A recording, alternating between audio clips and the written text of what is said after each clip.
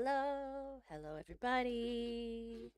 Uh, if there's anybody here with a game for me to play, that would be cool. Oh, hang on, wait.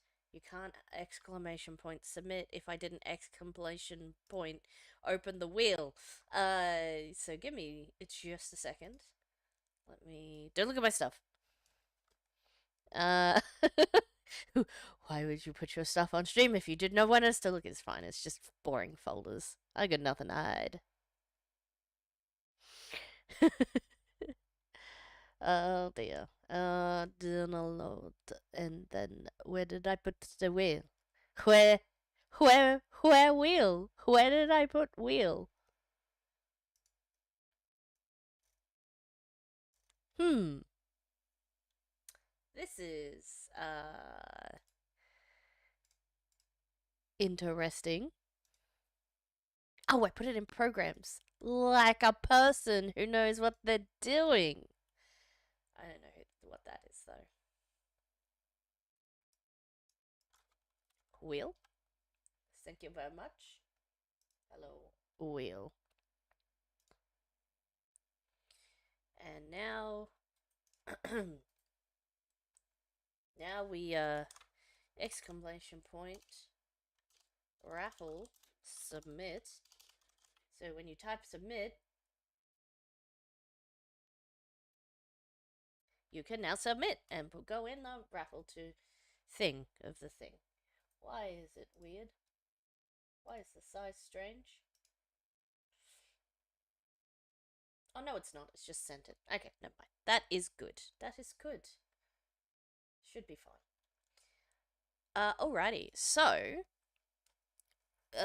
since there's not a lot of people submitting right at the second, what we might do is go to Napoleon's Escape Pig. Escape pig. It's like a scapegoat, but it's a escape pig. By Foggy Creature, or Aster Up North, Aster Up North. Yes. Oh, Aster Up North. Why? Why do I have trouble reading words today? Let's go to the submission page as well because we need that. They requested that I play the game, but they didn't want to be in the. They preferred not to be in the stream at the same time, which is a-okay. But I do hope that if you're watching this VOD back, what I'll do. So what I do with most of the games is I will, and what I'll do with all the games, in fact, is turn that wheel off. Is that I'll play through the game. I'll give just like maybe some live feedback reactions as I play, or sometimes I just get fully into just playing the game. I'll play the game as it was intended, and then afterwards I'll write a little note. I finally got through my freaking queue, so now I can actually vote on any game that I want. Did that last night. I think I finally put all my votings on like of the games that I played on stream, and then like the 5 out of my queue. So however many that was. So I think I did like 10 ratings yesterday alone. 10 or 12. However many there was, I don't remember. But I did some out of my queue, and then I was able to rate the ones that I had saved. Sorry, I'm going on. Oh, no spoilers in the comments. But yeah, I'll put a little nice note here, but I do the sprinkle the stars on afterwards, off screen. Cool. Alrighty. So we're gonna read the first bit. Oh, we're gonna look at all those screenshots too. Which theme did you incorporate? Pigs. Did you make any pre-made assets? If so, what they were from? Music from no copyright sounds. So I believe that's music, royalty-free music place, which is awesome. So I love this little what? Hang on. I'd open the thing. Oh, I clicked on. I clicked on the title card. I wanted to look at the pictures. It's so cute. Look at that. Look at this cute little pig. What? I wish itch would allow you to just. Maybe you can't. No. I wish itch would allow you to click through the screenshots. That'd be super cool. Oh, yes, I did. Okay. Spoiler warning. I'm gonna just like play it through like I haven't played it before, but it actually played this a little bit in the run in the lead up. So yes, that's spoilers, but also all right. I love this jam page. This is really nice. You've themed it really nice with the pink. These are really nice colors together for the pink, and the color of the writing is not black, I believe, but that's a very dark pink color as well, or magenta, maroon, which pairs really nicely. I like a little off black. Even if you have dark text, it's nice to make it like either a charcoal or an off black color that fits in with the color theme that you're doing. I really love colors. They're really cool. They're really, really nice. So this is a really nice one. Alrighty. Little Piggy is going back home after doing something on someone's orders, but he's hungry and must eat or die on the way home. Warning, severed body parts. Oh no. Test build, not official submission. Oh, but I presume this is the official submission? Hang on. Which is the test build? Is that the test build? I don't know. I'm assuming this is the actual submission. Music from No Copyright Sounds. Movement. Okay, this is controls. Excellent. I love the little table too. That looks really nice. Nicely laid out. Movement. So we move through the menu with up and down. Not WAS, so it's going to be arrows. Oh, and it works with controller. Let's try it with controller. I'll turn my controller on. Sit. Caps. Or upper. Left upper shoulder. Right lower shoulder buttons. Okay, so the triggers for up and down, and then that for that, and cross left and right for moving the character. So not the... okay. And jump is... what is face 1? I assume that's A? And phase 2 is probably X, so first and second buttons, I'm guessing. Although sometimes B... well, B is usually the back, or... I don't know if it's a 2 or a 3 button. I've never seen them written like that, so I don't know. I guess I could just click around and find out. Cool. Alright, so now we know how to play. Ooh, this is tall. Wah! If that's too loud for peeps, I can turn that down. I might do that, actually. I like the music, though. So the pig's dancing. He's like, yeah. I would probably, for the itch page, and maybe some people's screens are bigger, but it's a little probably tall if you wanted to play... oh, we don't have a... do we... we also probably need a full screen button. Actually, I'm going to turn that again a little bit more, just so I don't feel like I'm yelling over the music, which is great music, though. It's just for streamer mode. Wait, is that not changing anything? Oh, it is. The only thing I'd say, and this is just like a technical detail, nothing to do with the game, on itch you can tell it that there's a full screen button, unless that full screen button, it's likely you turn it off because it messes stuff up. It often does for people, but for the viewports, probably just have a look at just making that viewport a little smaller for it to sit on the page. I think that's just in your little itch settings kind of thing. Nothing to do with the game. It just makes it a little easier for people to see and play your game. Well, oh, that's right, this one. Jump, jump.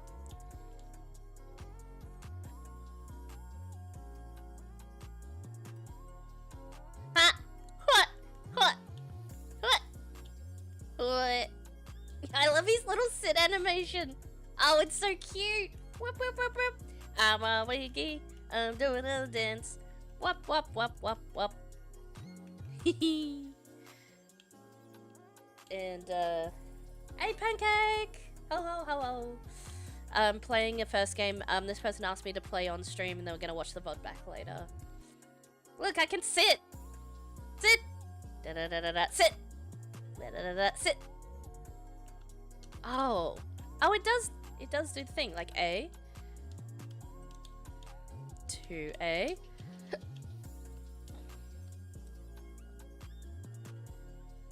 We can walk through clouds. You forgot your headphones, okay. Am I going to be loud if you're still finding your headphones? Okay, up a bumper for sprint. Oh no, I forgot to. I was supposed to eat, wasn't I? Oh, this is the story of my life. Retry phase 2. This is where we find out B is phase 2. Okay, I thought B was the second primary button. Now we're going to go back and eat these. I forget. Hang on, let's scroll down and have a look. What is eat? Oh, it is phase 2. Right, sweet.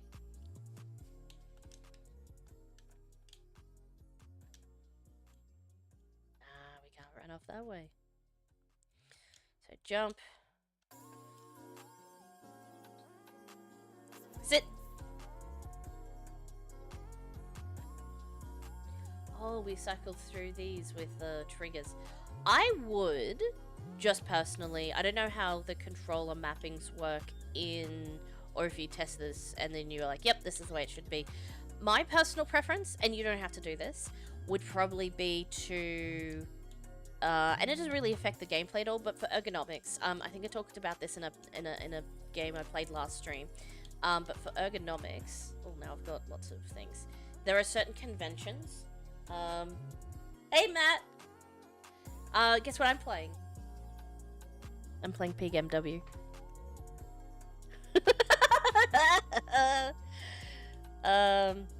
Yes, right. So in the previous game, there was a really, really good game, but it had Interact as Z, especially with WASD as an option. And I think I would say that,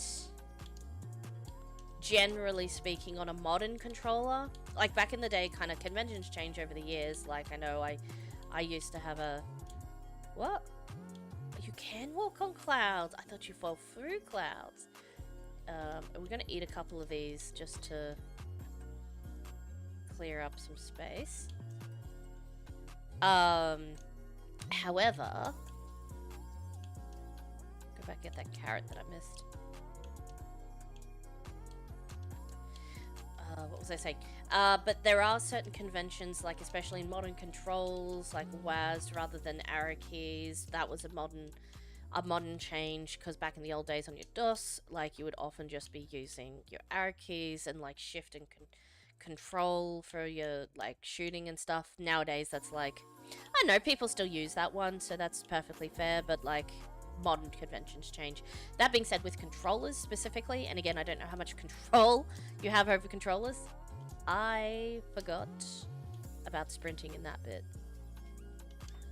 Technically speaking, I'm playing like I didn't play before, so I'm just being authentic. Something. We should eat this. Oh no, we can't eat anymore. Okay. We need to sprint. Oh, that was close. It's hard. That jump is hard. I think it's meant to be hard. It needs to be a little bit difficult.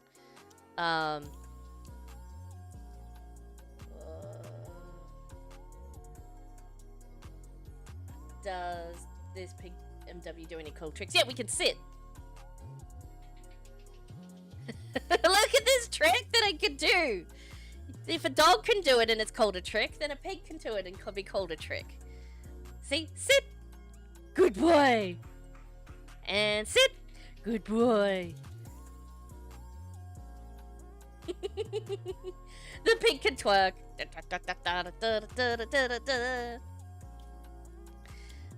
Yes, so what I was saying, sorry, I'm a very roundabout way of saying that what my actual thing is, little this preamble, and the history of I have to include the history of controllers. Oh, I forgot to eat. In the history of controllers, I would personally use the triggers for your major functions, like sit and sprint. I think sprint being right trigger or left trigger would be fine, but I think right trigger is the way to go, as you have for right bumper. But I would use right trigger, which is the lower one, as your sprint, and then it just basically invert the top row with the bottom row on your controls here. Would be pretty perfect, I think. Yeah, because that just feels like more modern convention. Triggers are easier to, more natural to where your hands sit on the controller. Now, you can just make your hands sit on the bumpers, which is what I'm doing at the moment, but ergonomically speaking, for modern controllers, that's sort of how that usually goes. So, like I said, it's a personal preference, and you absolutely don't have to listen to what I say, but is just something to think about when you're mapping inputs, basically, when you're making your game. Use the triggers for accelerating brake in the two truck sims. Exactly. So the two major things that you do in Truck Simulator, for example, is accelerate and like get faster and slow down. Aside from swerving to side and running into your friends' trailers. I mean, what? You know, those are the major functions of that bit of the game. So it makes sense that they are the triggers. So, and again, I know I'm talking for a while, and that's just because so I have something to say. But what am I trying to get to? What I'm trying to get to is I definitely would consider what the major functions are in your game are, and consider how difficult it is to not just press the keys. It's like, oh, they can get to that. They can just press this. Or I'm going to map this to this letter because it's memorably easier to remember. And that, well, that might be the case. You have to balance that off with, if it's say a platformer or a game where you are constantly pressing that button. For a visual novel, like in the other game, it wasn't quite as bad. Because it actually, to be fair, that particular visual novel game actually had some fast-paced action sequences, so I managed to make do, but especially if it's a more input-based game and not just click, click, click, click through like visual novel, you would probably want to make sure players can quickly and easily get to your game.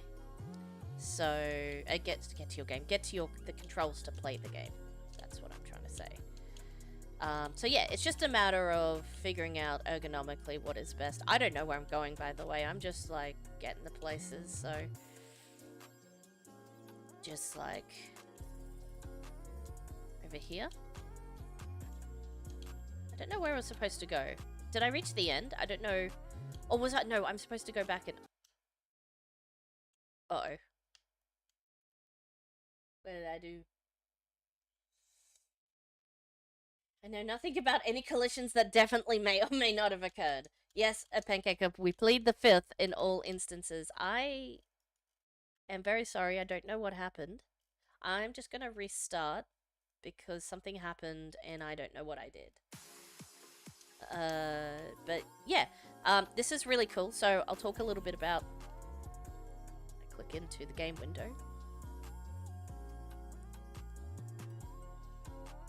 Adjust that there, and again, maybe I need to, yeah, okay, I can resize the window, or maybe make that 95, jeez, that's 100, if I make it 95%, it should fit comfortably on the screen with the whole, oh no, it's still, oh yeah, just fits at 95%, so you actually just need to make the window, like,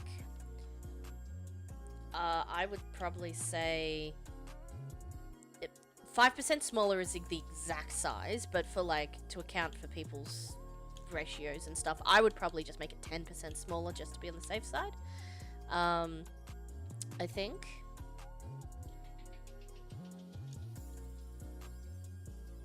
Would be the way to go.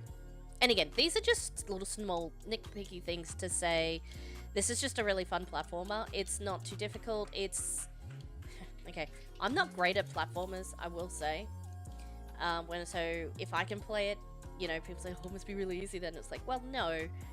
I think it's just difficult enough because there are some that, as you saw before, that I had to do a couple of times. So I think this is a good balance for a nice, cozy platformer, if that's a thing if that's a real genre we can agree on. Feels like a cozy platformer. And also for the aesthetics as well, for the cozy aspect. I really like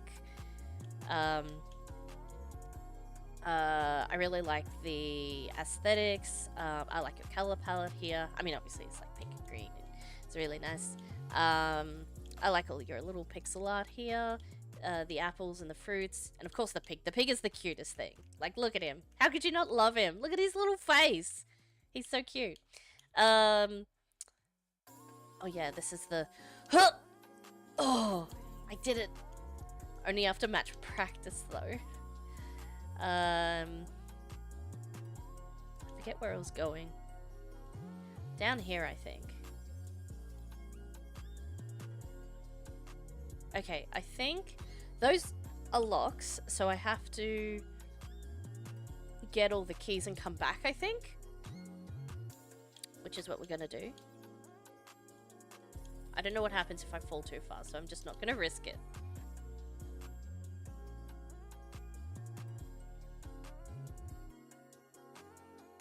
Oh, there's a wall there.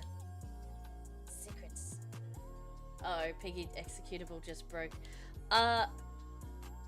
Yes, sorry. I'm sorry your stream is really far behind you guys. It's just, I don't know what's happening today. There's a gate there as well. So I need one more key by the look. 1, 2, 3, 4, 5. I don't know if that's how many keys I need, but there's at least 3 keys that I've seen. Piggy OS based on Linux with extra pig features. Yes. Ah, we need Piggy OS. Yes. Oh my gosh. Oh, I forgot to eat. Okay. Alright, yeah. Let's not forget to eat, guys. Oh man, I lost all of the fruits I had saved up. Somebody forgot me to tell me to eat. Who did it? Oh, I got that key. Wait. Do I need to get that? No. Hang on.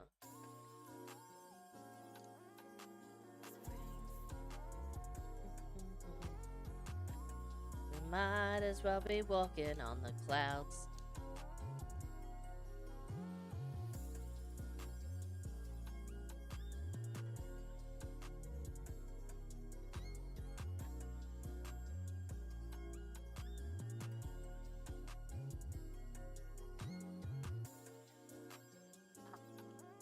Okay, so I think we have all the keys now and we go back. I'm pretty sure. Poor Piggy keeps getting starved to death. I'm sorry if I keep forgetting to eat. Or maybe I keep forgetting to feed the pig. Am I the pig or do I have a pet pig in this scenario? Either way, it's not real great.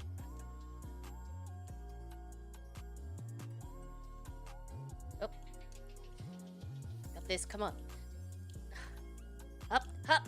Yeah, you gotta do it right at the top because that extra half, that double jump is only a little bit. Is it this one?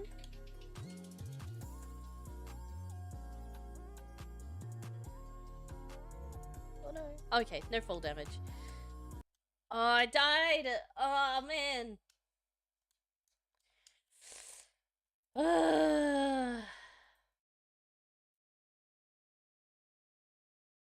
Oh, it must be game over because I hungered too many times. Yeah, I know. I know. I'll try again. I'll try it one more time. One more time. I can get it this time. I can get it. I swear I can get it this time. Just adjust that there.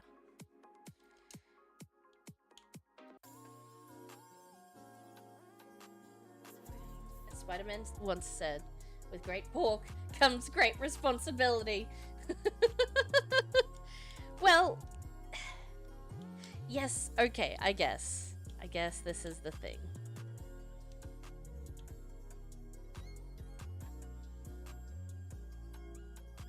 Just gotta remember. Oh my gosh, that's bad.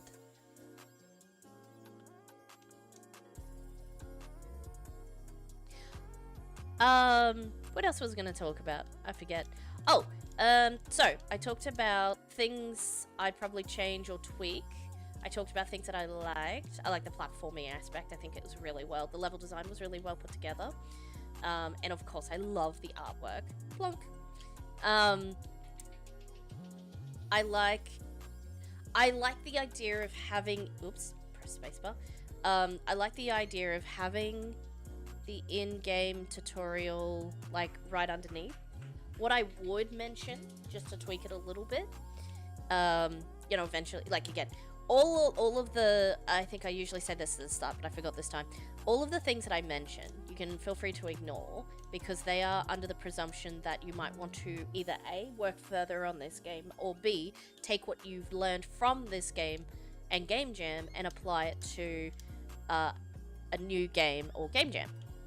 So when I say what I would do is do this, I'm not saying you need to go and change this game and that I think you should have put this inside the jam because there probably wasn't time to do it.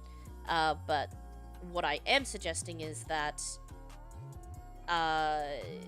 this kind of change, when you're implementing it the first time around, in the next, not first time around, the next time around you're implementing something like this, consider if that's something that you might want to include. So here, for example, is okay because it's underneath and it's pixel fonts can have some legibility issues. This one's not too bad, but in universe things like this, when I was playing the first time round and I didn't realize there was little things. Oops, I'm getting hungry. I didn't realize there was those little things telling me how to do the thing, and I was like, what?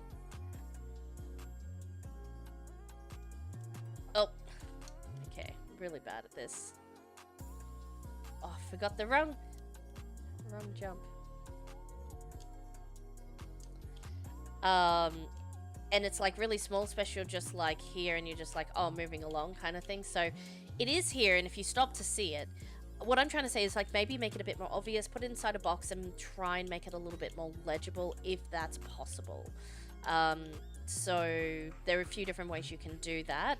I would, for one, maybe put it as in the background is quite prominent, so maybe putting it on the text behind the pig is probably not the option because then it's even less legible that way.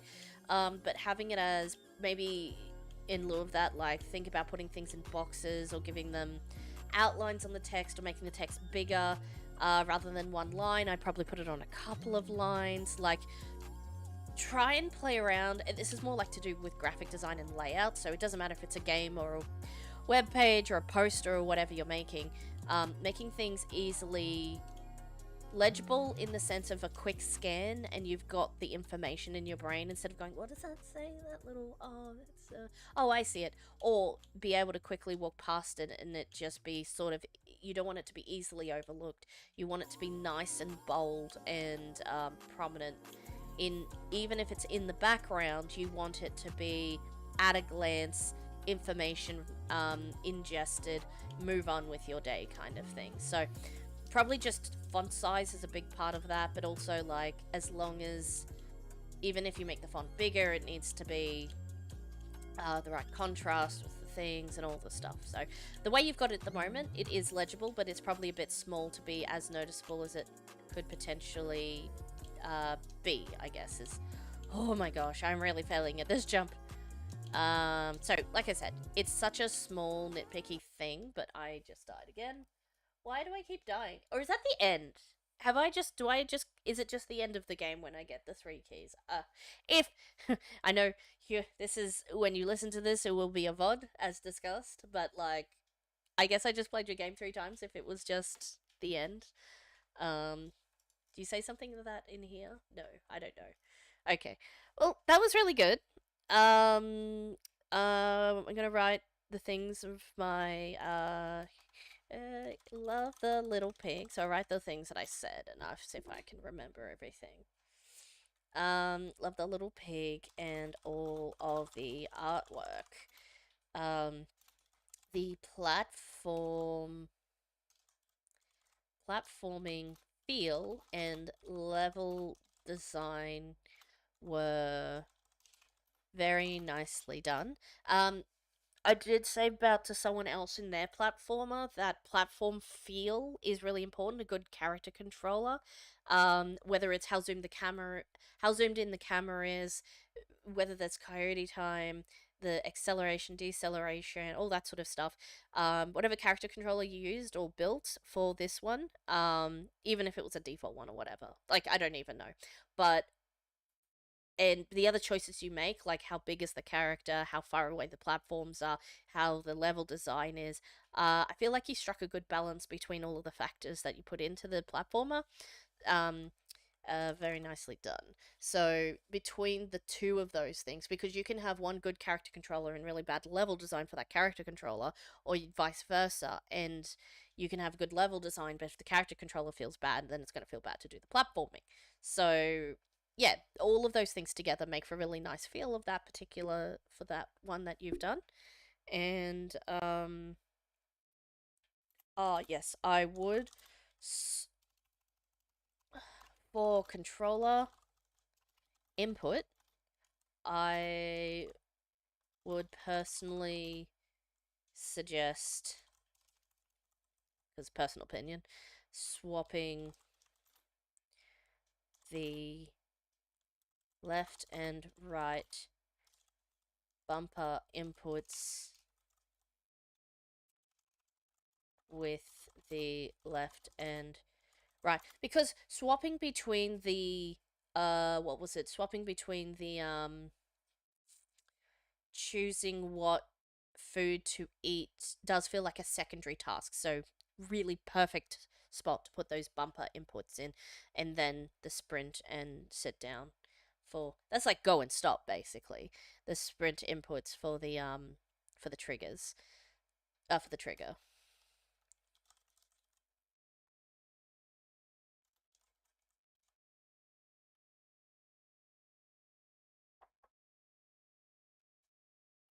Or a more uh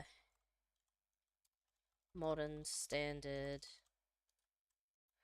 um standardization, maybe more modern convention convention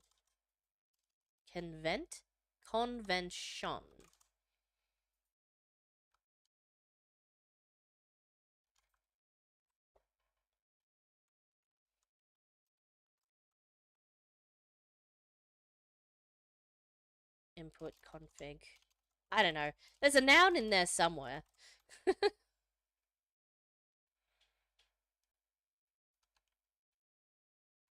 Maybe modern convention. Cool. Uh, what else? Uh, fantastic entry. Um, oh yeah, that's what I wanted to say. Fantastic entry, and my fav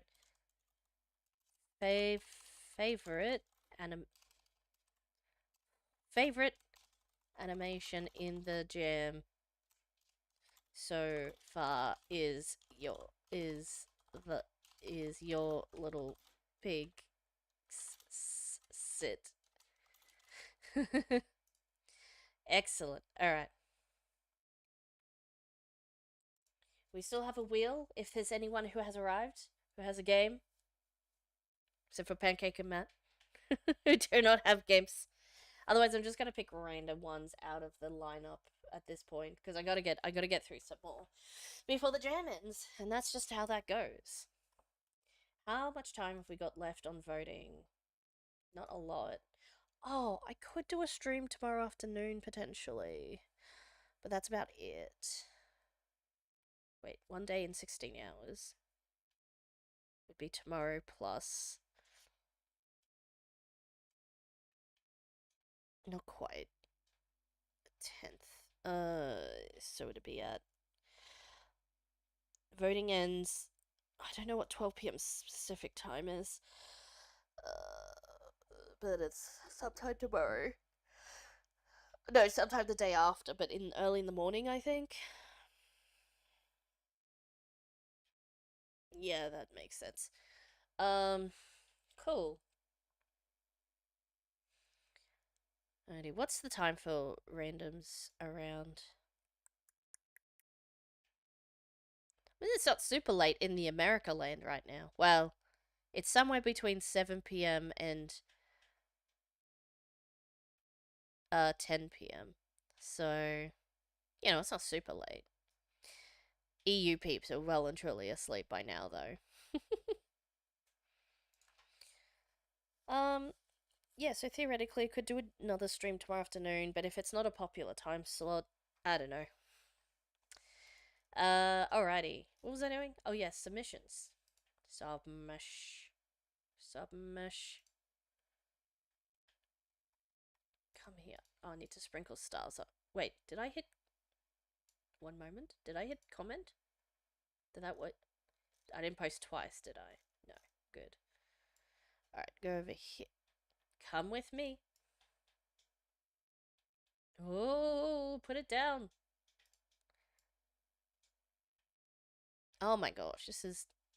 I want to drag my window, please. Thank you. Where did it go? Okay, I'm just gonna open it over there. Ugh. So view submission.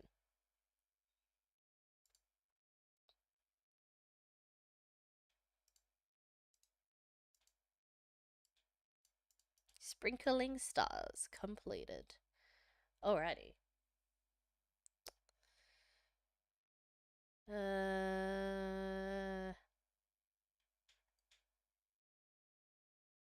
Oh, right! Matt, oh. Have. Let me ask you a question. I feel like I just talk about it constantly, so I just assumed everybody I knew by now. Have I not talked to you about what a game jam is? And if not, I would be glad to tell you what a game jam is. I usually start the stream with that, but like I just totally forgot. Do I need to explain game jams or just this game jam?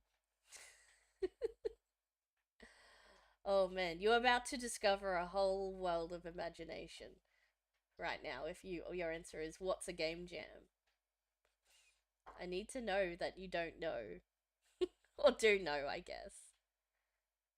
I think you get the idea. Okay, so you haven't been in the. Okay, here we go. Here we go. So, I'm going to start all the way back at itch. So, once upon a time. No, I'm kidding. Um. So. That is weird. Itch is just a place anyone can make a game and upload it. Basically, I have a whole bunch of games that I've either made or made with friends, mostly made in a team and that sort of thing. I've got. This is my. Actually, where's my proper looking page? No, create a page. Oh, I guess it's that one. Whatever. This is my page with my games on it. And since a while ago, this is the very first jam I ever entered in 2021. 2021 Kenny Jam. So my friend Shane first told me about. This is gonna make noise, so I'm just gonna mute it. Um, First told me about jams. It was like, oh, I entered in this jam. This I was like, what's a jam? What's a like this game jam? And I'm like, what's a game jam? And he's like, well, you just go and like, hang on, I'm not explaining jams very well. This is a jam. This is the jams page on Itch. Basically, a game jam is a micro competition. It can be a big competition, but it's usually a small competition that anyone can run a jam, anyone can join a jam, and basically the standard. This is not how every jam works, but a lot of jams work in the format of they'll announce that they're having a jam and they'll post it up on this on Itch on the page. You can run it elsewise if you've got a big following and you want to do it off of Itch, but Itch is set up to run these things. And you can see, as you can see, I'm scrolling through. Well, some are like scrolled out to long. That's why it's doing that. But like, there is basically several jams happening at any moment in at any time. Like I'm scrolling through, this is April that I'm scrolling through, and you can see a lot of the grey ones are ones that are just really small. They don't really have a lot of people in them. The colourful ones are the ones that some people have joined, and it's like there are so many. I think that's as far as we can go. Um, but basically, it's a little competition where everybody comes together either in a team or solo or however you want to do the thing, depending on what. There's a bunch of different rules for different jams. So if I just pick a jam that's pretty popular, you can actually browse by top, no, featured jams. No. Oh, okay. Top post past jams. So big GMTK is a big one. Bracky's jam is a big one. Um, you've also got, I guess, Game Off is pretty. Boss Rush is pretty popular. Ludum is a big gem, but it's not on Itch. It's one of those ones that are held off of Itch because they built their own jam website, which is really cool. Jacksepticeye that I joined a while ago was pretty popular. That was their first jam, but like with Ducky Dev and Jake J- Jacksepticeye, fire Jake Septiceye. Who's that? His brother. Um, sorry, I'm all over the place, but hang on. I didn't know Game Off was hosted by GitHub. That's pretty cool. Um, yeah, so it like I'm just gonna pick GMTK here for a second because they have a really nice. No, they're not because it's gonna be. I'm just gonna show you OINK Jam. OINK Jam, for example, is probably an example of a pretty decently uh, pretty decently, a very nice laid out page with the explanation about the rules. So what'll happen is they'll announce the jam ahead of time, and then they'll say, "Hey, we're gonna run a jam. It's a 2 week jam." Say so. Most jams, actually, I say most jams. Most jams are a shortened time period, anywhere between some jams can be 24 hours. That's the really crunch time ones. There's a handful of ones like Kenny Jam that 48 hours, so 2 days. Um, for the intensive ones, 3 days is kind of the sweet spot for a short period jam.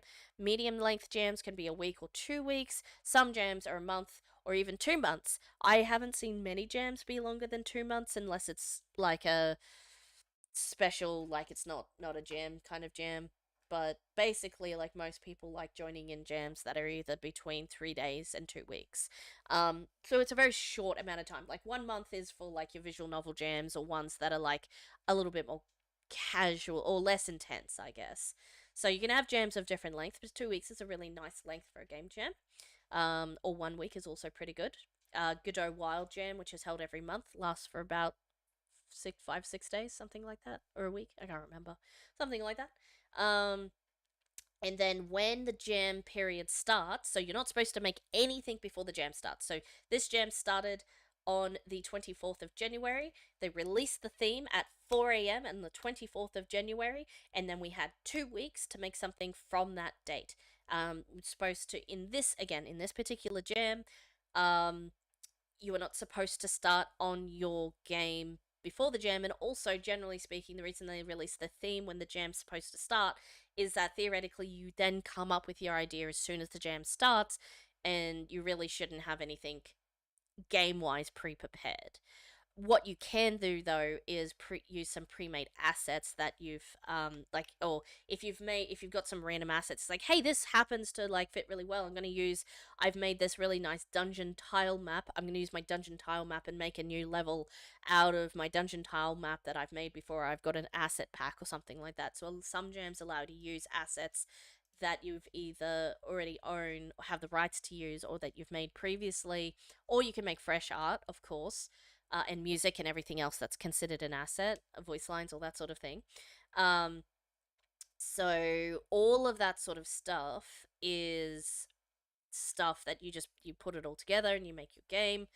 But generally speaking, it's poor sportsmanship to like have a game ready to go, tweak it slightly to make it fit the theme and to submit it. That's what they're trying to avoid with that you're not supposed to start before the jam starts kind of thing. So whilst understanding that not everybody has the time or skills or the right team members to be able to create fresh art for every single jam. So the pre-made assets rule is sort of a rule that OINK Jam has in particular, but not every jam has that rule. Some jams are like, no, you must make everything, and all of that sort of thing. and usually have to declare whether or not you use pre-made assets so people can vote accordingly. What else? Sorry, this is a long explanation of jams that I'm bouncing all over the place. What else? So yeah, once the 2 weeks is up, again, and it goes into voting period time, which is what we're in at the moment. So voting for this one has been going for about 6 days, I think, or 5 days so far, and it's got another day and a bit to go. I love this part because that means I get to play everybody else's games and get to play them and rate them and give feedback, and I love doing that on stream. So I've done like 3 streams so far for playing and feedback. That's right. I'm just listening while editing. Yay! Yap time. Well, it's good because I still don't have. I need people to exclamation point submit if they got games. I'll turn the wheel back on so I can see it when it comes up. Yes, so we're in the voting phase. So in this particular jam, they've got a bunch of prizes. I don't really care that much actually about the prizes. I think they're very cool prizes. I would love to win one, but honestly, like whenever I enter a jam, it's never about the prize or the standings to me. It's more like, did I do the best I could do? Did I have fun? But my most important thing that I get out of jams is like, did I learn something? And I absolutely learned quite a bit. The reason you do jams as opposed to just sit down and make a game for like an indie game is because it gives you a time crunch and a motivation to actually sit down and work on the thing instead of going, oh yeah, I can work on that next week and I've got this other thing on, and then oh no, but I'm just really tired today, and or maybe it's like, oh, I've got all this stuff. Like, it forces you to decide to make time because you've got a deadline. It's a self-imposed, like you could put a self-imposed deadline on, but internally you always know you could potentially move that deadline if you want. If there's an external deadline putting pressure on you, it is a great motivator to help get something out the door and actually finish something. It's about making something and then finishing it. So, and it's also a bit of a thrill, like last minute doing all the things and be like, whew. So it really like crucible style kind of helps develop whatever skill you're working on when you're doing jams and stuff like that. Time management and all this good stuff to like get better and faster at the thing you want to do. um and so that being said, the prizes are like a nice incentive to do well, but on the other hand, for me, it's about doing well in like learning something and making something I'm proud of, or even if I'm not super proud of it, the fact I made something in at all is sometimes an achievement in itself. So yeah, and I love that they have like a little certificate and an asset pack for all participants, which is really cool. Also, like this particular jam has been super duper nice, all around, honestly. So yeah, these particular rules. So these are rules. Usually there's a list of rules for each particular jam. These are the ones for this rule, which I think they're quite nice. You know, you can use any game engine. That's really nice, unless it's like Godot Wild Jam and you have to use the Godot engine. Like if you join a jam that has a particular niche, you need to follow their rules. So the different flavors of jams are, the flavors of jams are defined by their rules. So OINK Jam, uh little like tilt was to encourage, well, no, what did they say? Where's the thing? I think it's up here. Oink Jam is like, so it's like beginner friendly, focused kind of jam. Um, a great way to commit to a project and see it through. So like trying to get beginners to come in, but also like people who are just like casual jammers like me. Because while I've done a few jams, like I'm not an expert by any means. So anyone is welcome to join, but encourages girls and other gender minorities to participate in the jam, which I thought was a really cool rule. Not a rule, sorry, it wasn't a rule. It was like, why does this particular jam exist? And some jams just exist because somebody wanted to just run a jam, but a lot of jams have kind of like not a twist, but like a kind of a reason. Like there's a reason behind a lot of jams. Like there's visual novel jams that like, we want to see more visual novels.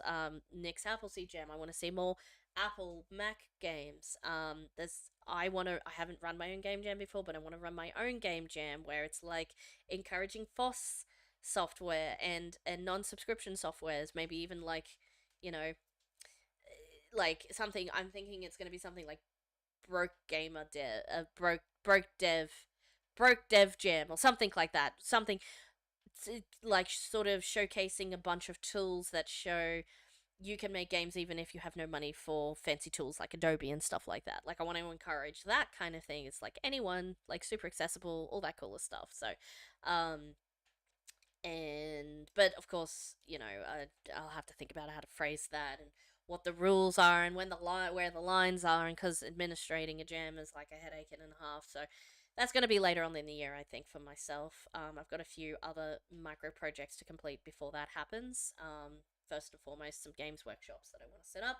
So before I run a jam, I need to do some other things. But yeah, the theme for this particular jam was voted on by the Discord, and the Discord voted for pigs. So even though it was just called OINK Jam because it was called OINK Jam and it's cute, the theme happened to be voted for pigs, so it was pigs theme in OINK Jam.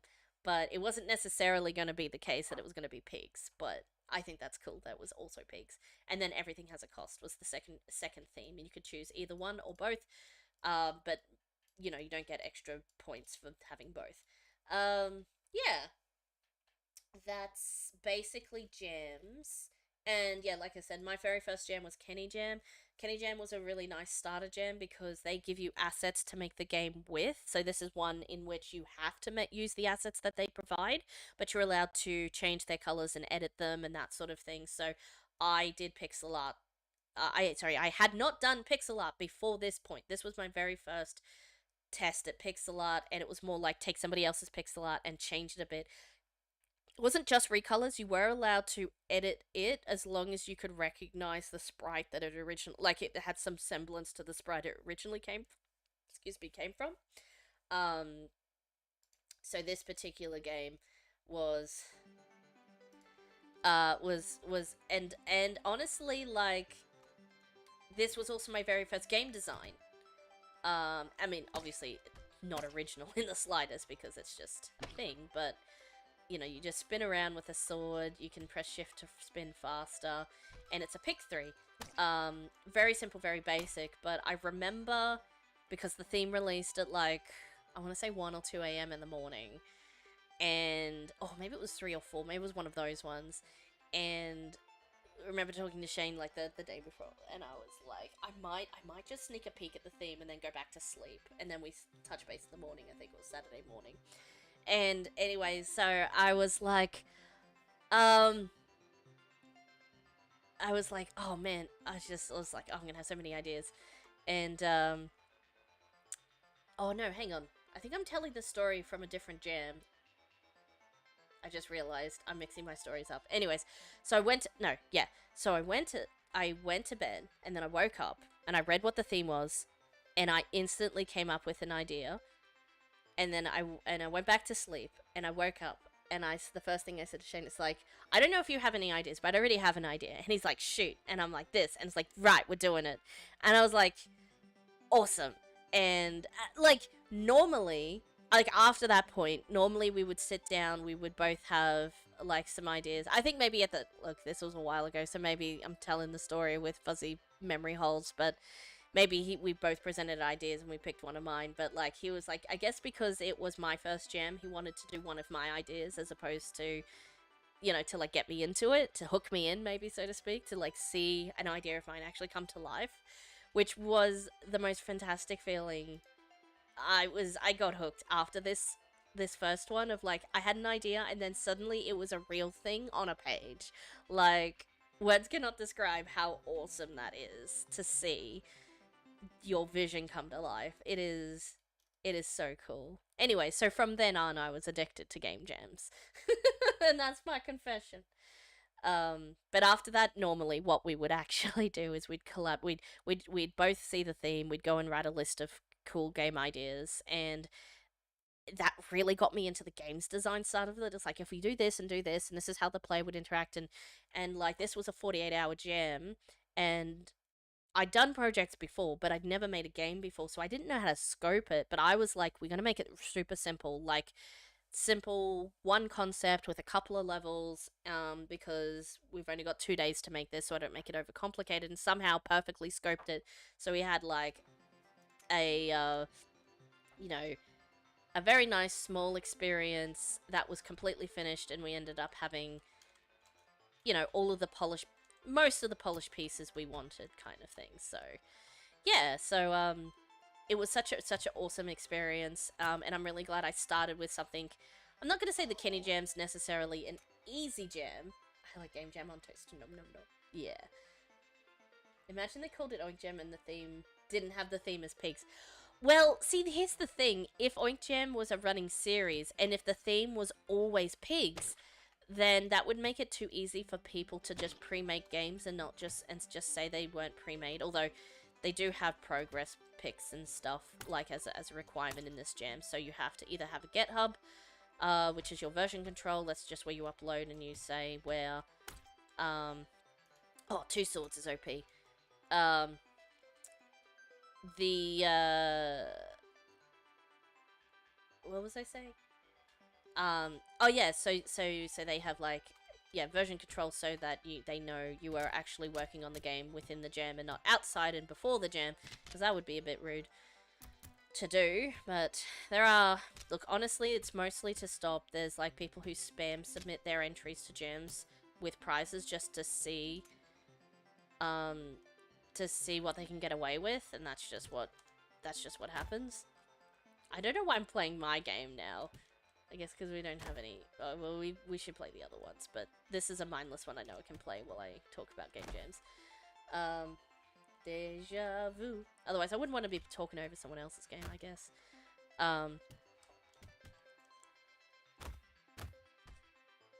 Flump.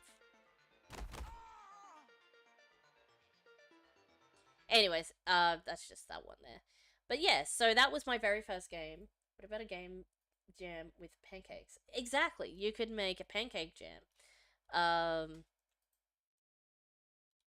don't even know if Pancake City. No, it doesn't even run anymore. Like, what the heck is this? Anyways, um, I think, yeah, I have a lot of ideas. There's a lot of ideas that I want to do, and there's a lot of ideas that I have done. If you want to know how many ideas I actually have, hang on. It's not working. Where's my go note? Go note. Oh yeah, here we go. Oh, don't look at my stuff, but also look at my stuff. This is my notes for Oink Jam to like do stuff. To like, this is basically what a typical game jam doc looks like. First, well, I had the idea lying in bed. Normally, I would like write over a series of ideas of things that I had. But I came up with one idea after I saw the theme and I went to bed at like 4 a.m. And just decide to do that one idea. But for a lot of other game jams and things like that, actually, I'm gonna put Oink Jam into the game jams now that it's done.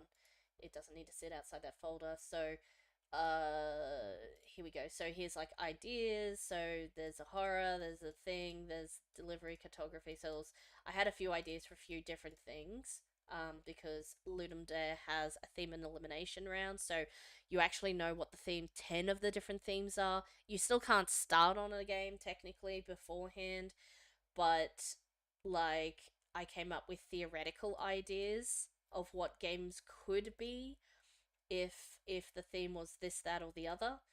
Um, and one of the ones was delivery, and it ended up being delivery. It's like you're a delivery person, like Uber, but you have to fight off seagulls.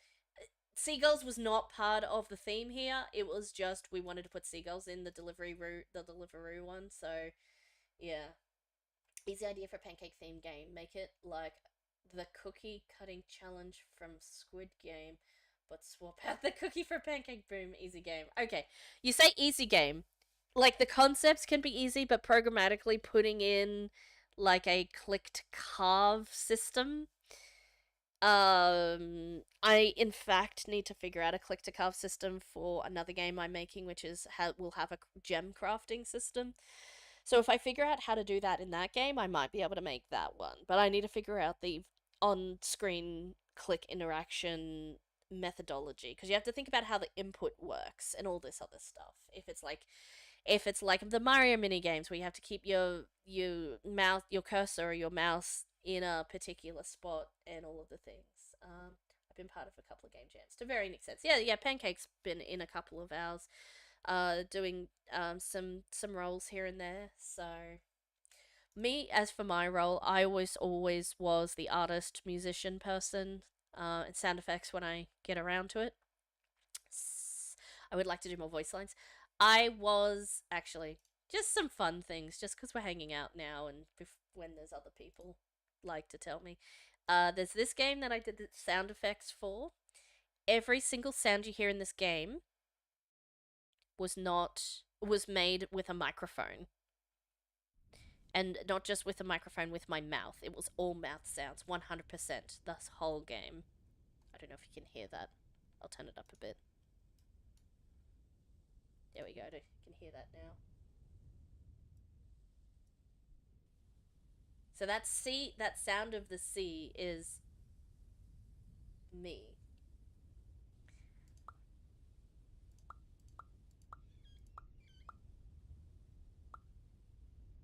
And the seagull. I did that seagull noise.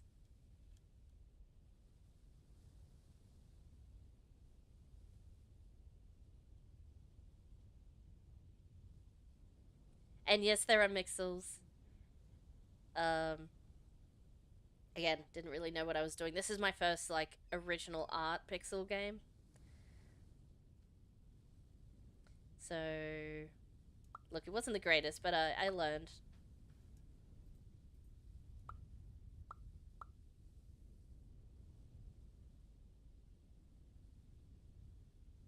Anyway, it's just a little Viking like sailing 3-lane game kind of thing. This was for a Godot Wild.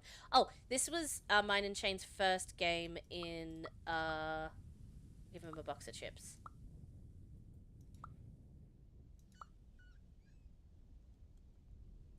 Um, yeah, I did the seagull noises for this one. The pixel art for this one. Yeah, this was our first Godot game for the Godot Wild. And ooh, that was close. Hey. Oh yeah, and when you run into the rocks. Ow. Watch it. Chalksty the ship says ow when you run into it.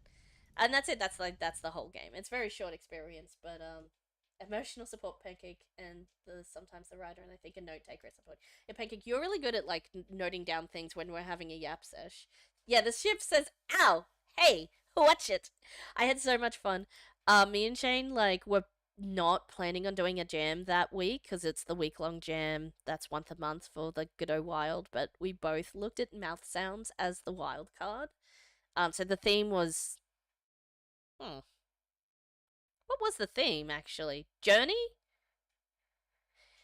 So Godot Wild, you have a main thing that you must include, and then wild cards you don't have to include, and you should not award extra points for people including the wild cards. They're just there for inspiration and thoughts and doing cool stuff.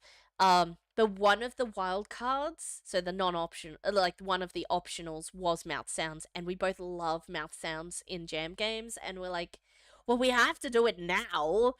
Um, so yeah, so we did mouth sounds, and mouth sounds were really fun. So I really, really, really love mouth sounds and sound effects and stuff like that. So yeah, but I'm normally the artist, musician, sound person.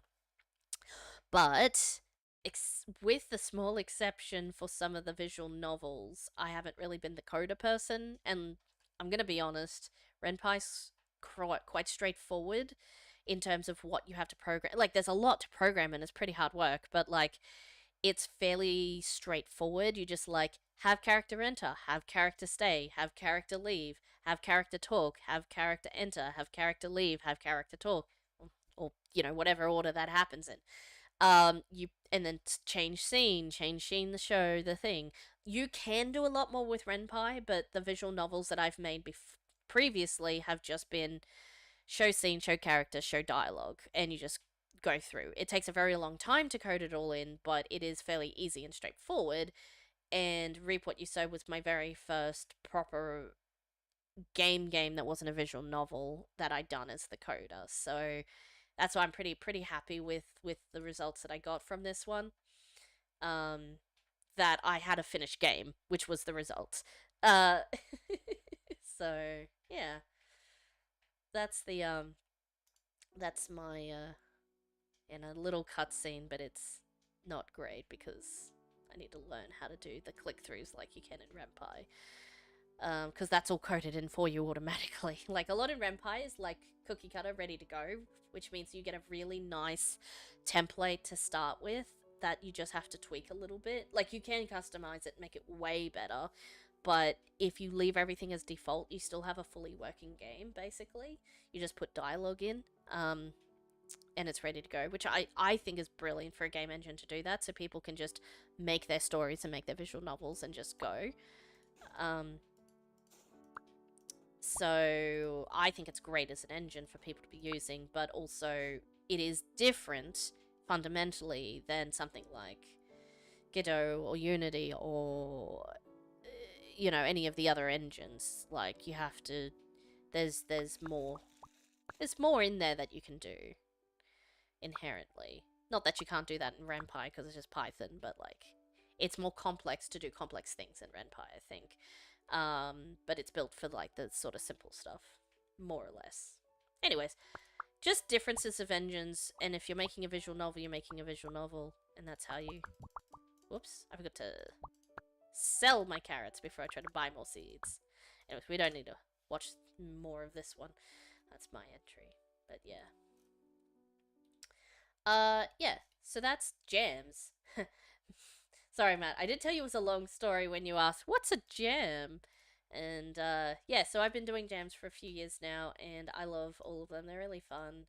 But I think I decided this year, just right immediately, I swear to you, 2 days before Nick suggested this jam to me, I was like, right, I'm gonna make my own game. This is what it's gonna be, and I'm gonna just make it, and I'm going to code it.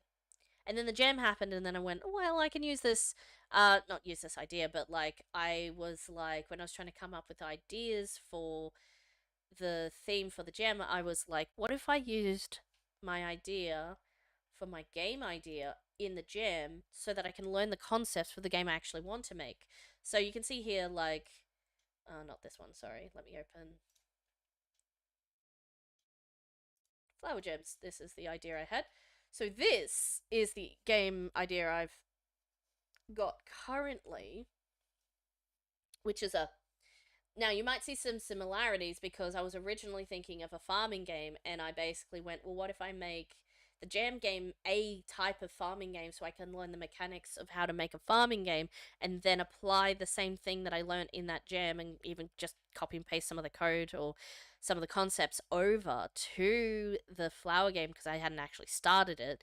So it's going to be a flower farming game, but you harvest the flowers as gems and you cut so kind of like an oyster works. So like you open the flower opens up and there's a nice gem inside, and you harvest the gem like it's a fruit, and you take that and then you carve it and polish it and whatever, and then you can also later then craft items with the gems and make necklaces and talismans and whatever the heck else. It's like fantasy setting. And then you sell that to the customers so that you can upgrade and buy things and, unlock more types of flower seeds and stuff like that. Yeah, so that's kind of like it would be a fully fledged cozy sim as opposed to a what my experience is, which is a very linear, like basic progression with just really basic stuff, but like kind of a little bit like potion craft alchemist simulator. No, potion craft simulator, whatever the potion craft. It's just called potion craft, I believe. It is it's an alchemist type simulator, and you have customers that come in and ask for particular potions. You have a little garden out the back where you can get ingredients, but most of the time, and to like make things, but you also buy ingredients from other vendors and various other things. So it's a shop simulator game, but it's like all done on 2D art book kind of looking thing. It's really cool. Actually, I can show you some. I can demonstrate what potion craft. looks like.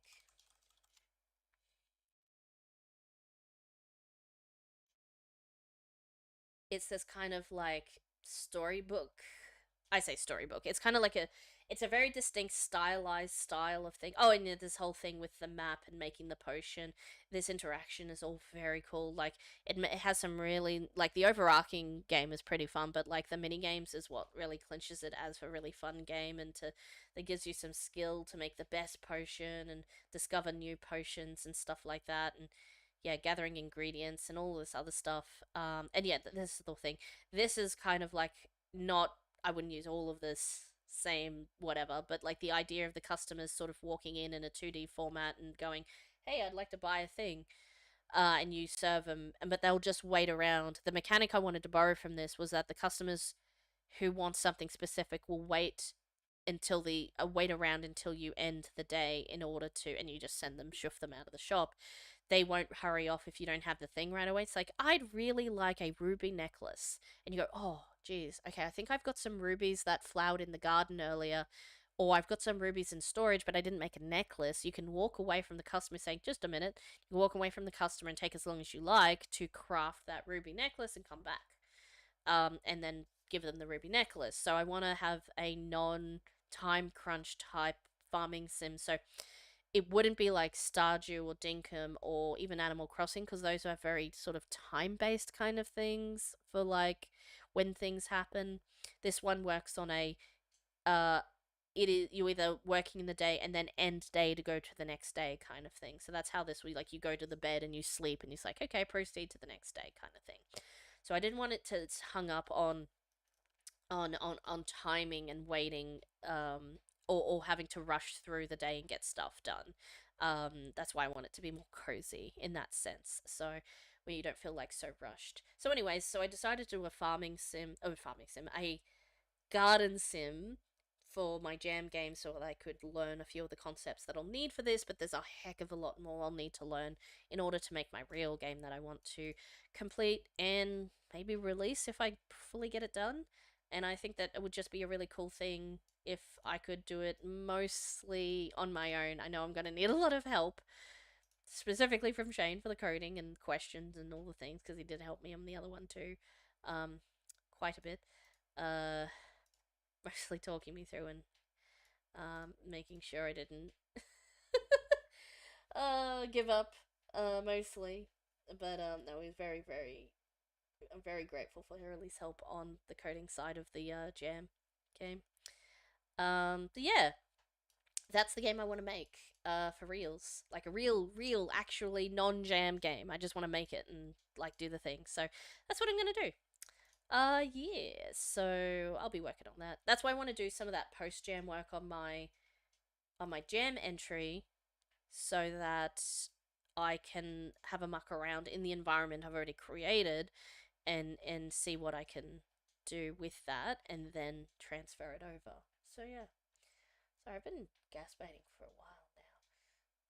Are there still? Is there anybody in the chat who would like to submit a game from the OINK Jam, or I'm just gonna pick a random game from OINK Jam and talk about that. But that was a very long explanation of what is in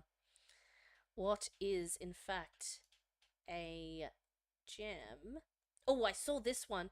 When Pigs Fly. I'm gonna play this one because I saw this in the Discord, like of the making in progress pictures, and it's a download view game page. Let me see if you also got a web version. You do not. Oh, okay. Look, I'm gonna give it a go anyway and try and run it through Lotris, but I don't know about, depending on the engine. Okay, so I will say that the Pigtastrophe one, the Crowtastrophe one rather, that is a Windows build. I tried to run it through Lutris and Steam and everything, and it wouldn't run, and I don't know why. I tried lots of different compatibility layers, but nothing seemed to work.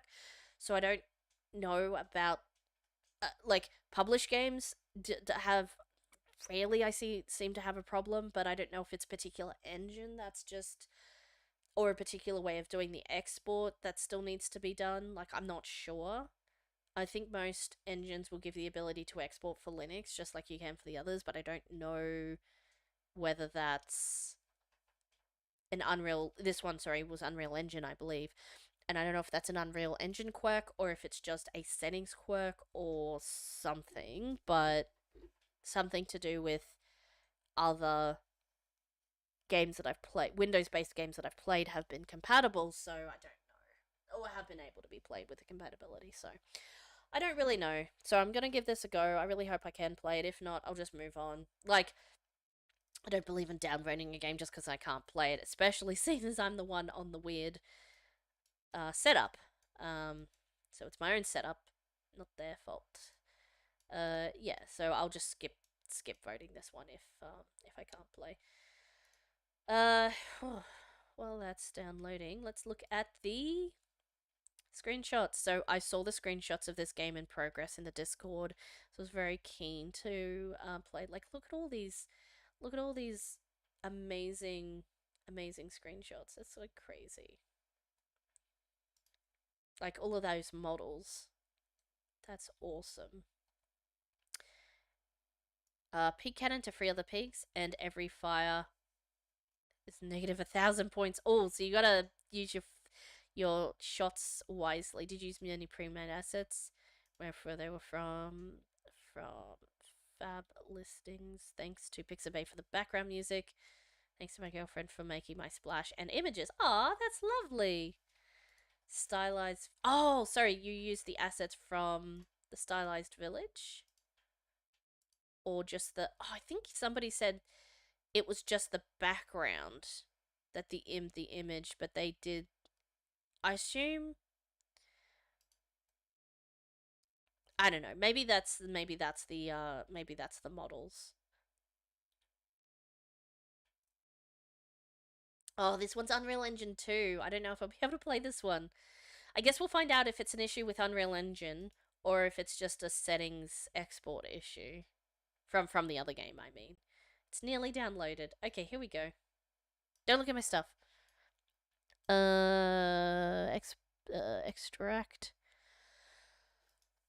I'm really sorry, I might just not be able to play this one. We will see. We will see. I will do my best.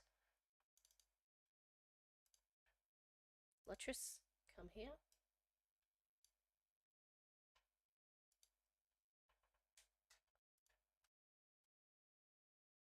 Show you, is that the right?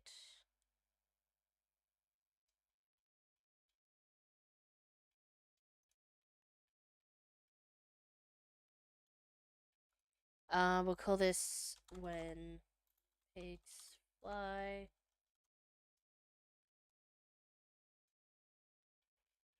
We're gonna run it on wine. Generally. Oh. Okay, that picked that up right away. Wait. No, hang on. How did it. Where did it find it? I didn't tell it where to be. Did I tell it where to be? How did. What? What?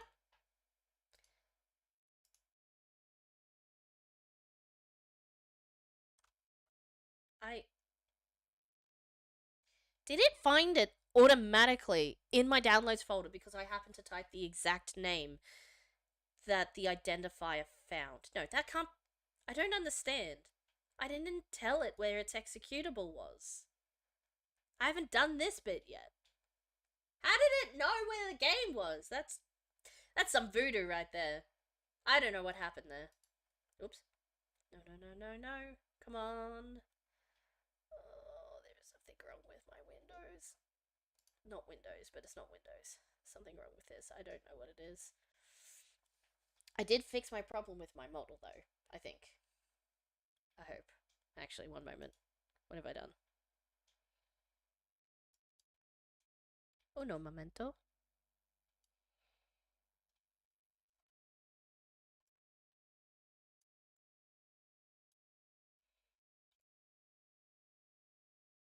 Uh.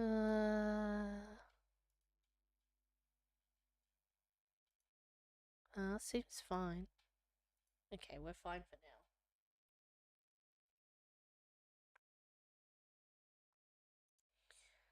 now. When pigs fly. Okay. Save. How did it know, though? That's some weird business right there. It makes me hopeful that. Aha. It makes me hopeful that it will, in fact, run, though. Ah, look at this. It's installing it in the little environment thing. So that's actually really promising. Cool.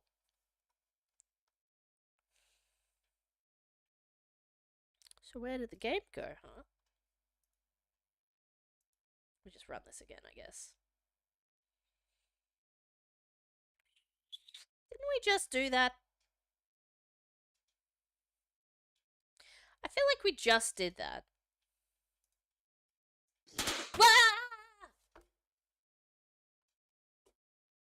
Pancake, what are you doing? I now have a pie in my face. Oh, we muted the alerts because they were allowed. Thank you.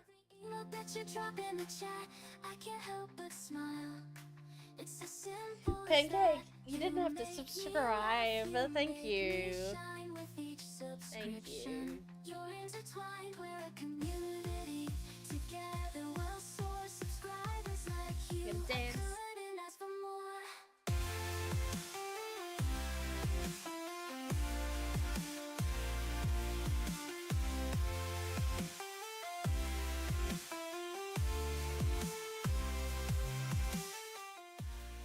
Just turn that down a bit because it might be actually extremely loud. While we figure out how I make this game run, so these are the little things I can do. We can do some little versions.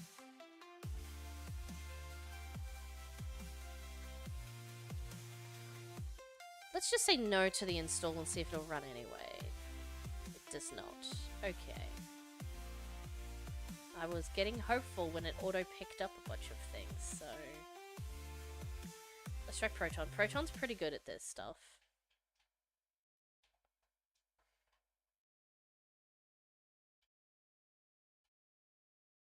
If she throws pancake at you in response, not just any pancakes. Moldy pancakes! That'd be a bit insulting.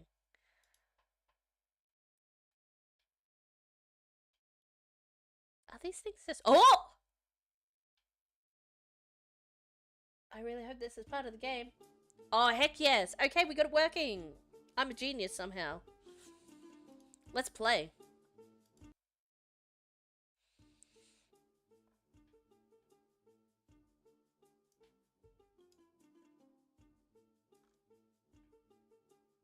Okay. Roll cannon up, roll cannon down, pitch left, pitch right, fire, camera change. Okay, that makes sense. Ooh. Oh, very nice. Oh, it's like a 3D angry. I think I did see in the preview that it's more like a 3D Angry Birds. So, pretty pretty cool so far. So the reason I wanted to know whether they were assets from a pack or assets that were made in the jam. Oh, do I have time? That was not super obvious. I was sitting here gas bagging and talking about the game instead of actually playing the game. I guess I'll do that again. Okay. Oh, I've got 30 seconds. Alright. I guess I'll fire to see how far these pigs fly. Bam. Nice. Let's... We'll have to pitch it this way. Oh, jeez. It's very...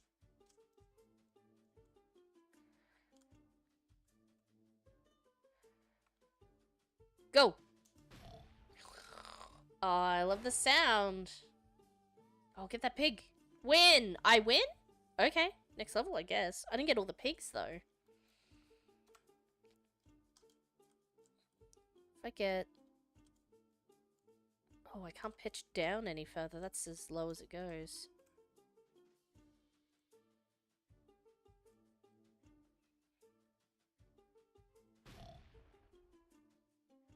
Oh, I guess that's... Whoa. Whoa. Yeah. Nice. Win.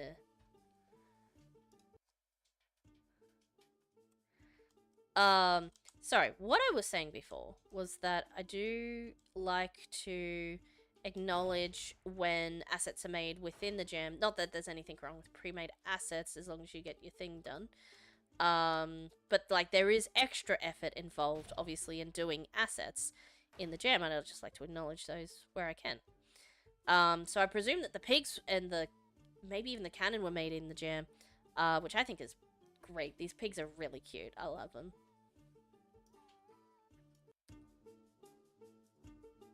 Ah, and there's the 3 levels. This is really, really nice. Um, bam, bam.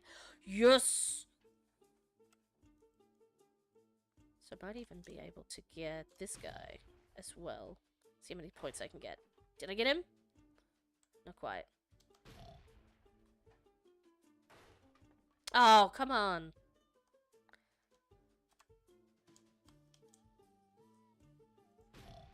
Come on, come on. Ah, okay. So get this next one.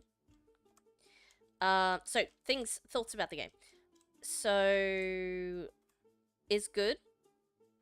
I like the 2 different views. That is like not a concept that I've had previously in not maybe I don't play enough of these types of games, but like that's a cool concept that I've not released in a game like this before. So very, very nicely done. Mostly it's a 2D slingshot kind of game. And given that you use 3D and 3D, so not just 2 sets of 2D, but like a full 3D environment kind of thing, you've implemented how that, like the hashtag, how would that even work really well. So applaud you for that. Whoops, I forgot to... Yep, that's exactly what I expected. I pressed V instead of F. Let's shoot right down the middle, I reckon. Got him. No, I didn't got him. It was the opposite of... Oh my gosh! Little pig is just gone.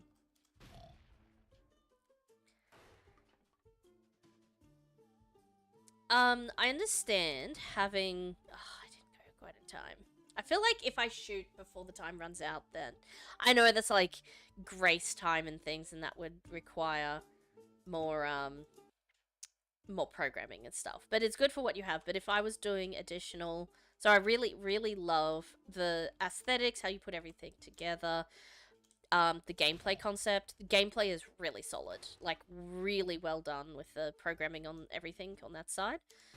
I will say for gameplay-wise, I wish I just had a little bit more time. And the fact that you only have 3 levels and you are rushing players through it, I think you could, not artificially, but I think you could extend, and I don't think you would lose anything by removing that timer or making the timer a little bit longer, because you are you are saying take your shots carefully because each shot counts, and you've got 3 levels, but if you're forcing me to shoot my shots within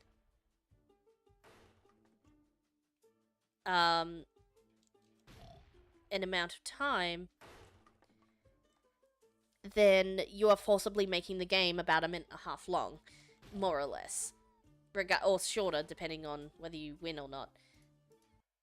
I think. Yeah, and it's 30 seconds each time. So I would either make that timer longer or reduce... Or remove it entirely. Just because I feel like I could literally get more enjoyment about getting the exact right angle and doing retries and like maybe 3-starring it to get the right... To get the... I think there's 3 pigs in each one, however many. And you could just... I mean, potentially you've already thought of this, but you could implement a star system by which getting 1 pig is 1 star, 2 pigs is 2 stars, and 3 pigs is 3 stars.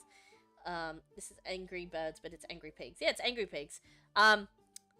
There is an Angry Birds spin-off game called Bad Piggies, I think, and it is like the pigs are the main thing. In the... I can't remember. I think it's pigs rolling down a hill or something. I don't remember what exactly it is, but it is very much Angry Birds, but Angry Pigs. So, if that game was Bad Piggies, this is definitely Angry Pigs for sure. Um, but yeah, just with so the mechanics of the gameplay are really nicely done, but the user interaction, the game flow, I think could just be tightened up a bit in that I don't think you need to rush people through that part because that's the part of the game. Yeah, conceptually and fundamentally, you don't actually want to rush them through that. Um, I mean, it's like, oh, get good, it's hard, so it's get good and be fast. But I don't know, maybe you can have a timed version of that if you want like the more difficult game just cause more difficult, like the Dark Souls of Angry Birds games. Like you don't necessarily need that on everything. I think having a standard version of game that had no timer or a longer timer, and then like easy, medium, difficult, even, or something like that, or easy and hard, or something that had the 30-second timer. Because, yeah, just for in terms of Game Jam games, you probably want to have. You want to have a short-ish experience, but you don't want it so short that um it can be done in 2 minutes. Like all things going according to plan, this is a 2-minute game, if that kind of thing. So, and I'm not saying, oh, you should have added more levels. Like you probably didn't have time to add more levels, but I think 3 levels is perfectly fine. But you're forcing me to like rush through the level, whether I'm ready to do that or not. And given that I only have to kill 1 pig to proceed, it's not even like I'm doing the same level over and over again. So yeah, it's just an odd observation that I think that it's worth considering if you want to work more on this game. And again, like I said at the beginning of the stream, if there's anything you can take away from this, it's that you don't have to listen to me and anything I say. Quick!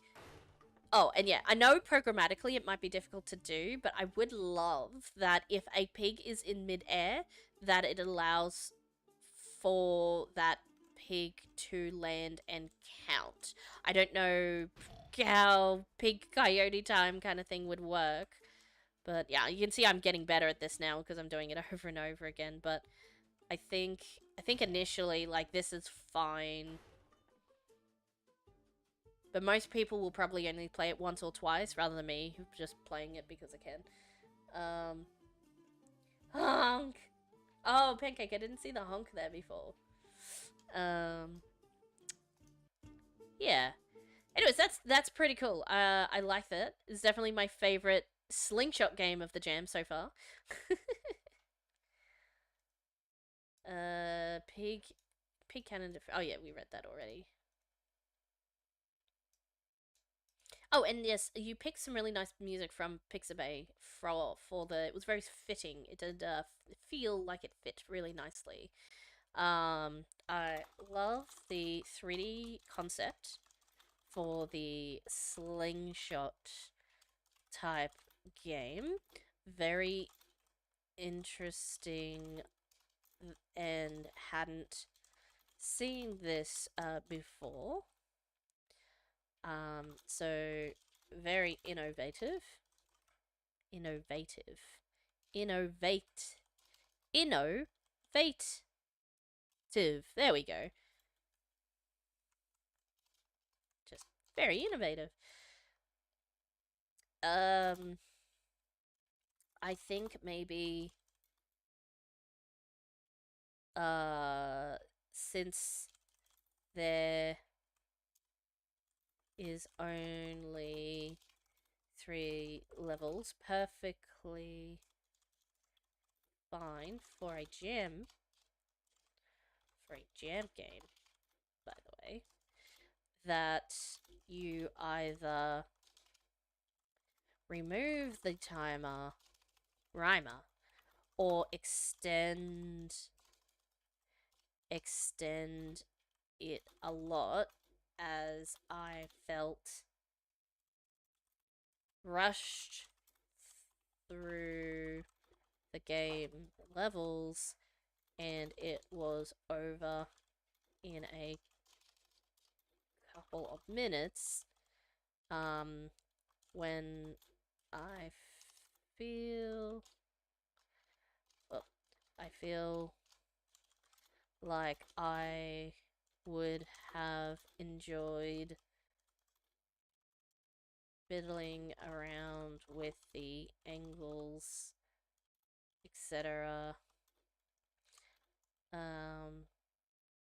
A bit more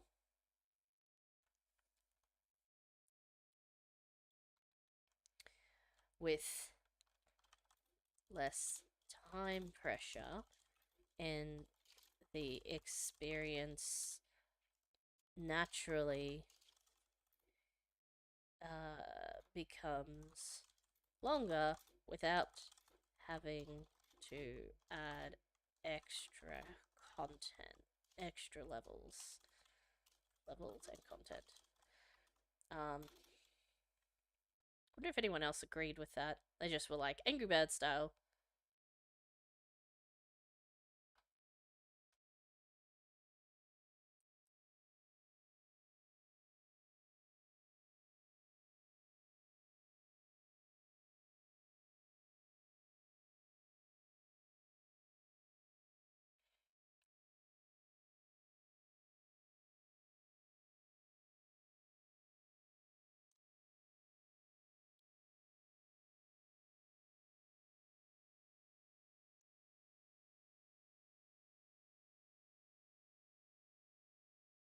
Oh, that's right. Yeah, any that are unbuilt in Unreal Engine just cannot have a web build, which kind of sucks actually, but that's just how Unreal Engine is.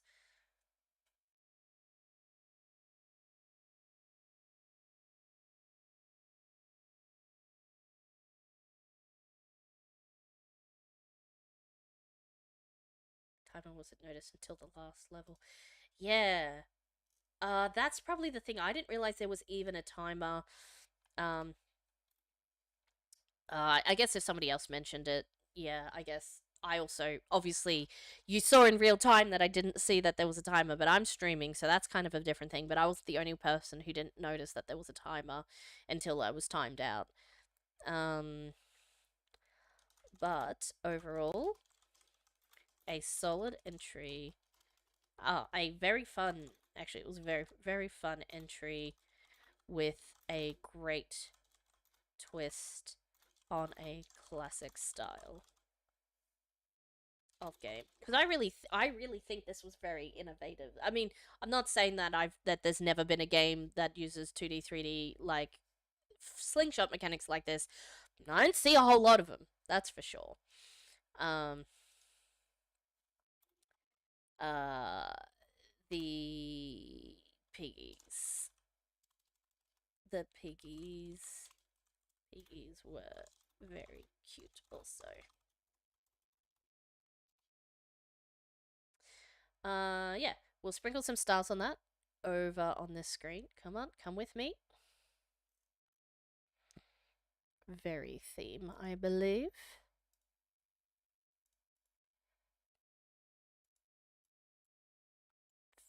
Oops, no, I don't want to download it again. I just want to add my. No, don't stop. I mean, stop. Not don't stop. Just stop. Just plain stop. Just. Whoa! Up. There we go. I clicked on download instead of save rating. That is not conducive to what we're doing here. Alright, let's do another. We have only played 2 games, so I actually need to get a wiggle on and actually play some more games. I've been gasbagging this whole time. Oh, that needs to go up there actually, because I need to save that for later. Come on, because I need to make an edge page for my other game. So I'll just leave that up there for the moment. Cool. Alrighty. What else looks good? We'll just like pick things that look nice. Maybe we should sort it by submissions in need of ratings. Yeah, let's play some that only have a few ratings. I have a sneaking suspicion, and this is how it always ends up, and this is why in OINK JAM they did say they highly recommend, they're not going to make it mandatory, but they highly recommend that the game is playable in browser. Uh, it's in here somewhere.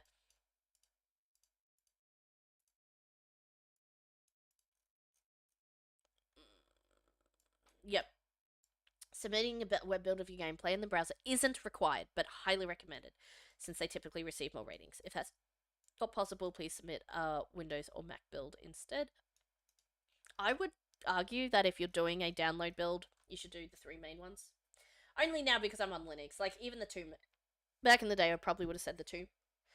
Excuse me. Two main ones. Because most of the time, it's just click export Windows, click. Like, you don't have to change anything in your game, you just change your export. That being said, that's how it is in the majority of engines I've had experience with or seen, like, talk to other people who've used them. Unreal Engine, not so much. So I don't know if Unreal Engine has, in particular, a more difficult time to export to different formats, but I think it would be cool if anyone wasn't doing a cross-compatible web build, because web builds are basically automatically cross-compatible for the most part, that you would do a one for each of the major, like a Windows, a Mac, and a Linux if you're feeling generous to us guys.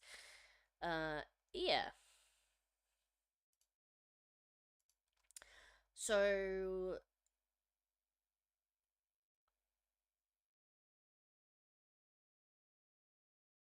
um,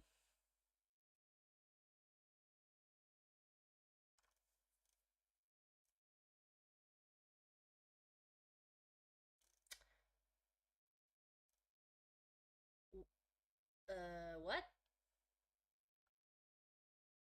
Did they, wait, did they upload?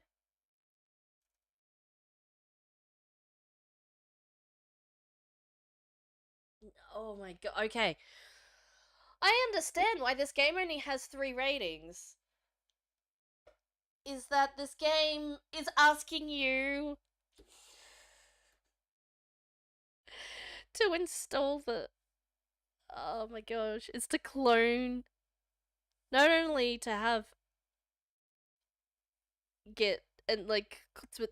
I mean, they're asking you to clone a Git repository, install dependencies to run the game. My guy. My guy. Everybody's just finished a jam. We don't want to be doing all of this extra work to play your game. Oh, I have to say that is not the way to get ratings. I will do it. I will do it. You have an index HTML. This looks like it was exported for web. Like, what?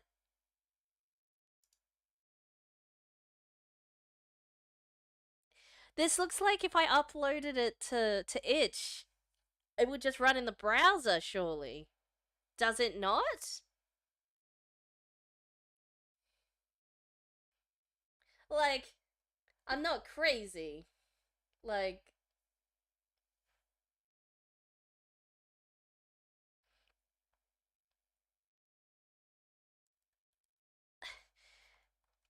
I swear I recognize that most of these files, like the index.html, is exactly how you format it for doing a web build. This is a web build. This is a web build, right? This is a web build. I don't. I mean, I'm gonna do it. Look, I'm gonna do it, and I hope I don't get. Look, if the stream ends suddenly and I've just downloaded a malware, I mean, other people have commented, so obviously they've done it too. But like,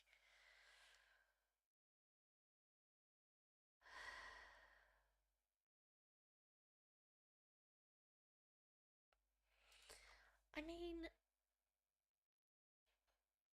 hang on, what's npm? I don't know if I know that one. Npm install Linux.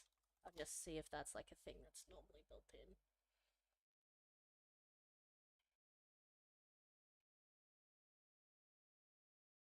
There you go. Let's have a look. Malware MW. We gotta watch out for it, yes. I'm still kind of new to coding, so just gonna read about what this is so I know what I'm actually installing, because just blindly following instructions doesn't seem like a great idea.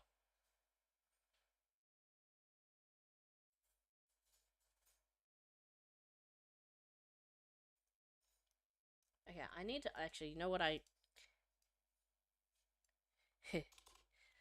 What is NPM? Because I want to know what it's for. What is NPM? Wait, it's just a software library. Okay, that makes sense. Wait, no, it's also software. Well, it's just a package manager then. It's just a package manager.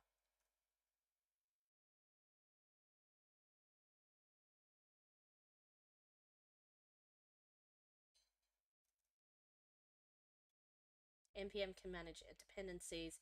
Oh, so it just manages the. Okay.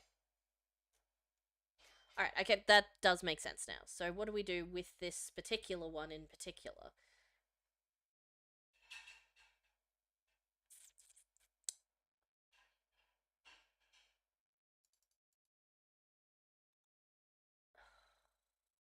What is the npm install Linux? What my sudo apt get?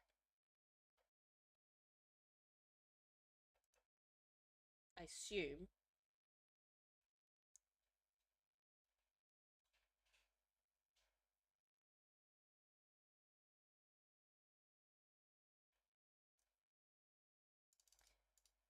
Hey, that's the guy I want.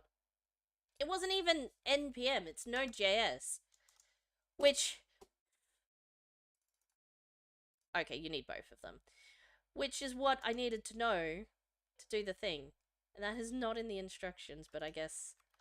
I mean, the JS thing is not in the instructions, but maybe that's because it's for Windows peeps.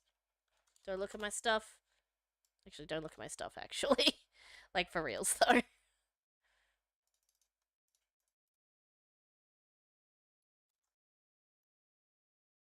Alright.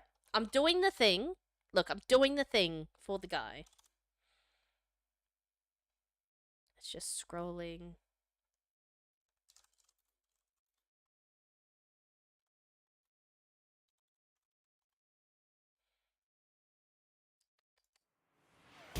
Ow, ow, ow!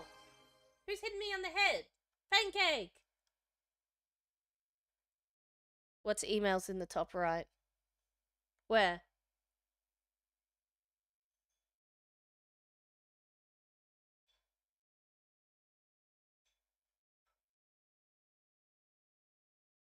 I don't. What? It was that a was that a little while ago, or there were emails on the screen? Hang on, what? I hope not.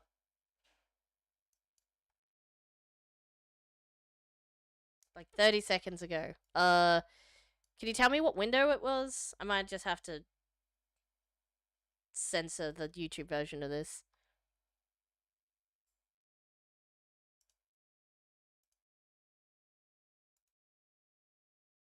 Was it my browser window? Was it something else?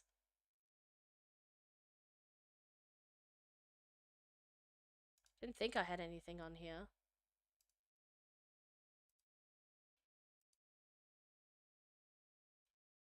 Hmm.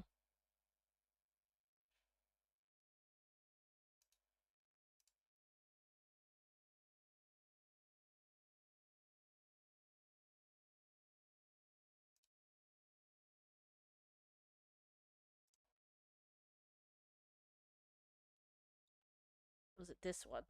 Ah, yeah, okay, that one. Oh my gosh, why Stack Overflow? Okay, thank you, Pancake. I'll bleep that out later, I guess. Yeah. Uh, it was Stack Overflow. Thanks, Pancake. Yeah, I saw it now. Sorry, the stream is like super delayed.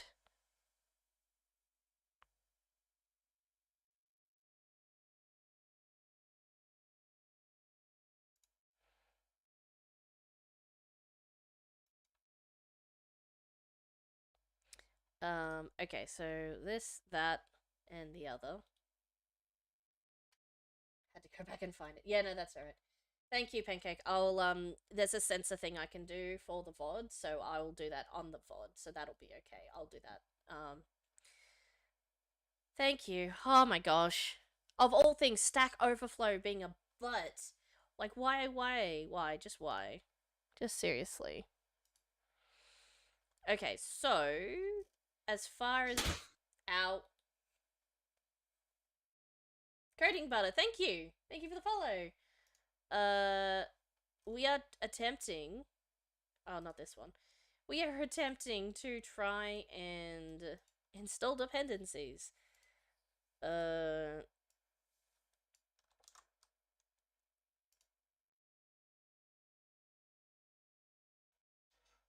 where's my terminal? Over here. That's got the git, so we can do that.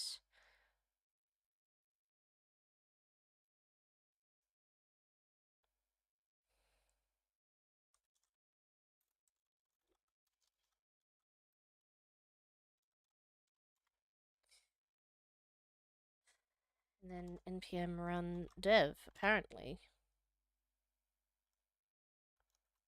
Oh, too many spaces. Nope, what have we got? Error. No such file address. Package.json. This is not related to npm not being able to find a file. A complete log of this. This is related to npm not being able to find a file.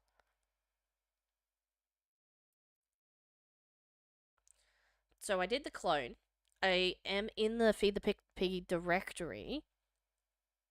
And then it says that is the run. And it says it cannot find such file or directory open. I mean, I'll have a look.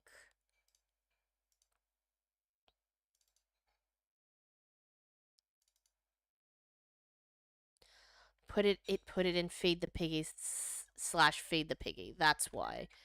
I don't know why because the get repository cloned and then extracted. So there's 2 layers of the folder called feed the piggy for some reason. So you might want to update your instructions to be change directory to feed the piggy / feed the piggy, because that's what it'll do.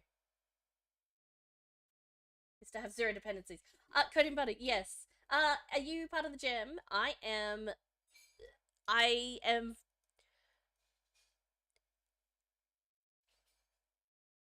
in React front end Electron desktop build. Like, what?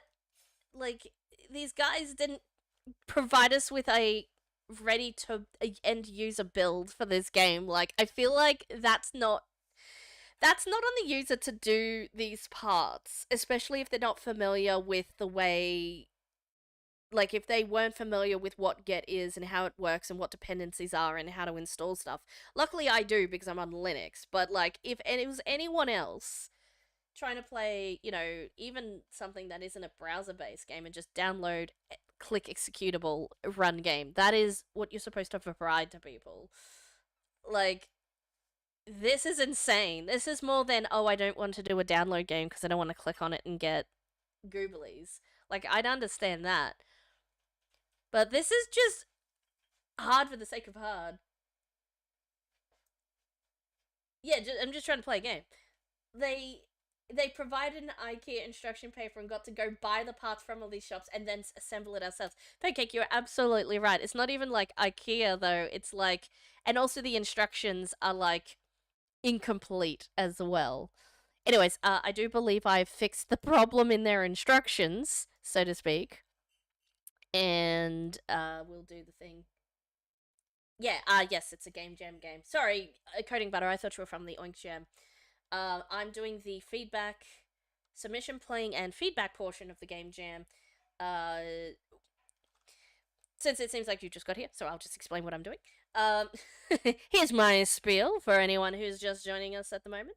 Is what I like to do post jam is to play through the games and provide some feedback, some things I think they did well, things I think they could improve on, constructive criticisms, and then also just like some potential, if I think of any potential ideas, to provide them with some ideas. if they want them or not, or post jam ideas and stuff like that. I really love like all of that whole feedback process. So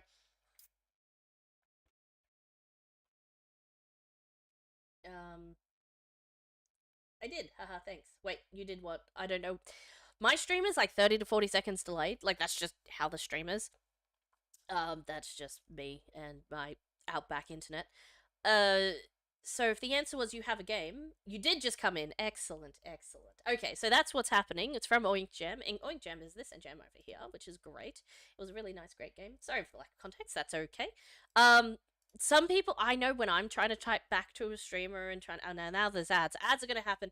I will do nothing in particular for about 3 minutes while I get this set up. Ads are going to happen. Then we're going to have an hour's worth of no ads. So that's just going to happen. Um, but yeah, so that's generally what I like to do for the game jam stuff, and hopefully by the time the ads come back, we'll have an hour free to just play games, and I should have this up and running. I think I figured out what the problem was, so I will see people in 3 minutes. I know coding butter. May I just call you butter? Buttering pancakes. Butter. You should meet Emperor Pancake. Butter and pancakes, they should go so well together. Okay, ads are about to. I say this, and I say ads are about to happen in 10 seconds, and then it's like another 30 or 40 seconds before the ads actually start. Uh, so, I don't know if you can still hear me, I'm just going to keep talking. Even if you don't, I'm just going to keep talking anyway, because that's just what happens. So, I am. Where's my folder? Be the piggy. I still can't get over the fact that this guy didn't provide a proper. Sorry, this guy. This person didn't provide a full workable, clickable thing. Okay, so that still didn't run. So what is that other problem? So I'll troubleshoot while we're in the ads. Uh, so so I'm assuming. I mean, this looks like a web build. Like surely, like if we were to just run like index.html.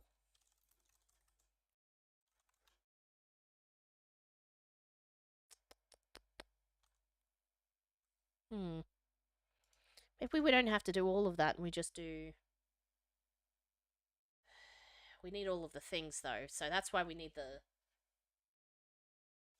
No, someone with maple syrup as their name and then we're golden. Yeah, this is true. Yup.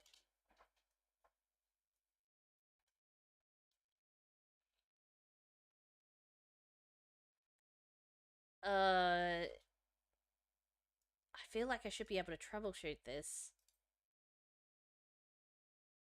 Alright. I kind of have a crazy idea. And people can yell at me because it's a bad idea. But I'm gonna do it anyway because I just need to play this game now. I've invested so much time in it that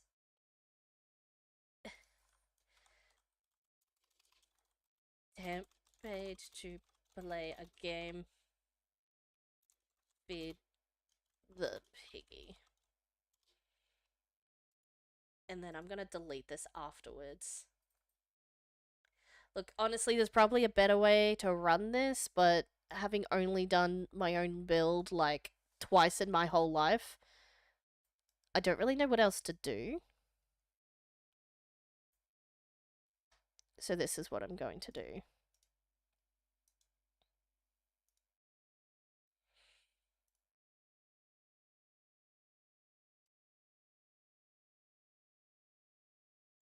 Wait, that's the wrong one. I need to do this. And I could be wrong, but like I recognize this format. So I don't think I'm wrong. I may be wrong for choosing to do it this way, but I don't think I'm wrong. Because running just the index, which I thought, running just the index in the browser doesn't have the engine bits to run the rest of it. Doesn't have the web render. Like, you can't do it like that. You need to actually do it this way.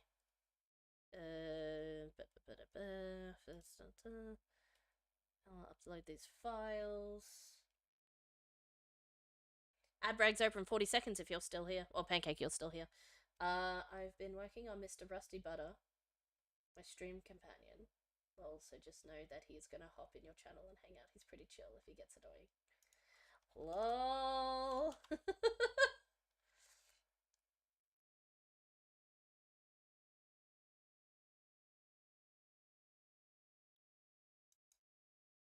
So,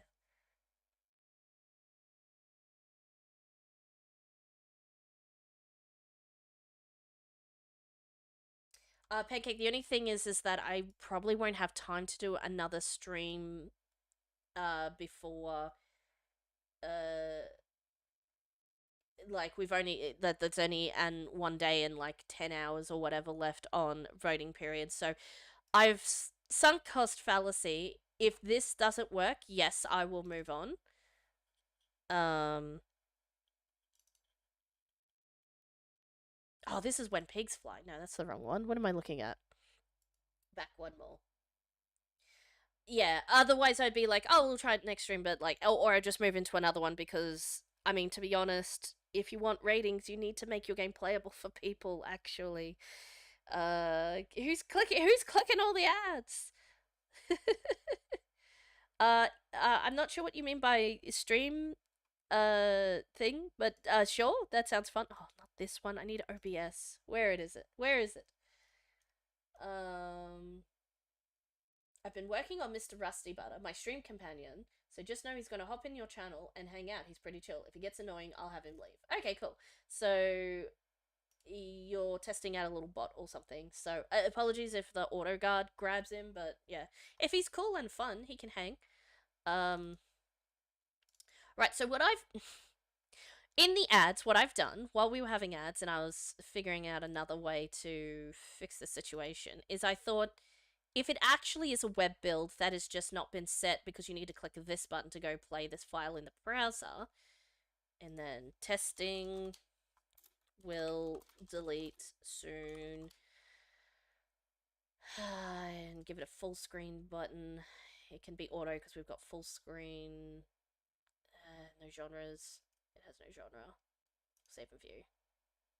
Oh, and we can make it draft so only I can see it anyway. Let's have a look. Look, my guy, all you needed to do was click playable in browser and it was so much easier than all of the instructions that you left, please. Oh dear. Let's actually play the game now. I knew it. I was just like, it's index.html. That is a web build. You've exported a web build and asking people to like why didn't you just make it playable in the browser? My guy. My guy. This'll be fun. What's the goal of the game? Mr. Rusty Butter.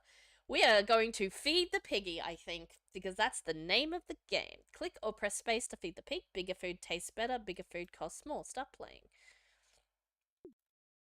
Whoop. Oh, I need to get in his mouth. Okay. Yeah, I can do that. Getting hungry. What do you mean you're getting hungry? I literally just fed you, my guy. Oh, so it's not... Oh, I can space or... Actually, I don't use the mouse because I'll think I can aim, which I cannot. As in, it does not allow for aiming, which is fair. Like, that's... Otherwise, that'd be a bit easy, I think.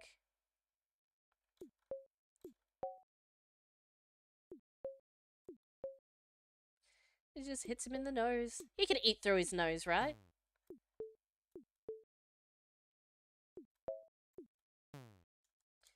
How do I...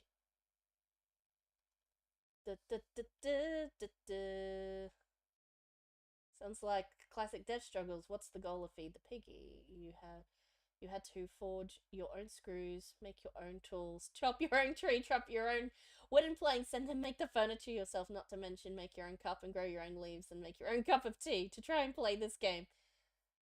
Like a full survival. What game is it? Oh no. Mr. Rusty Butter. Oh dear. I want to do a game jam sometime, but I've never had the confidence even after 20 years of coding. You should just do it. Okay, so since you just arrived, I'm gonna like while we play this amazing game that I finally got to play. Is I again excluding a couple of Ren Pi games that I've done, and web coding, which is actually the coding I have experience with, and some other small bits and pieces of coding. My first coded, doing it myself, coded game and game engine stuff, like completing a game start to finish, has been the jam I literally just did last week, or started 2 weeks ago, finished last week. And oh, why is he angry now? Choose burgers. Insatiable. He's getting really angry now. I'm scared, actually. I'm gonna give him cakes. Anyway, so I was not at all. I actually learnt the engine while I was doing the jam. Oh no. Why is Pig gone? Pig.png not found. Is he actually still there? His collider's not there. I don't think his collider's there anymore.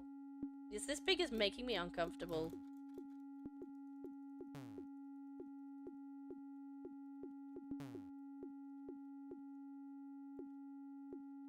If I know where his mouth is. Oh no. It is a great way to build confidence and have fun.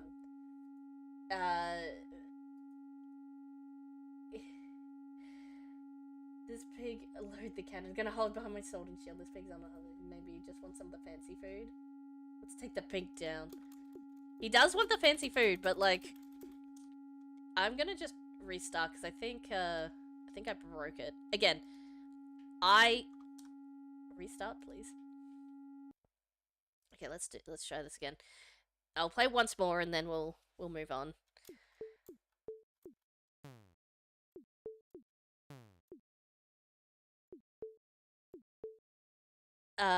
Yeah, so my guy, if you've been coding for 20 years and you just want to do a jam, just pick a small one to do, and everybody's like super awesome, supportive in the smaller jams, even in the bigger jams. You find a good jam community, and like people are generally pretty cool. Because there's so many like beginners like myself who are just like doing stuff for either the first time or are not super confident in it and are just like seeing what sticks. Like, there's some programmers who can't art, so they just put programmer art in, and I love that. You know, like, honestly, it's some of the best community I've been a part of. So I wouldn't be afraid of just like jumping in and just picking a jam and a theme. Like, I don't know what languages that you know, but yeah, I would just do it.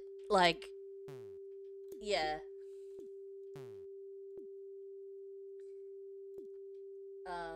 I think, yeah, I think it's a great, I think it's great fun, and you should just try one if you want to.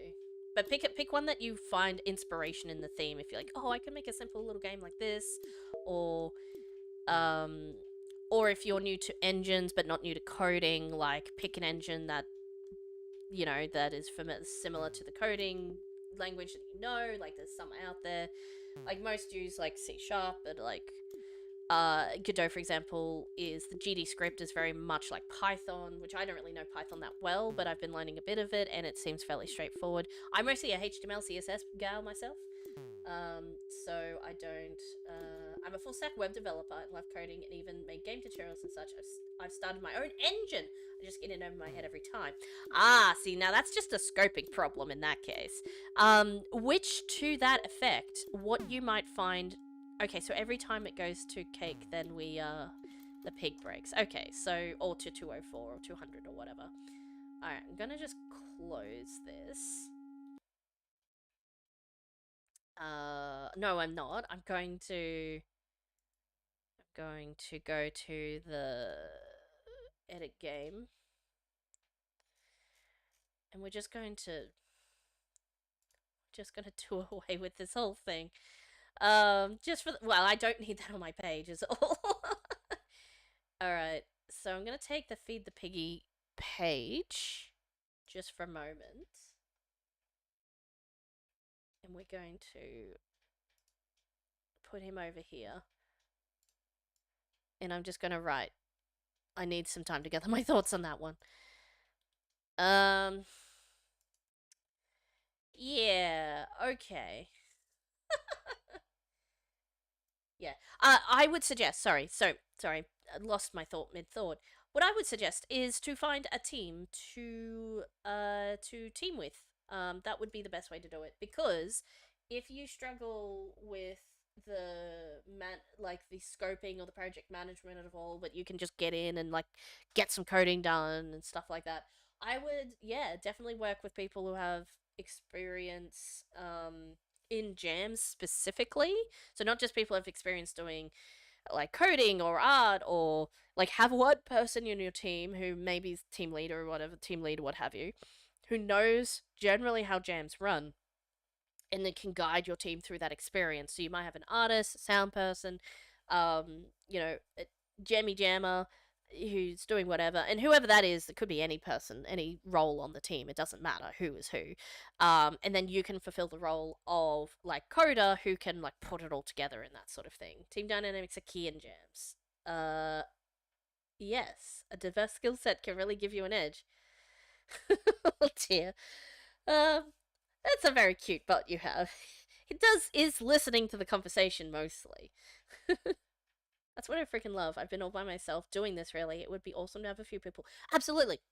My recommendation then, if you're keen on the idea of doing it being in a team, um, it's like, how do these people find each other? Like, look, sometimes you can post a post and nobody responds to the post, and most people are like, oh, well, we just have friends that we know and we just ask our friends and stuff like that. But the more you ask, the more you'll find.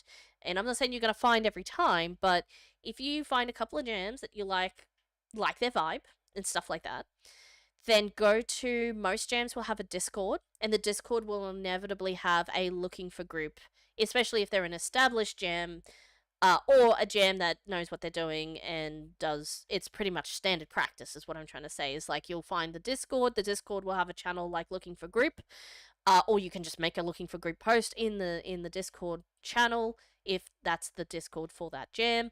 Um, some even have more sophisticated things than that, but that's generally how it goes. And especially finding groups in established jams and things like that, or even smaller jams, it's harder to find groups in. So find a medium to larger size jam that you like the look of, because inevitably there will be lots of artists and people seem to be looking for musicians a lot. I see a gap there a little bit more than the others, but also like plenty of people are looking for coders for their, like, they've got the idea, they've got the story, of they've got the skills everywhere else, but they just need someone who can put together the thing.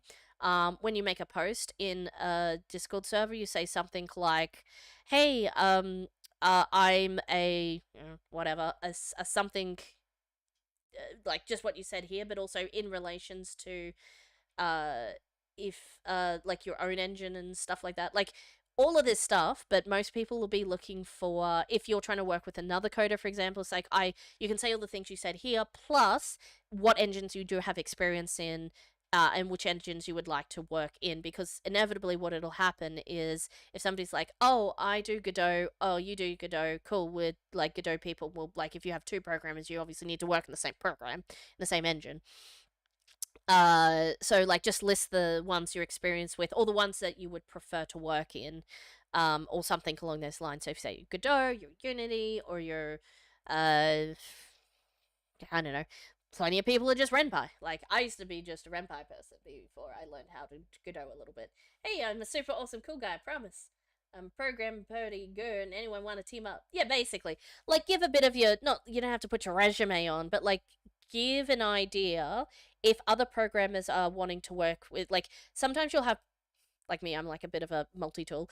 Like if you have a programmer slash artist who wants to team up and work on something cool together, or programmer slash musician, they'll want to know if they can use their program of choice. So you put your programs of choice and see if you match up. But you also say like, oh, I'm willing to work in whatever. Like if you don't actually care and you want to work in anything, so I'd still put that in. Yeah. So all of that sort of thing. Just sort of sell yourself in a couple of sentences. If the jam doesn't have a Discord with the find a group, On most jams, you'll actually find, and I will go to OINK Jam. Hopefully, they have community. So you have the community tab. Not many people realize this exists. They have the community tab inside of the jam. And so there's a lot of recent posts are like, please come out and check out our game.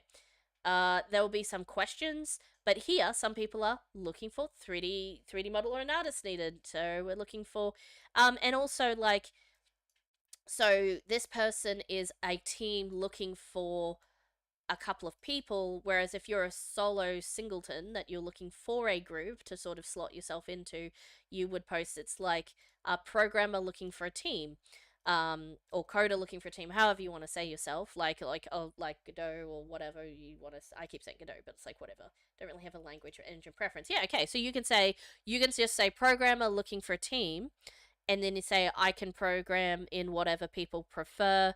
Uh, blah blah blah, willing to work in whatever kind of thing. And just give them a bit of your background or whatever if people are interested, and people hopefully like let's see if this one actually I didn't get any replies.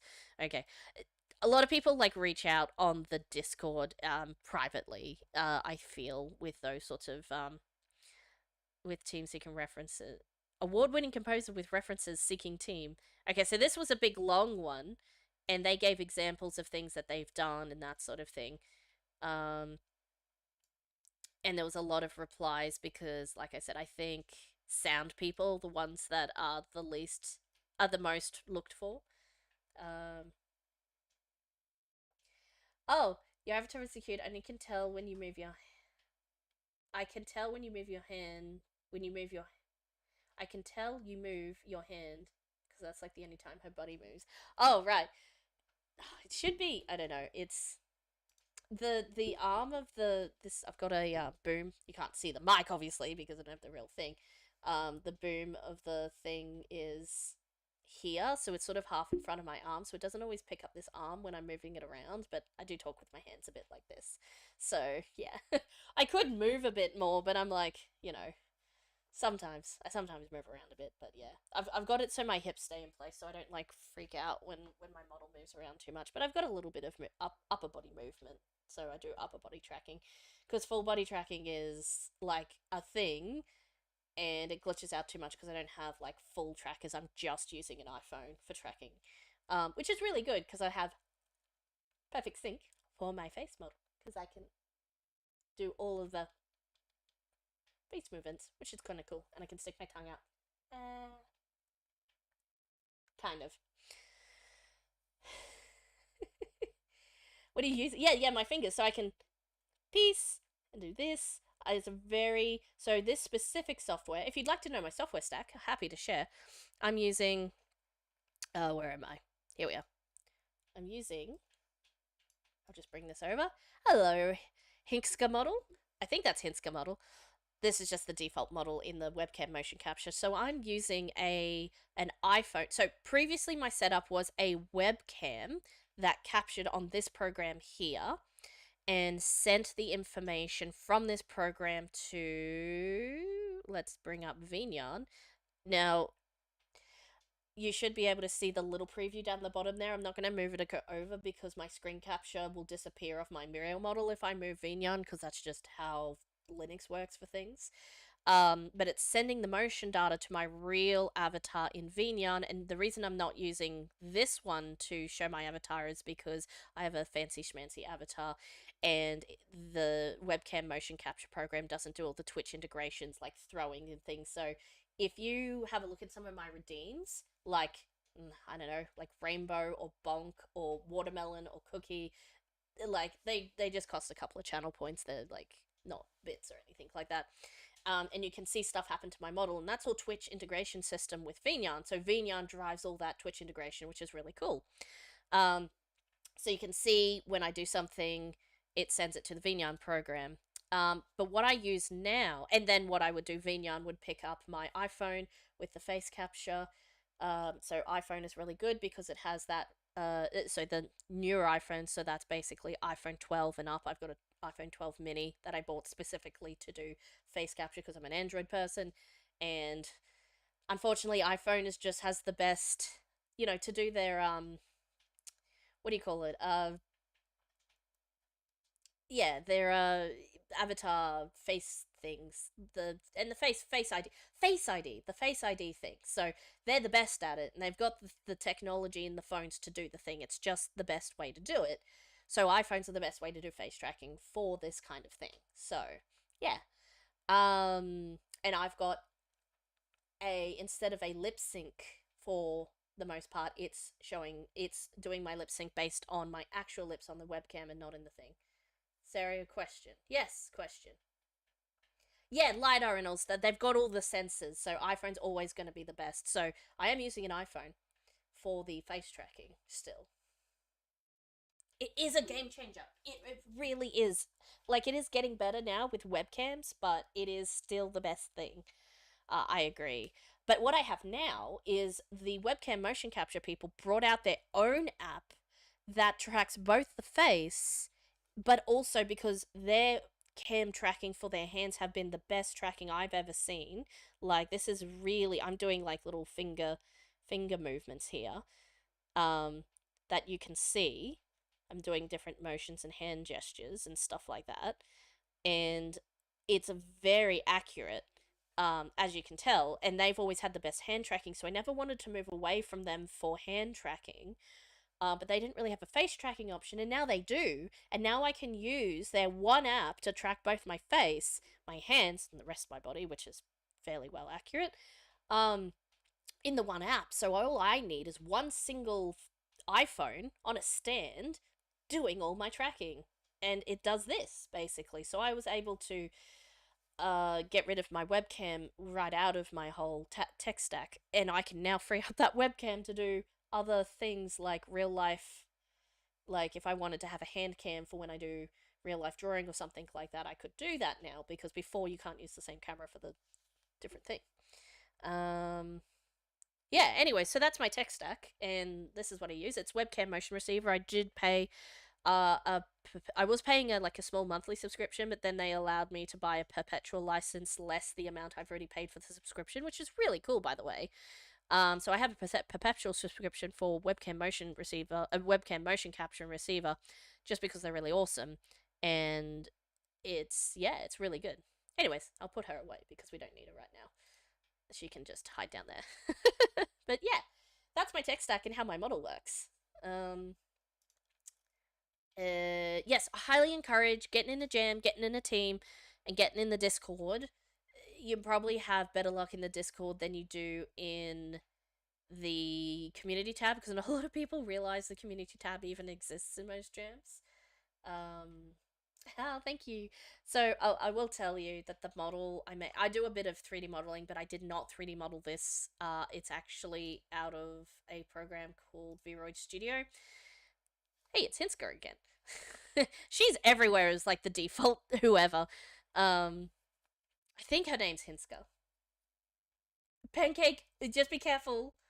What does? Oh, Pancake, just be careful. Like, I don't. Oh man, there's a whole like learning process to Linux. Just don't just like wipe over your whole Windows to just immediately. Just you got to be careful when you're Linuxing. All right. Handle with care. I assume you're gonna go Zorin, same as me. I mean, not that you have to, but like I can help you. Obviously, if you go Zorin more than I can on other things, as long as it's Ubuntu distro, it's pretty similar. Pop is fine too. I wonder if they have a Pancake OS. Nah, probably not. You could probably get a Pancake theme though. There's so many themes. I cannot Windows anymore. That is fair. Just know that my recommendation is to keep your Windows partition, get yourself a nice sizable Linux partition, and just like have your safety blanket just in case you run into issues that, whilst eventually could be solved, can't be immediately solved, and you just need it to work right now. I have run into situations where like that, where I just don't have the time to run through what the fix is, but can actually eventually do the fix. I'm migrating my desktop to Linux. I basically live in WSL2 anyway, and I have Linux on all my laptops. I also cannot Windows anymore. Agreed. Like Windows 11, like with the last vibe coded set of updates, was like, that's it. they've crossed the line, and it's just a garbage pile. So I moved maybe 3 months ago, 3 or 4 months ago now, end of last year basically, and I've been actually really enjoying my Linux experience, even despite the issues I will say I have run into issues. I have been able to resolve like 99% of them, and even the ones that crop up every now and then with like my tech stack and my VTubing and all of the weird edge case things that I have, I've been able to get through majority of them, and no doubt it'll just keep getting better. So yeah, just run Wine when absolutely needed Windows installation. Exactly. Although as we have experienced, there was a couple of games in this jam that I assumed I could just run through Wine and they didn't work. But on the other hand, I say couple, uh, we were able to run the When Peggies Fly game. So that first one with the crow one, I don't know. It might have been an export on their part. So I don't know. Weirdnesses. Anyways, Vero Studio, you make your basic model, and then I did a bunch of customizations and texture swapping and texture recoloring and all of the things. So whilst I didn't make the model of the things that my model has, I did do a bunch of customizations to make it look how I wanted. So it's not all default stuff, but it's also not fully handmade from scratch either. It's kind of a blend of all things that I sort of threw together and made work. So I do eventually want to make my own handmade model from scratch in Blender eventually, because I've been doing Blender for maybe a couple of years now, and I want to get a little bit more into that. But there's so many things that I want to know and do and learn in regards to like both streaming and game making that it's like there's just so much to do. So much to do, so much to see. Okay, that's enough of that. You never know if you don't grow. Ah, never try if you don't grow. Who's singing that? Anyways, running games with Hein can be a hit or miss. Sure, glad to hear you managed to get some working though. Thanks, Mr. Butter, Mr. Rusty Butter. Haha. Don't stop, make it pop. I forget the rest of the words. Okay, now that's enough. Stop strong triggering me. I have song triggeritis. If it resembles a song lyric, I will get triggered, and I'll sing the song, and that's what happens. Or actually, I should have gone with "Don't stop moving, can you feel the music? DJ's got us going around, around." Yeah. Anyways, VRegistry is what I use for making my base model, and then I customize it from there. And that's my full stack of how I VTube, because there are no secrets here on this channel. I tell you everything, even if you want to know it or not. Yeah, you gotta be careful about sunglers. Oh man, Matt, yeah! It's so good. We do. Do you ever feel like a plastic bag blowing through the wind, wanting to start again? Do you ever feel so paper thin, like a house of cards, one blow from caving in? Do you ever feel buried 6 feet deep, 3 feet under, but no one seems to hear a thing? Do you know that there's a chance for you? There's a spark in you. You just gotta ignite the light and let it shine just on the night like the 4th of July. That's all you get. That's all you get. You thought I was gonna do the whole chorus. I was not. I'm not. Ah! Whoa! Coding, what are you doing? Why are you subscribing with Prime? Why? Why you do this? I used to have a song that played when people did a subscribe, but it never happened, so I turned it off now. I used to have a you know what kind of song on. No, nobody knows what I'm talking about actually. I used to have some songs on here, and I wanted to make my own and not just have them made by a thing. So I want to do my own songs, and I have not done that yet. So take my thanks and what the heck instead. Yo, welcome. Yes, I've been here the whole time. I really appreciate, like, the Prime's like a thing. Like, you only get one to put that on, and you chose me. So I'm like, what are you doing? Gangster rapper. Heck yeah. We need more song. Alright. Because Coding Butter it did a prime subscribe. You get to pick a song. About to drop some bangers. Can't wait to hear these original tracks. I'll try. Man, this is cool. I can only imagine at the stack required to get like if I might just see if I can break this down a little bit, not knowing anything about how he works, Mr. Rusty Butter, but to take a guess under the hood, you'll need something that can intake the stream, that can hear and listen to the words being said on the stream, ideally with no background music and other things happening on that stream. Um,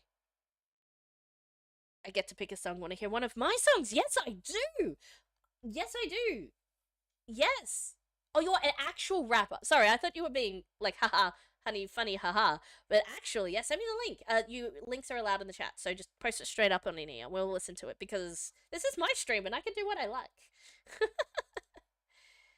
Let's go, let's go. I was gonna say you could pick a song if you want to hear, and I could badly butcher it, but this is way better.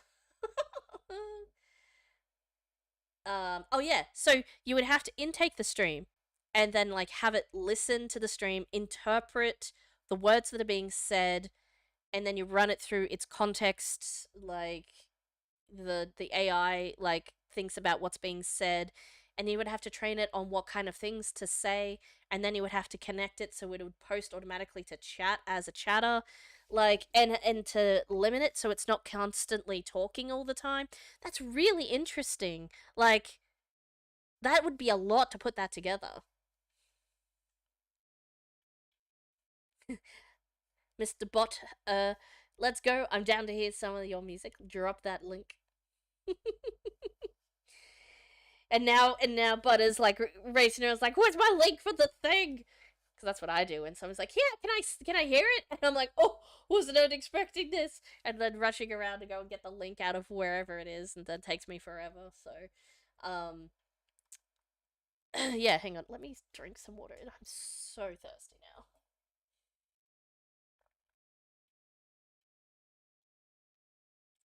At least it's cooled down today. It's not been like 30, 38 plus like it has been previously. It rained yesterday and day before, and it cooled right off because otherwise before that was so hot. So I have a stream link for ingesting stream audience screenshots and tons of other stuff going on. I stream, so if you ever see me on, feel free to hop and chat so I can show you a bit. Oh, that is cool too. No, I figured if you had a streaming bot, I figured you actually did also stream, and I just realized that I just need to click follow so I can see when you go live. Do you know what roughly? Like, some people ask me, so when do you stream? And I'm like, when I feel like it, which is bad. No, I usually try and stream once a week on a Saturday night, but today's a lot of streams this week. I've done extra streams so that I can get a bunch of streams in and play some games on the OINK Jam. But, that is to say, I did. Why have I got this open twice? I usually try to stream once a week on a Saturday, but I'm not super duper consistent.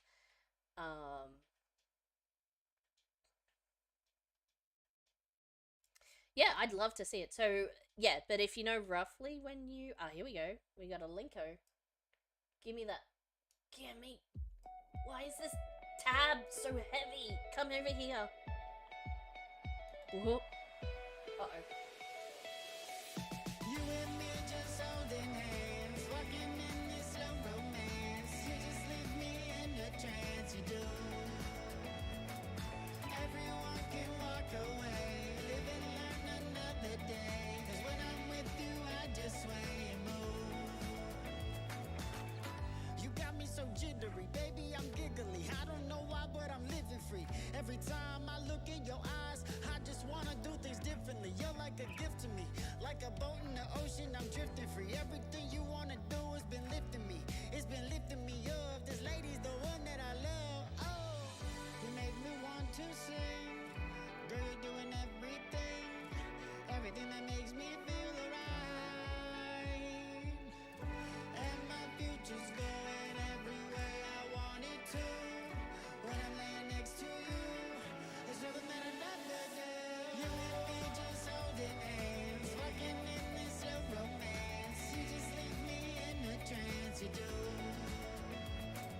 Everyone can walk away, live and learn another day. 'Cause when I'm with you, I just sway and move. Step back and relax, come and sit on my lap and let me tell you a story. Other women are deploring. Baby, you are exciting and not boring. And baby, I'm soaring up in the sky. I know why. I'ma show you I'm no regular, ordinary old guy.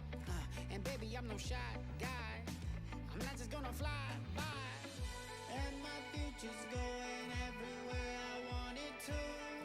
When I'm laying next to you, there's nothing that I'd rather do.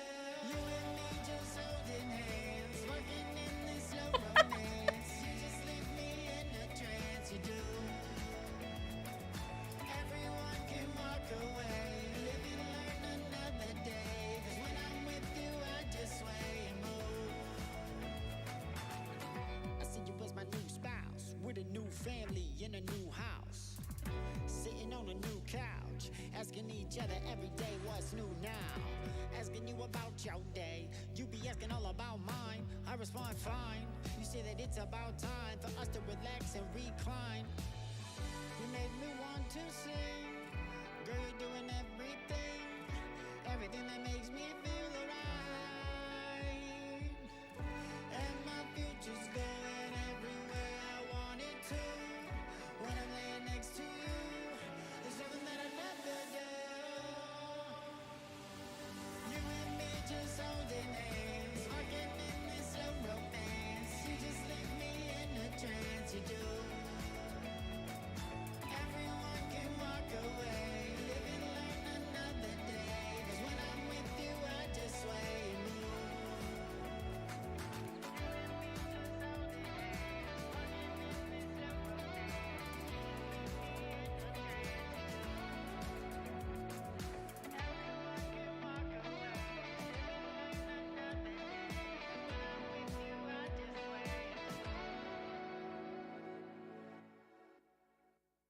So good! Oh my gosh, you're an actual musician.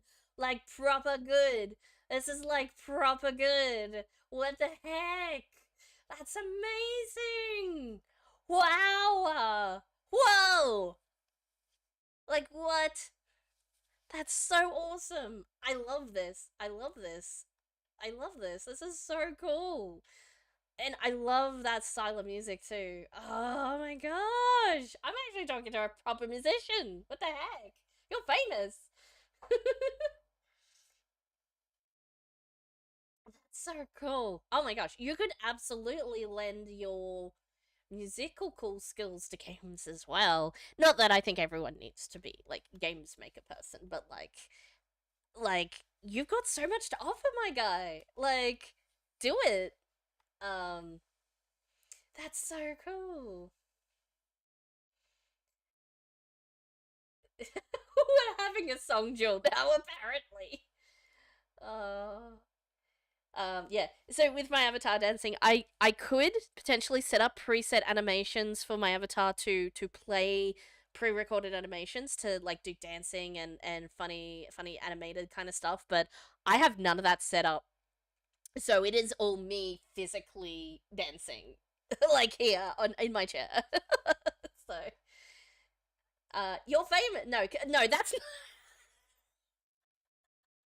not how that works. You are famous regardless if I listen to it or not. Oh my gosh. Oh, that's awesome. That's awesome. I saved that. I've liked it, so it'll save in my liked video, so I can share that later. Um, I've been working it, and that is exactly what I need: the ability to have an avatar play preset animations. You're now doubly famous. Yeah, in oh jeez, I don't know if I Vignan, please don't get upset at me. I'm just gonna open your menu here for a second and don't yell at me, please. Um, one of these. Output. No. Miscellaneous.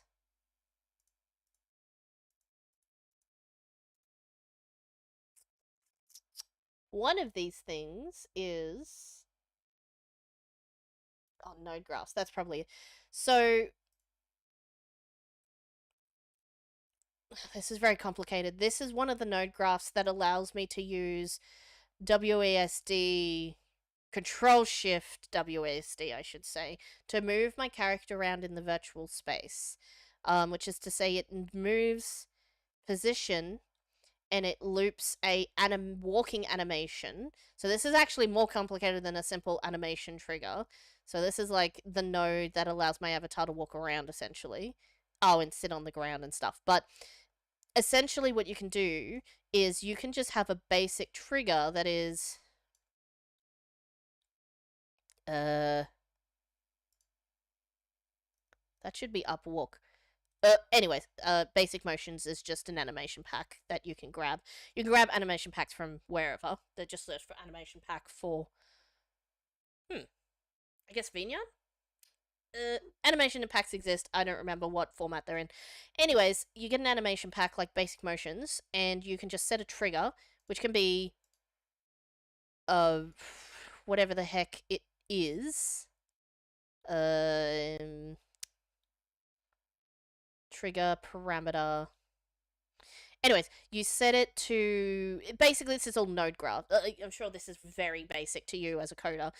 This is just all node graphs. Noodle spaghettis, noodles. If it's nodes programming and they look like spaghetti, then it's noodle programming. So these are noodles. I made noodle spaghettis. Well, actually, I think I borrowed a lot of this noodle spaghetti. I may have I copy pasted it. Ah, yeah, triggers all keys. So it's triggered by either the walking, and the walking is triggered by anyways. It's a very much a set of. It makes sense. Like there's a whole thing you can do. SDK or API looks like I had an AI streamer that controlled a self-made avatar system and wanted to turn him into trouble.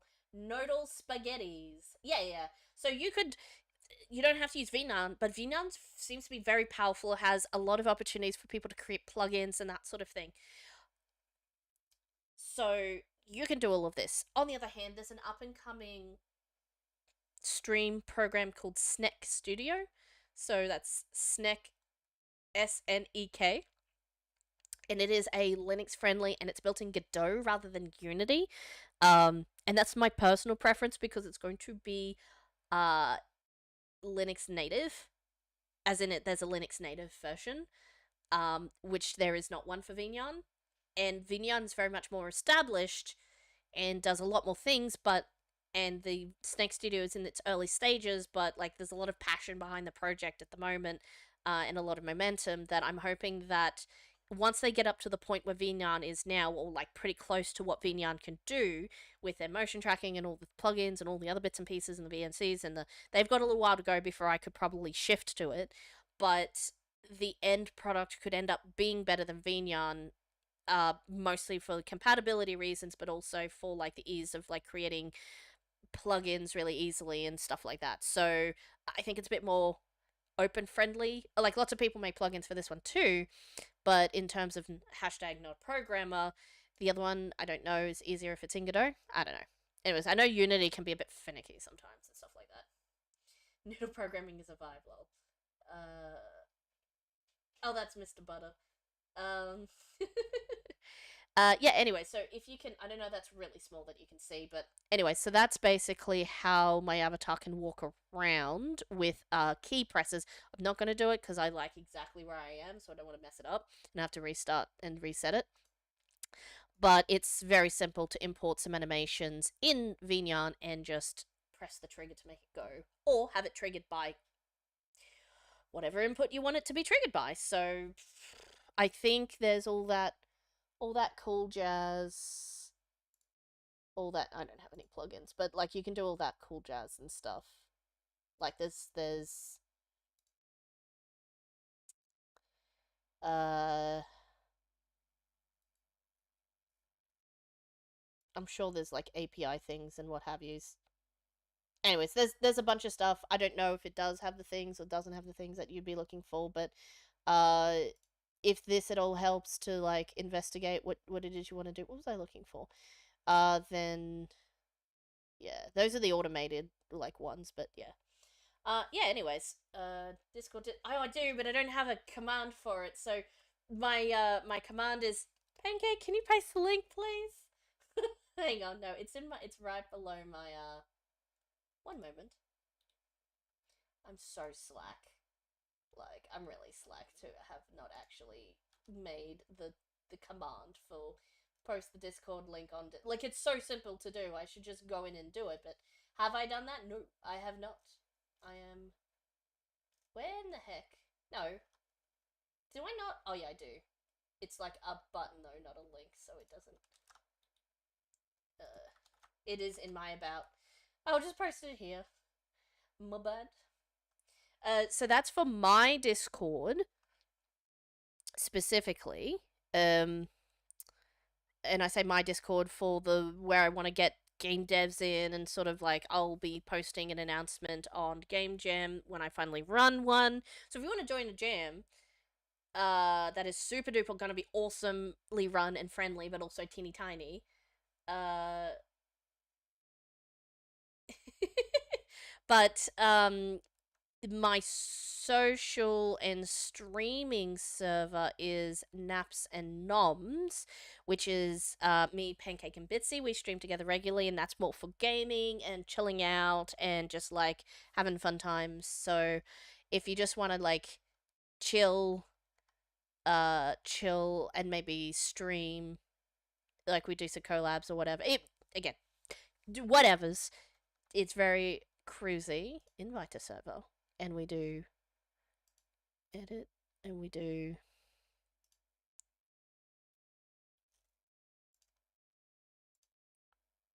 copy, and we paste. This other server is the Naps and Noms Motel, and that's more of our streaming pod server, if that kind of makes sense. Whereas if you're just more keen on like getting together or getting together with other people on like dev stuff and game dev stuff, that's more the hidden cache, and Naps and Noms is more just like chill, relax kind of stuff. Am I invited? Of course you're invited. I just pasted it. Am I invited? I'm literally inviting you. It's like, oh, but should I? Oh dear. Uh, let's see. There we go. That should work. Hey, I see you in here now. Hi. Oh my gosh, I have been talking too much. Thank you for joining. I do appreciate it. You'll note that the hidden cache is quite. I've got a lot of channels, but not a lot of chatter. It's because I'm still there's not a lot of people in it. I'm still building it up. But with quality people, I'm not just like, hey, everybody join my Discord and do a thing. I imagine there'll be a big influx of people once I do my jam release, my first jam. But I just tried to set it up in a way so that there's a space for things to go, so that once I get my button together and put like a bunch of resources for people, but just like having to cultivate a space where indie devs can just like really like just hang out and be chill, because I'm in so many different servers that that's kind of the thing, but it's kind of only the thing around a particular jam or around a particular person. And I wanted it to be more just like about the community rather than any particular event or person or thing that's happening, just the concept of jams and dev in general and indie devs specifically and stuff like that. Hey, Bitsy, get out of the wheel! Sorry for yelling. Oh, nice. I don't play Hytale, but I've heard it's hashtag the new Minecraft. So if I do get it, I will definitely hit you up to that. Pancake, don't. I need to. You message me on your phone on Discord if you have any like. Don't kill anything. Are you following? You should be following the tutorial. Don't mess around with computer stuff. Make sure you check everywhere for stuff also. Make sure your Steam cloud is synced too, like your save games. Make sure everything's updated and synced on your like uploaded to cloud for any Steam saves, and back up your app data folder if things don't save to Steam cloud, so you don't lose any game progress. That's the only other thing that you might not think of. But also save your current Windows partition as it is if you do need to go back to it. Don't break everything. I know, Pancake, but just like don't just be careful. I wish I could be there to supervise you, actually. I should be there to supervise you. No, I'm kidding. I'm not going to fly to Melbourne just to supervise your Linux install, but do tell me if you run into problems. Just prepare for the worst. Yeah. Assume the worst, but hope for the best. That's the only way you can. Yeah. But yeah, I've been thinking about looking at Hytale, but honestly, if I get one more open world survival crafting game that I really want to play but don't have time to play, like, can I tell you that it's one of my favorite genres, and I have so many games. I have so many guys. Do I need more games? Because I don't think I need more games. I have like, how many is it? 567 games, and I don't think I have played half of them. Although I am trying to get through them all. It is just ridiculous. It's like, I don't even. I just don't even. 50-50 or 75-75 split between Linux and Windows. That's fair. The 75 being Linux, 25 being Windows, I think that's very fair. 50-50 if you really can't, because Windows is big and gluttonous and greedy, so you might have a problem. You don't need more, you need Hytale.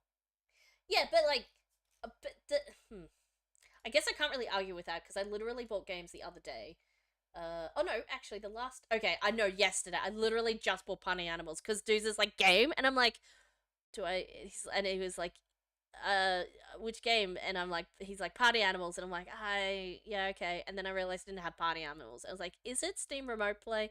And he's like, yeah, no, but like also wait, this wheel, Bitsy, you were on this wheel.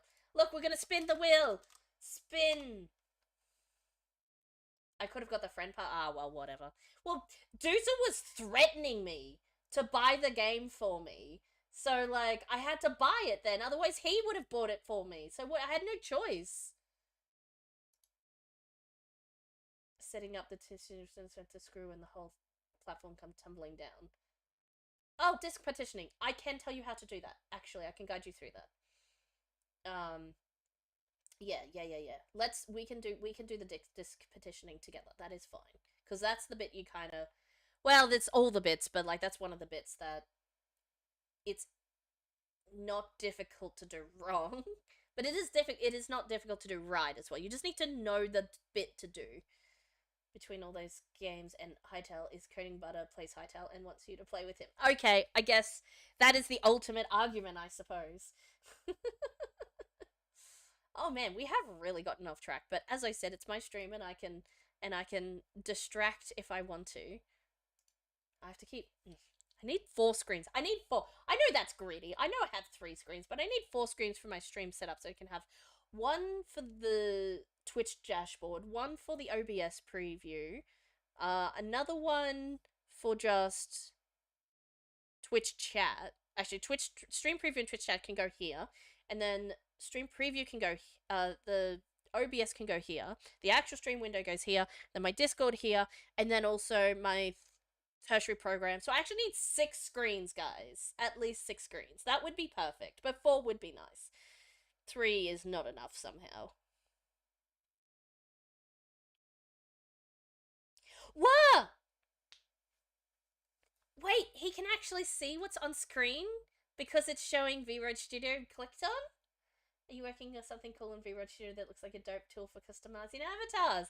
Wow, that's such a cool bot. He can see what.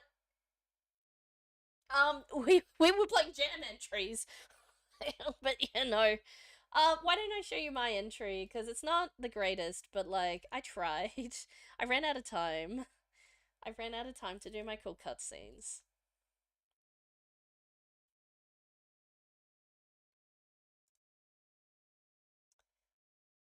Alright.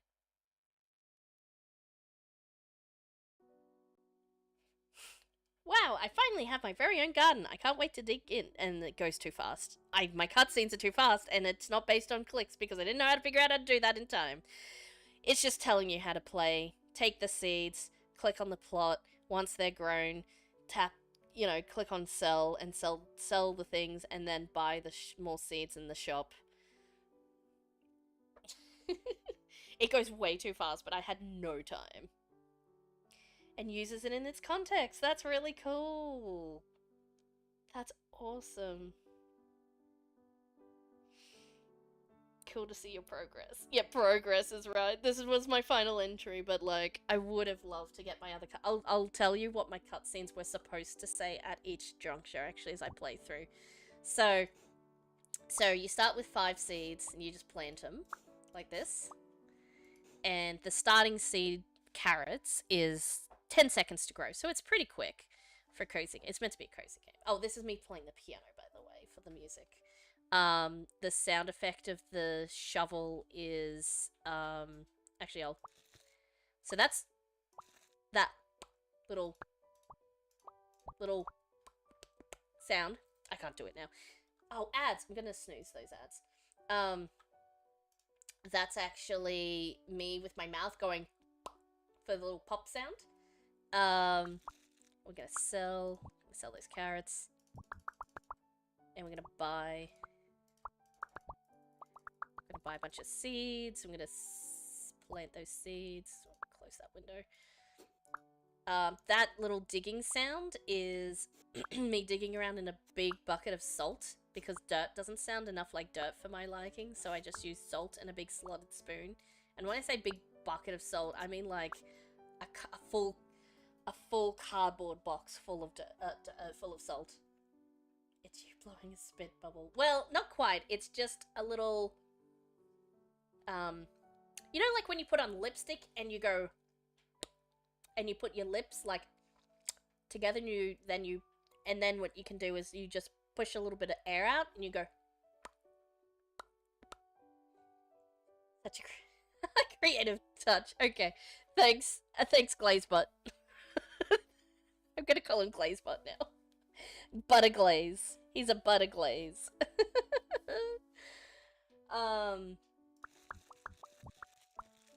Yeah, so I did this like salt, and then what else were the sound effects? Yeah, that's all the sound effects I think there are. Oh, I need to sell the how many need to do? Oh, 10. 10's probably enough. And yes, it would be better UI design-wise if you could just plant the seeds and go 1, 2, 3 all at once, but again, I had to compromise. A lot of choices I made here I had to compromise based on how much time do I have left, and what will functionally work even if it's not the best from a user interaction point of view, because I'm all about user interaction, and here I am deliberately breaking a bunch of rules just because I ran out of time. So, which is why I want to do a post-jam version that's just nicer to play. And hey, Nick! I know exactly what you're talking about. I've been doing it non-stop for the last minute and a half.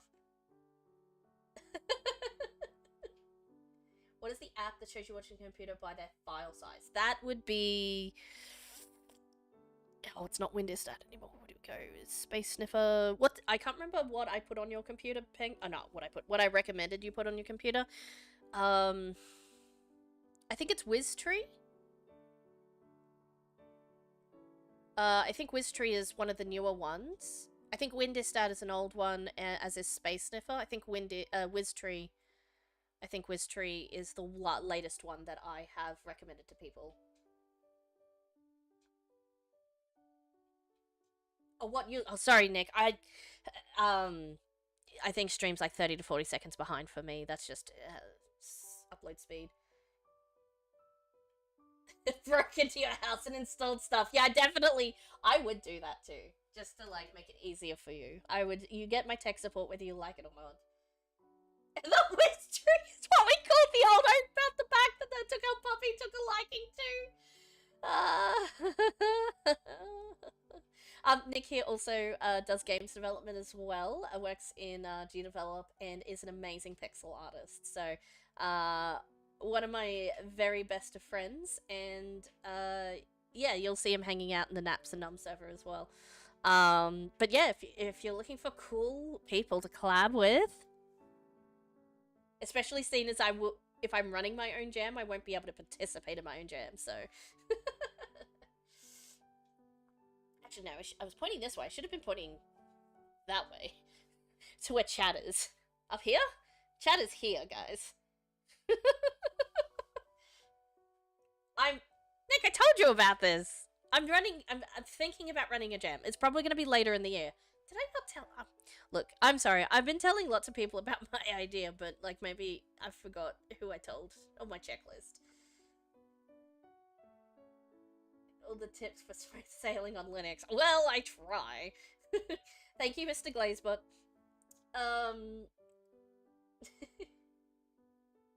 I'm so sorry.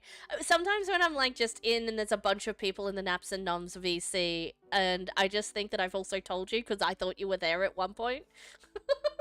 So I'm thinking about no, I haven't, because every time I use an example, I use your example, and it'd be weird if you were there, me using your example. So I'm thinking about running a game jam for actually I'm gonna keep playing the game as I. Okay, so we sold 23 carrots. So from here, there's supposed to be a second cutscene that plays that I didn't get time to make. And the next cutscene's supposed to say, the cute bee says, "Wonderful, you've sold 20 carrots. As promised, lettuce seeds are now unlocked." That's great. Hey, wait, where did all my monies go? Because all your money's disappeared from selling all those carrots. And then did you not read the fine print? Unlocking seeds costs monies, you know. The main character. Also, Nick, I know I said don't play my game until I've got all the cutscenes in, but you're gonna find out the thing of the game if you keep listening. So I'm gonna leave that up to you, if you want to keep listening or not. But it's fine. Like, you can see it in real life when I finish making it. Or you can just play the version as it is, like it is at the moment. I don't care what you want to do. And then QBs, did you not read the fine print? Unlocking seeds costs monies, you know. What fine print? Can I opt out of seed upgrades then? Nope. You are currently subscribed to Garden Premium by accepting Carrot Seeds Starter Boost Pack. Carrot Seeds Start Booster Plus. Can I cancel my subscription? And Cute Bee says, absolutely. However, there will be a cancellation fee. Oh no, ads! In just under 20 minutes. Okay, right, fair. Man, sorry, guys. Sorry. Forgot ads were happening. Lol.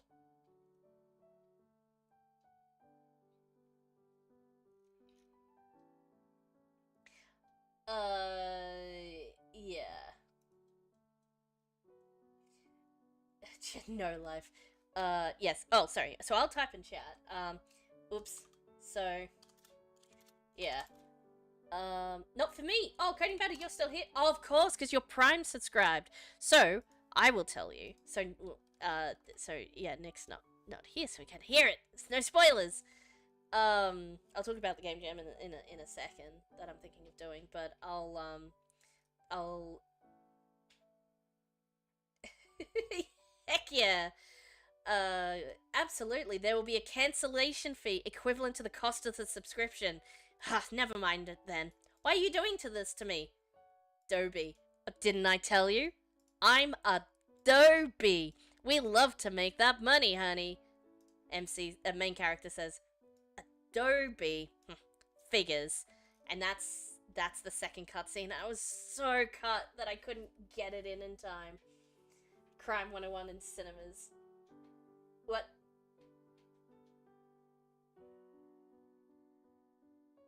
Just want to fresh start Windows because it's a mess. Oh no. Painfully. Oh, they are. They are, but like. Okay. Are you back, Nick? Is everybody back? Everybody say I if they're back. And if you don't say I, like, I guess you're not back yet. But also, it could be another 30 seconds from now. Yeah, right. Anyway, so it's kind of like a little bit of a everything has a cost, and like I wanted to make like a little snide on Adobe. I couldn't work in Autodesk. I was gonna make something like Auto, but like Autodesk or something like that, but like or Autodesk. But I didn't. I didn't get that far to make the thing. All in favor of being back from ads? Type I. I'm back, but I don't say I do. I guess I'm not. What?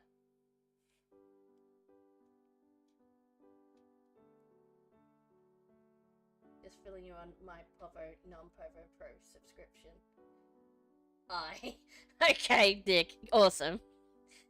So, anyway, so the jam, since everybody's back from ads, the jam idea I had, Nick, that I sorry forgot to tell you about, or rather hadn't yet gotten around to telling you about, because when we catch up, I sometimes just forget things. Um, was that I wanted to do something like, and to the point of what the point of the moral of this game was, is I want to see if I can do a jam, because there's lots of games encouraging certain jam engines or certain game styles. Yours, for example, Nick, because when I say my idea, I use your jam as an example of the point of your jam is to encourage more people to make Apple games, Apple Mac games, and stuff like that. So, like, a lot of jams have a point to them, like Godot Wild, your jam, like visual novel jams. They all have, like, a purpose or a reason for them existing. Not that you need to, you can just make a jam for whatever reason and whatever fun, but there's usually some sort of twist in it to make it, to add a little bit more pizzazz to it. And I kind of thought that what I thought about, well, if I were to make a jam, what do I care about a lot that I want to promote from within a jam? And I thought, well, FOSS software, free and open source software, um, and even in particular, uh, even perpetual software or that sort of thing. So softwares that are, you buy a license for like $20 and you get to keep it until they release a full brand new big version, like big versions you pay new ones for, but like, like affinities and that sort of thing. So basically non-subscription software, which is to say it could be called an Adobe Sucks Jam, but that would be a little bit limiting because there's plenty of companies that kind of suck. So I wouldn't want it to limit it just to Adobe. Um, at the gotta buy energy for your plants at the photo shop, photosynthesis shop. Jeez, man, there's so much.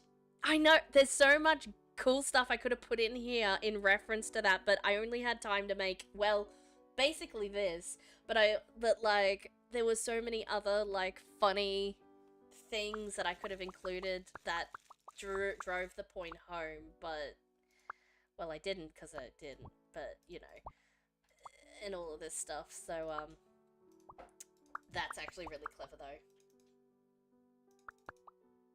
Our jam. What? Huh?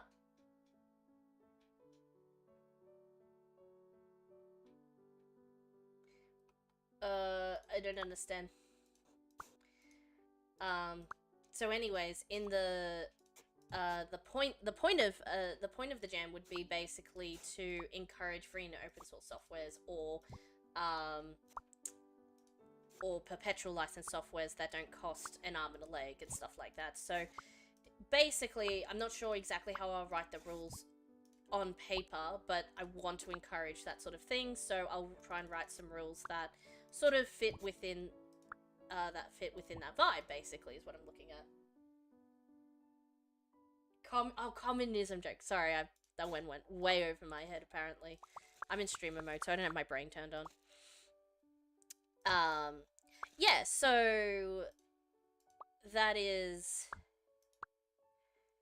the idea.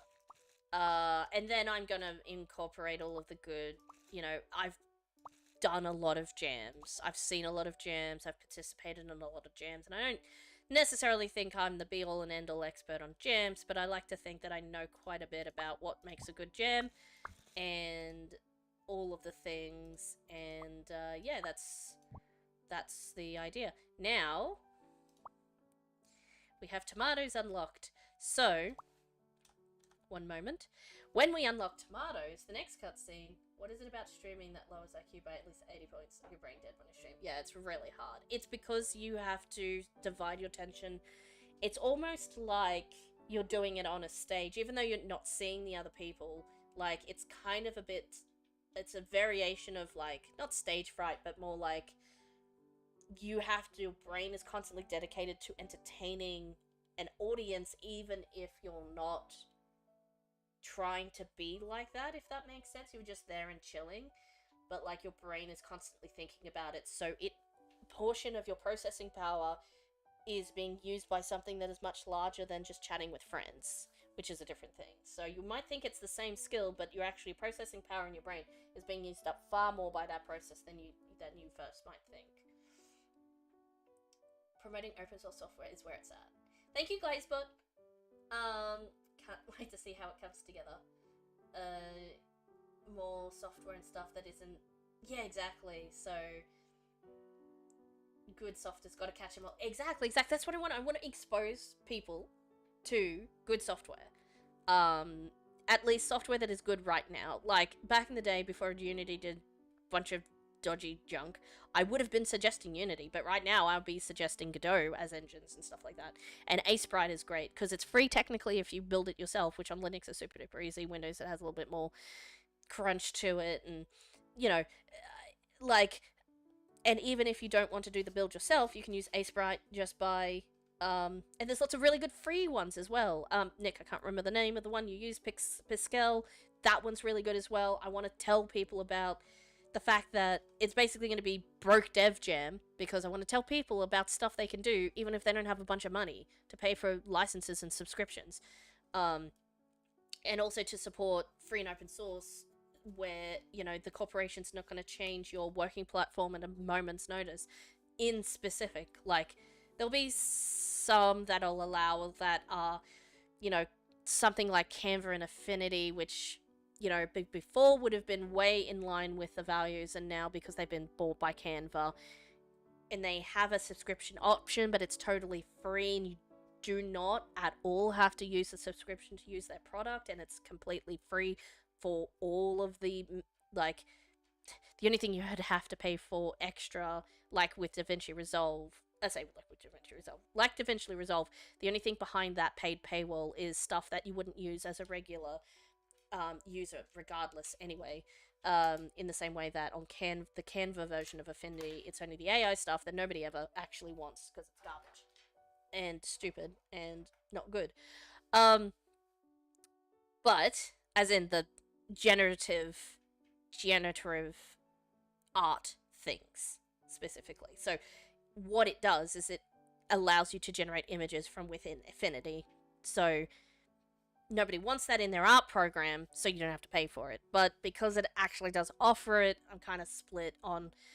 I use it because it's the best Photoshop Adobe alternative, but honestly, if there was a better, an actual free open source version, I'd probably go with that. But nothing, like, don't talk to me about Inkscape, it's not even close.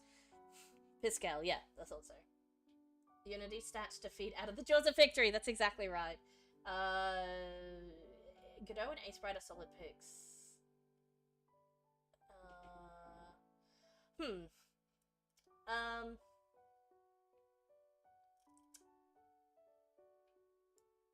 I think, I mean, obviously, Glazebot is, I guess the stream is behind, so obviously I already talked about, like, the Godot and how I like it, but, you can use Unity, but you'd be encouraged to use Godot. Yeah, oh yeah, like, because Unity is still 100% free to use, as a thingy thing. What do you call it? The model of the payment of the thing, because it is a company that is making money. Unity is a company, a for-profit company. That at the end of the day, that's what it is. They provide their engine for free for certain tiers of users, which is the idea to get them in, and then once they start making money, and then Unity gets their little cut. And I think that's fair and reasonable and normal. It's the fact that they decided to change the rules on users partway through and make it such an egregious bad way of changing the game's rules of the game that they lost all trust, and I don't know if I would ever trust them again. So I don't. The reason why I wouldn't encourage people to go Unity is not because it's a bad program, but because you're getting yourself into an ecosystem and learning a full set of skills that, whilst some of those skills are transferable, you're locking yourself into that ecosystem like you are with Adobe, and now you have all these Adobe skills, and now they shut down your animation program. Yeah. But also, on the other hand, then you're also paying them money for the privilege when it comes to Adobe. So that's why that's more egregious than, say, someone like Unity and stuff like that. Oh, hang on, where's my thing gone? Here it is. Budget Beginners Jam. A jam where we encourage the use of free and open source software while starting the game dev journey. Yeah, basically. Yeah. I've been working on my own ECS. Sorry, remind me, I'm dumb. What's an ECS? I assume that's some sort of word for engine, because you said you were making your own engine before. What's the timeline for it? Probably a few months. Your bot is asking really specific questions that I do not have answers to. Entity component system. Oh, yeah. I'd be keen to, like, know how that all works. Like, I don't know about anything about building an engine, but I know that Godot's really nice, so that's all. Good luck, Nick. Goodbye. You'd probably already gone by now because stream lags.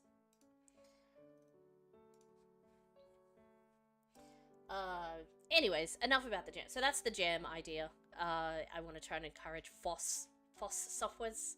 But I think I will allow people who do purchase use softwares that are licensed, perpetual license, if they're under $100 or something like that. Because if somebody bought their $20 Sprite version, I don't want them to not use Sprite. Like, I just want them to encourage the expansion of, like, let's all try and use the same tier of tools kind of thing. So for some people, it's like, oh, but I haven't used Adobe, can I join? I'm like, no, the point is, it's not to exclude those people, but it's to more include the people who don't have access to those tools. It's to give it a level playing field just for a change, and also to expose those people using Adobe tools that there are other actually good tools out there. So even if you haven't used Adobe, like, it's like, you're banned because you used Adobe. It's like, no, I'd like us all to come together in the same workspace. That's what I want to do. So, but I will be pretty firm on, once I set the rules down, I will be firm on them.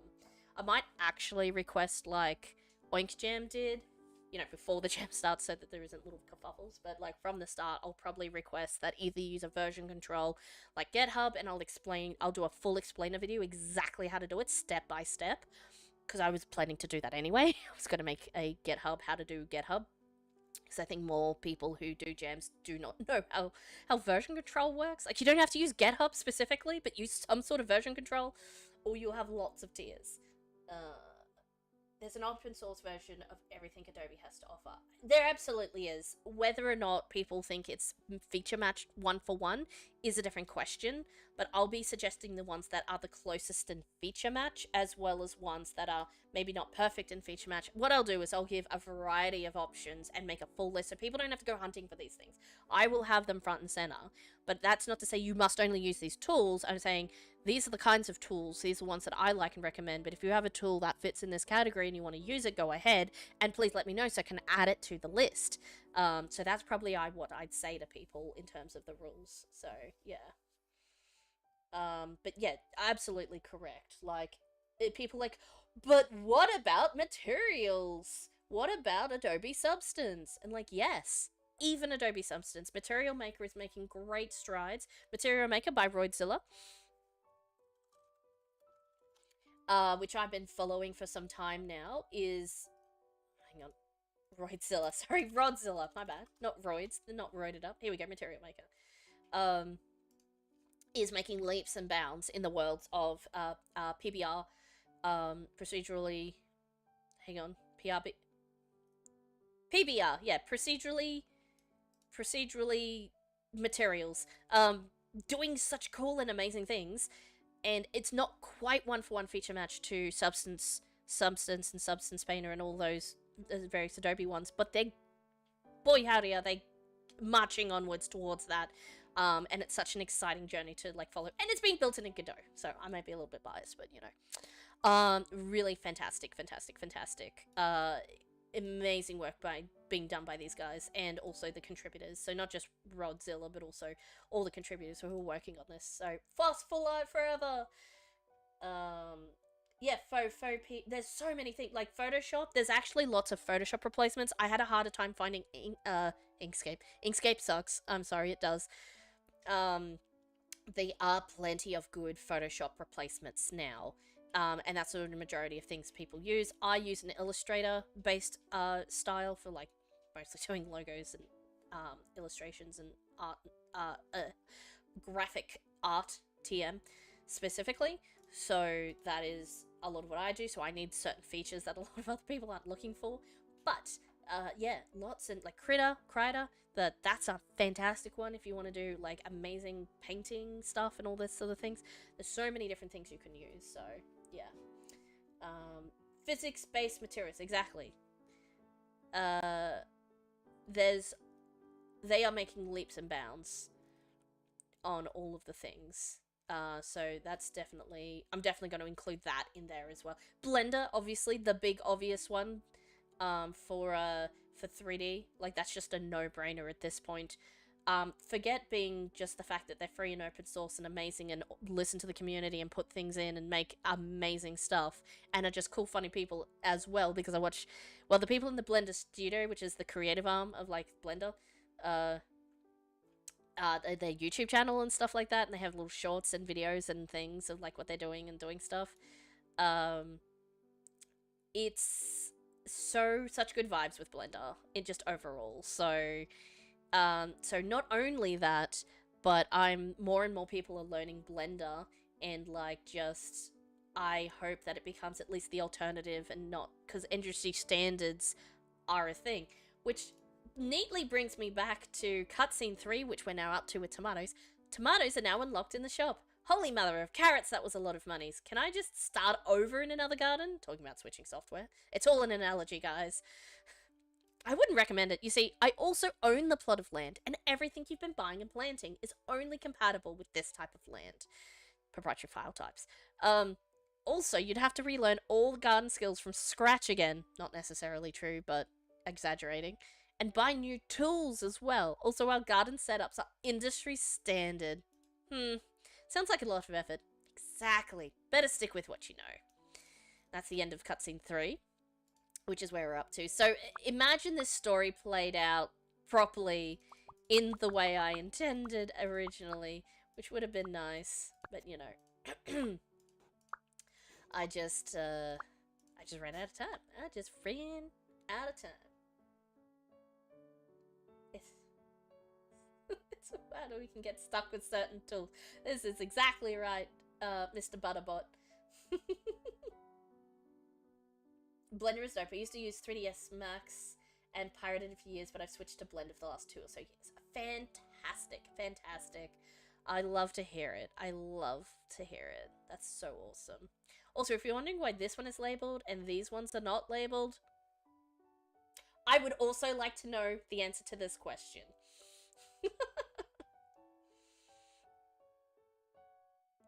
Oh dear.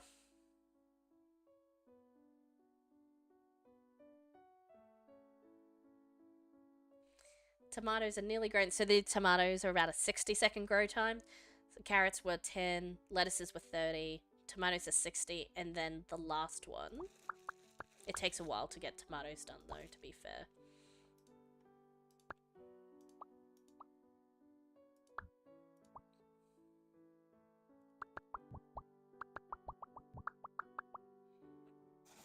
So we'll settle these up.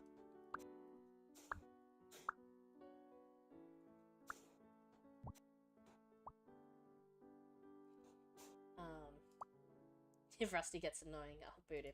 No, that's great. It's a very... I was calling him Glazebot before, he is a little bit glazy, but that's just his personality, so that's fine. I know that's how these chatbots are, so he should be learning about you and your stream too by now. Even when he isn't responding, he is making memories. Well, that's the hope. Oh, no, not the glaze bot. At least I didn't have to be a tomato plant to enjoy the stream. Oi! Now he's being rude! No, I'm kidding. That's actually funny. uh, don't have to be a tomato plant. Alright. Alright. That was, I have to admit, that's pretty zingy. I like that. That was actually pretty good.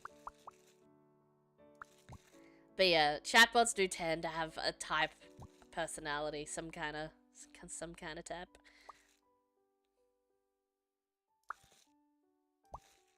Alright, we'll sell all these guys. How many seeds can we get out of this one?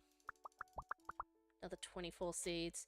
So we should be able to, within the next couple of plant cycles, because I set it to 50 tomatoes to unlock watermelons, which was pretty high to be fair, just to extend out the gameplay. No, like I just guessed numbers. I was like, I don't know, I went 20, 30, 50. That just seemed to make sense to me. I probably should have done 20, 30, 40 or something, but it is what it is.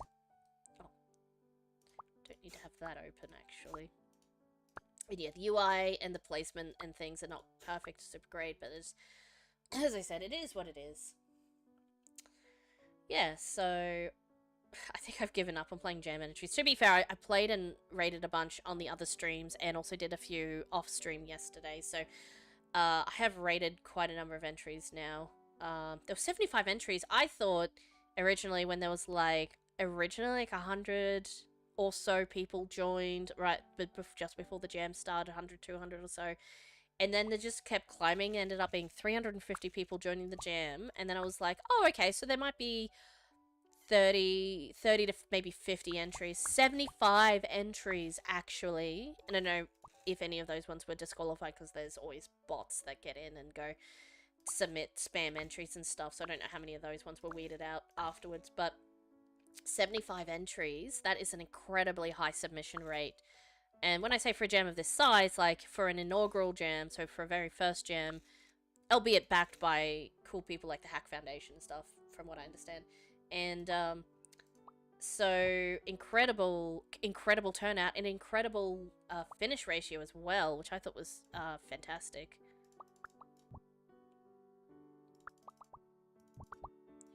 So yeah, like really good turnout actually with all the cool peeps. So it was awesome. Plant the seeds. Oh no, I need to buy one more so it's even.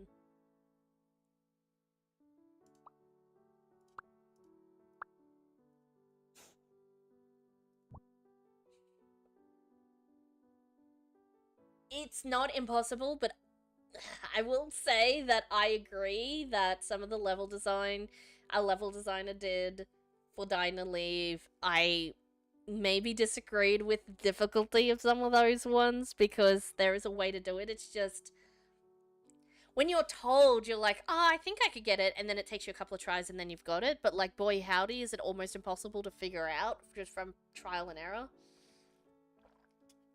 In my humble opinion.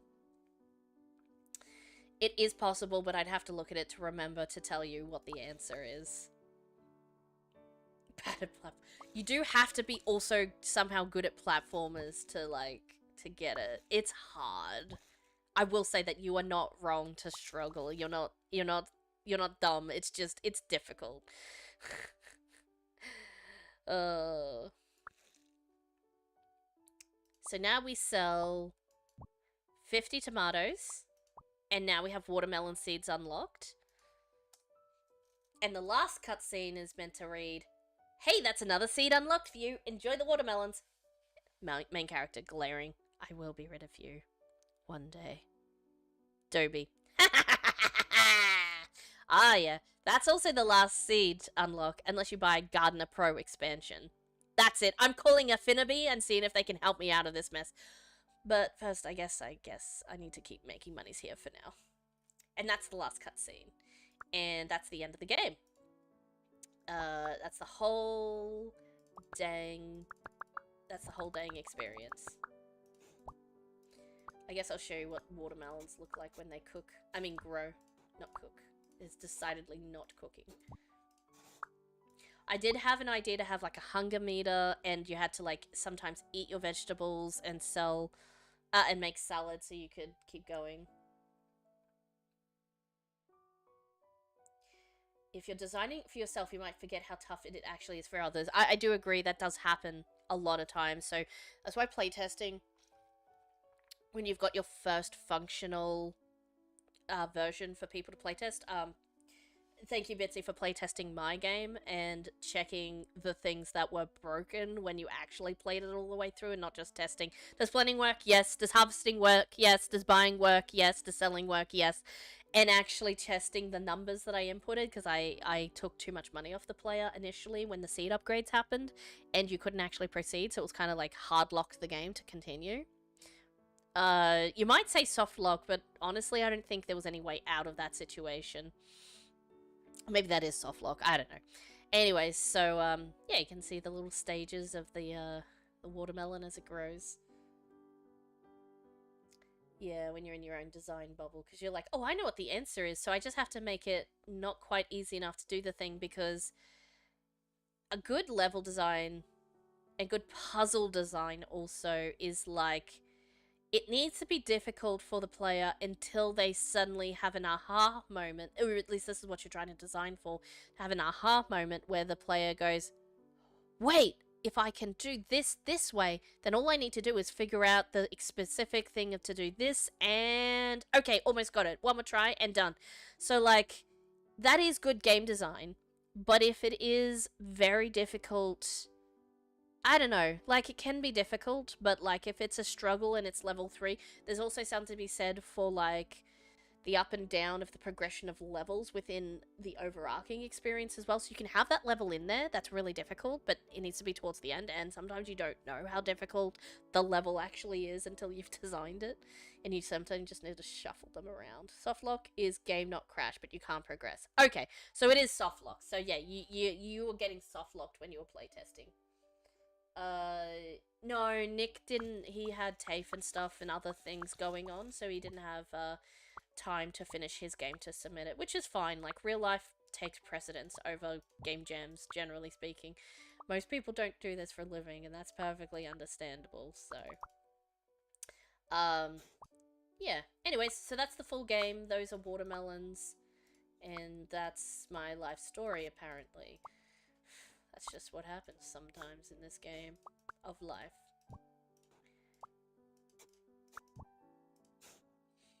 Yeah, so anyways, I ended up just playing my own game on stream, but that's because, again, I don't want to talk over somebody else's game while we're just gasbagging about other things. I'd rather talk about the person's game as we're playing.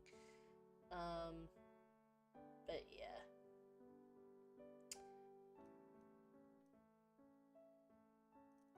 And I also, sorry, I didn't point out, you're now going through my catalog and playing games now, so I see what you're doing.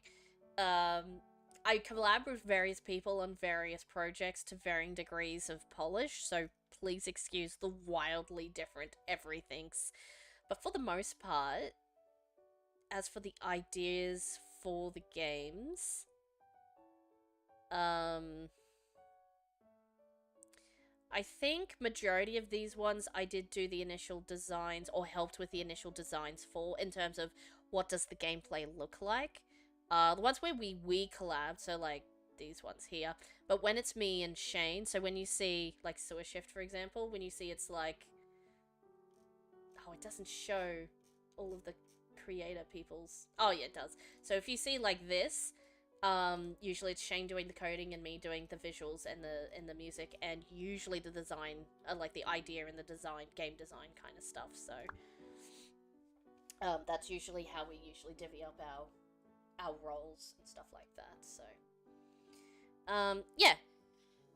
So maybe I'll play one more game because I have to go soon because I got dinner to go get ready for. And all that cool jazz. but we have had some fun. I've been streaming for, well, geez, 3.5 hours. That is plenty long enough for a stream, I think. And thank you for all the people. I see you over there lurking. But thank you for lurking. But I'll play. I didn't end up playing a lot of jam entries, but I will miss you. I had lots of fun. Aww.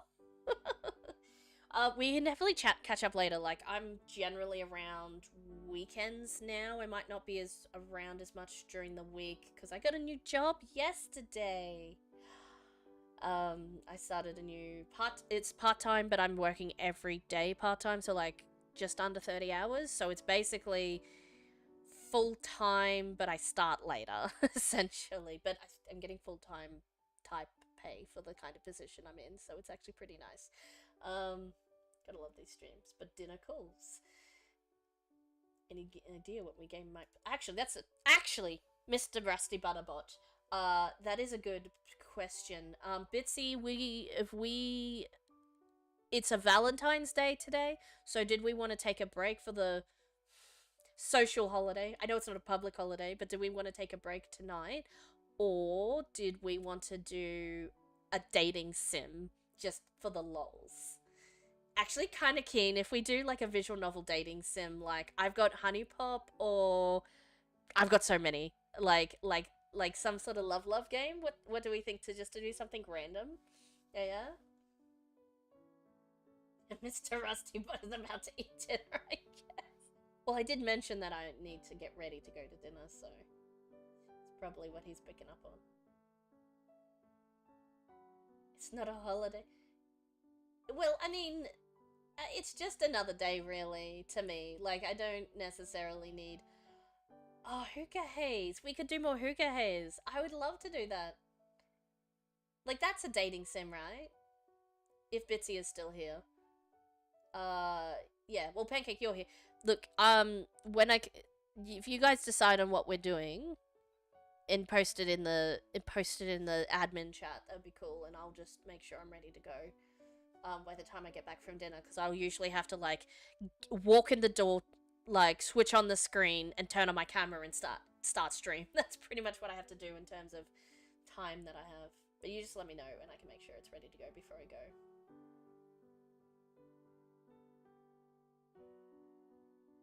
Yeah. Watermelon, watermelon, watermelon. Nice. Anyways, we'll close that. I'm gonna do oh yeah, did I download this one? Let me just check and see if I downloaded this one already. Downloads.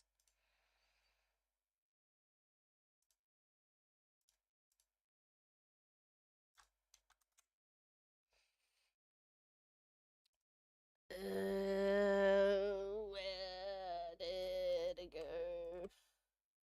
Oh, here it is, yeah. Wow, it really is just a one-click executable. Oops, that's not the one I wanted.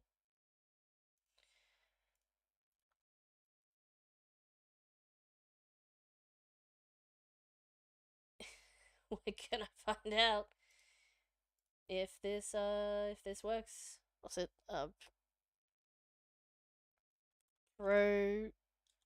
Progetto. Is it project for the game jam? Malal. I don't know. I'm just gonna call it Progetto because I Progetto.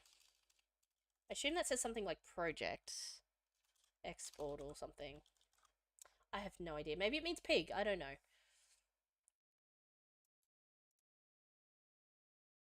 And we're gonna use one.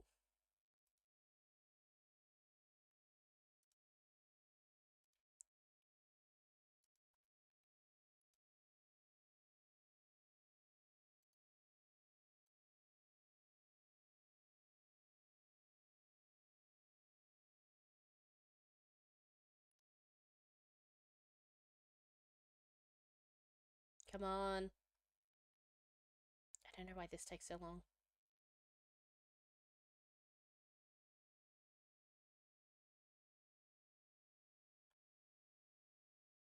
Here we are.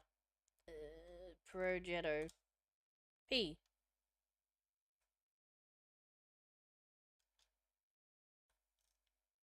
What? Okay, I guess that just didn't do a sort. Alright. That's good. That's good. I mean, it's good enough. Let's see. Will it run? When you're on next and we come hang out again, yeah. So I might be I don't know what time zone you're in. But I do have a list of oh my gosh.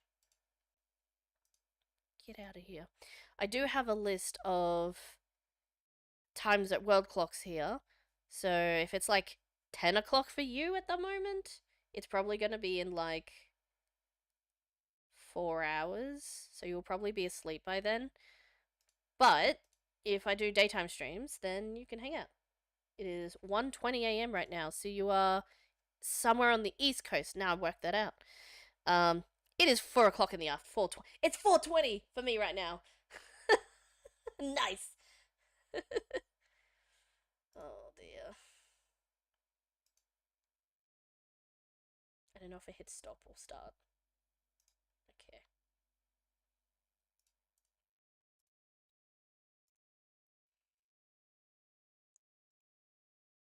Fingers crossed.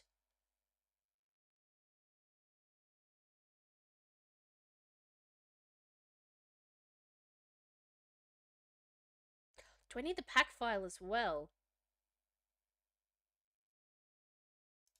Oh, I thought that was an alternative.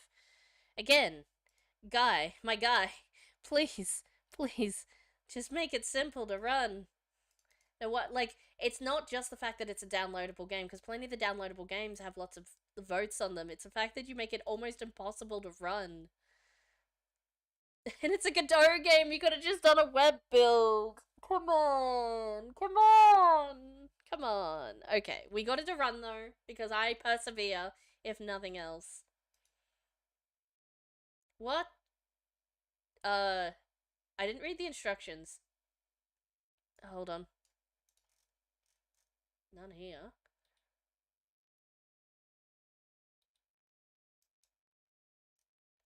There were no instructions. No pre-made assets. You are pig who has to run away from other pigs. Game over. Oh dear. Level 1, I guess. Help. Health. A bit. Oh my gosh, I don't know what I'm doing. Um. Uh. Copy, copy, copy, copy, copy, copy. Do I. What is the controls? Oh, okay. It's WASD. Can I do. Hang on, let's make it big.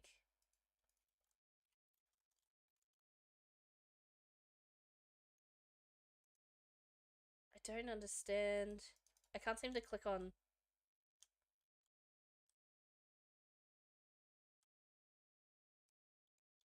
So I ran away. What's my win condition? If there is one, 20 seconds. It's also. I can't understand anything that's happening. I don't know what these ones and twos are, but like. It doesn't seem to be different levels.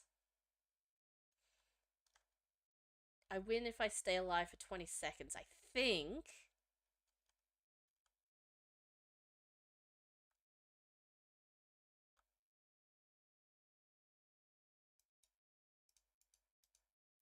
Hey, Vinter, complimenting. Congratulations, you win? This is me not knowing. I want to say Spanish? Question mark? Maybe Italian?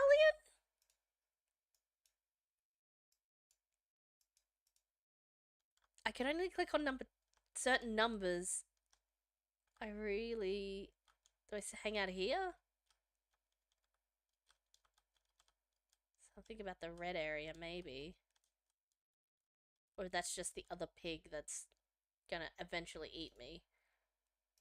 So we go into the shop. I want to buy the ability to shoot.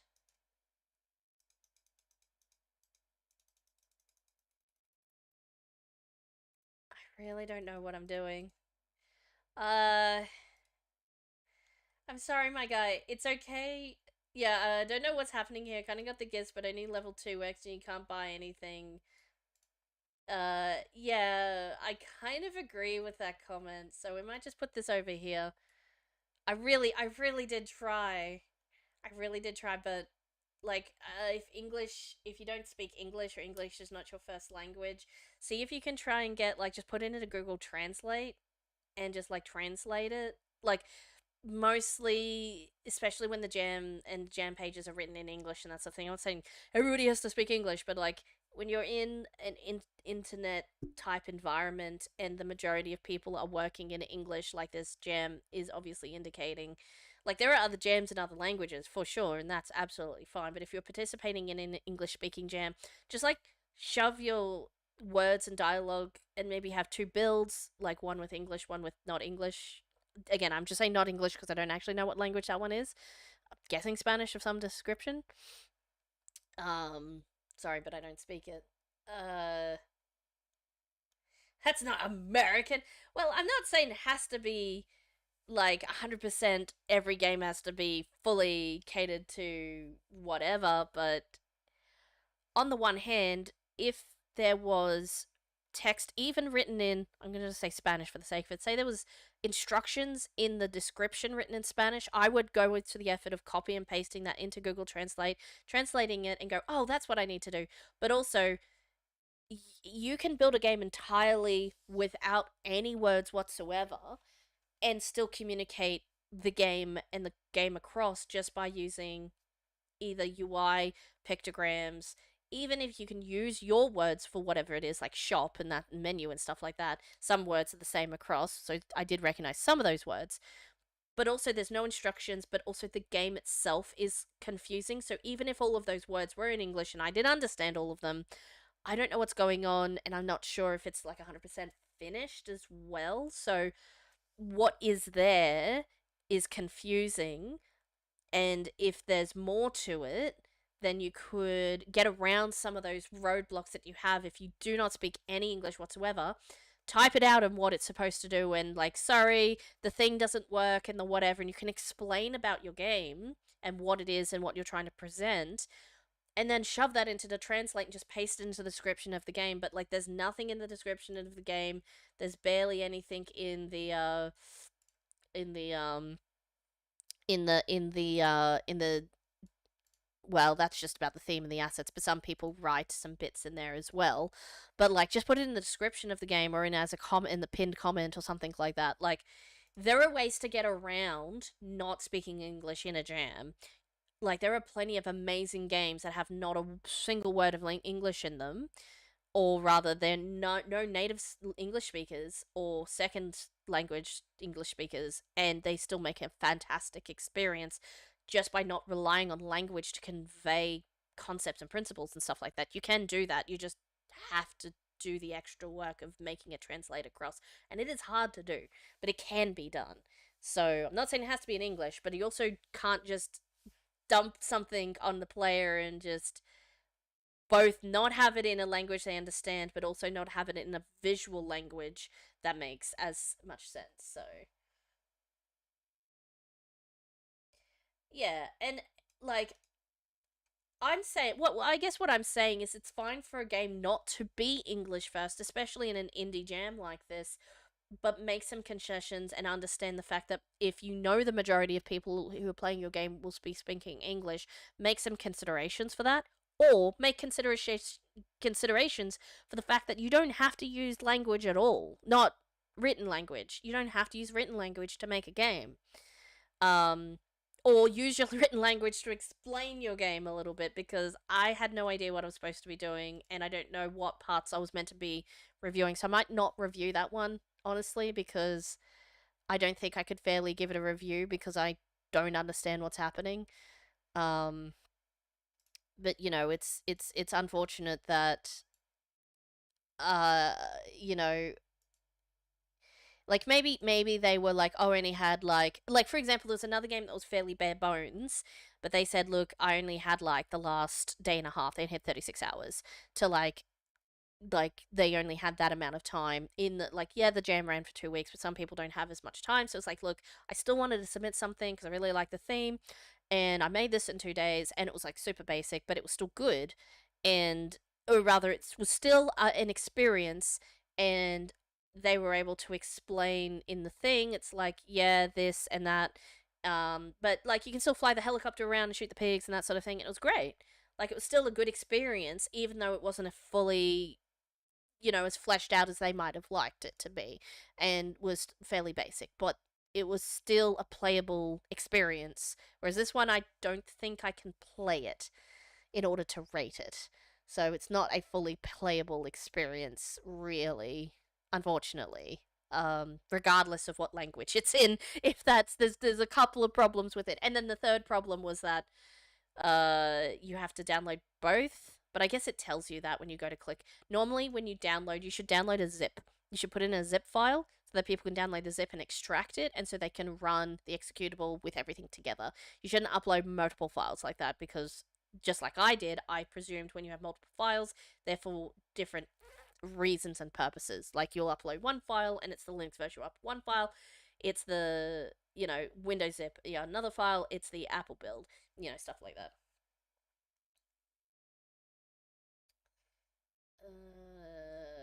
We're just going to ignore the bot because that was ages ago. But yeah, we're going to close that one. What time is it now? It is 4:30. That is a pretty good time. Actually, I do want to. I want to end on just picking a nice one out of the lineup.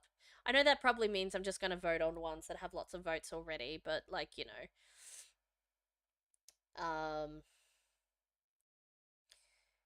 man, I feel like I've done more than that, but like I gas bag a lot, so I might pick out ones that look like the ones that were in the previews.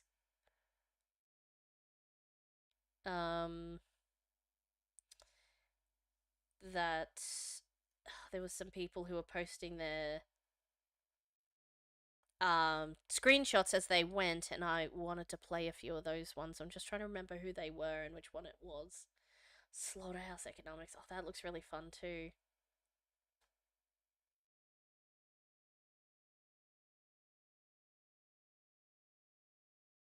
Was that the one? Was that in the posted?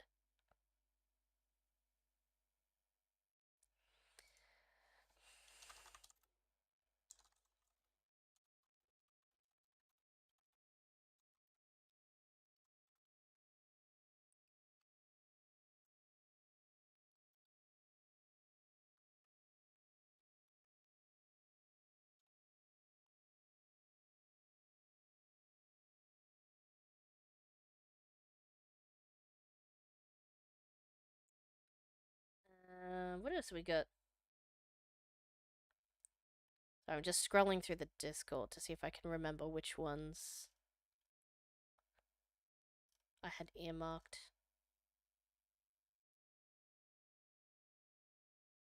Cashin and Bacon. That one looks pretty cool. Oh, is this a download one? Oh, that will be a whole. Okay, I might just grab one that's a. We're just gonna filter by play in browser because otherwise I will run out of time to actually play a game.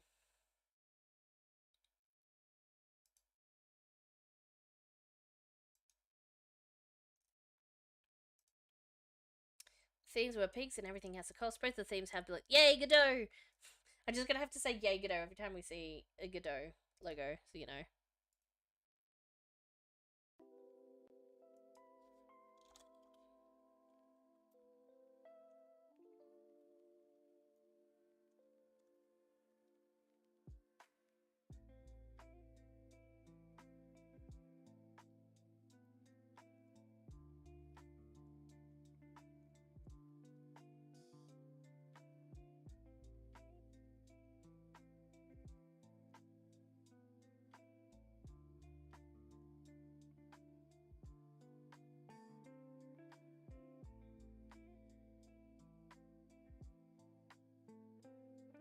Alrighty. What was I doing? Oh yeah. All of the assets were made during the jam except for the sounds and music. Music taken from Pixabay, sounds from free sound. Cool. So A and D, or left and right arrow, space shift jump, E shoot, skip to space enter. Cool. So we're gonna make this big and we're gonna go.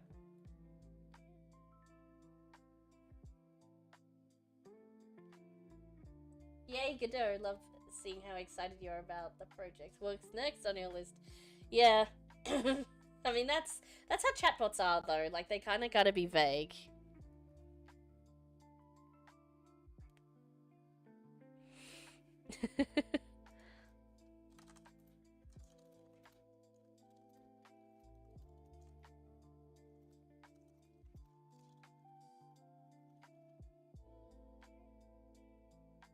Sorry, I was just now talking in the server instead of playing the game. A quiet kingdom shaken. People began to disappear. Far out. The king believed the witch in the dark castle was and sent his bravest knight to confront her that night. Sorry, this is a bit fast, but I can't talk because my cutscene's the same. Surrender now, witch. You have been cornered. You are so gullible, knight. Wait, this is the witch. You are so gullible, knight. Witch casting! Oh, witch is casting. Yes, I would like to play the tutorial. Oh boy, you sure slept like a pig. I am so sorry, my manners. Oh, you want to know how you can return to your original self? Come to me, and I will tell you how. Hint, press A and D to move. Get this. Oh, his background. We'll have to jump across. Hint, press space to jump. Cool. Look at these little. Blah, blah, blah. I love his little animation. He's like. Little pig. Great work. A couple more for you to get hang of. Yay! Yay! Ah, I love him. It's so cute. Something you will need to dash to reach certain planes. Try it yourself. Hint, press shift to dash. Nice.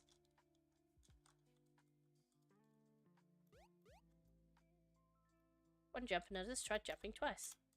Yeah, I kind of automatically did that now. From the other platformer.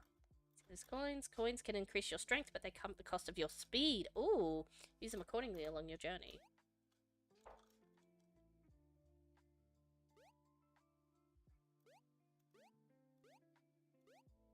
Oops.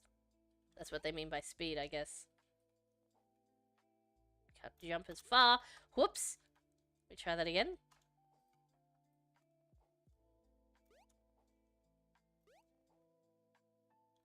Finally, you are here. You are not the only one the witch has cursed. Now, try and hit me with the coins you collected. Ease up your burden. Hint, press E to fire the coins. Decrease your hit points. I'm free!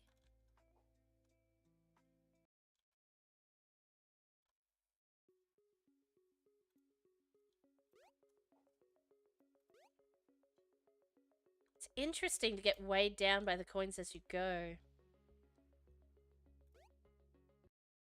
Oh. Oh, this is the real level now. We've finished the tutorial. Whoops!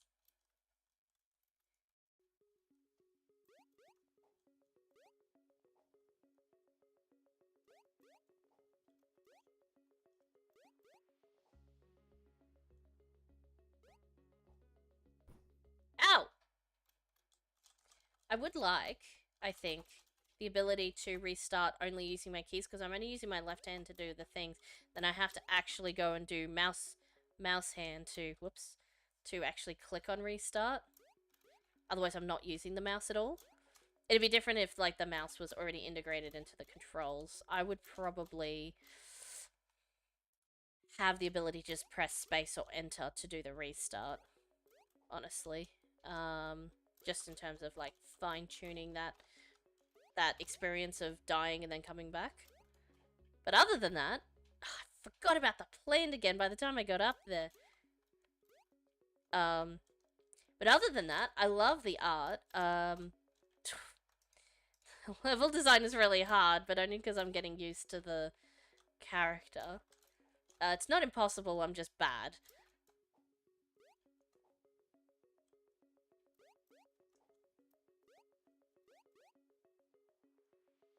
Don't forget. Yeah.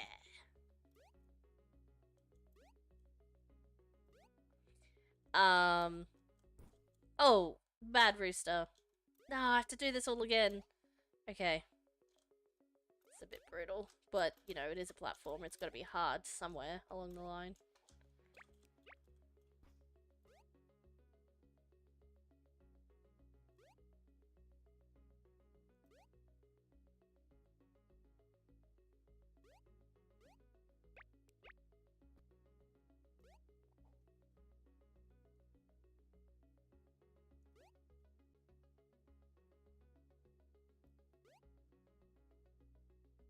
Oh.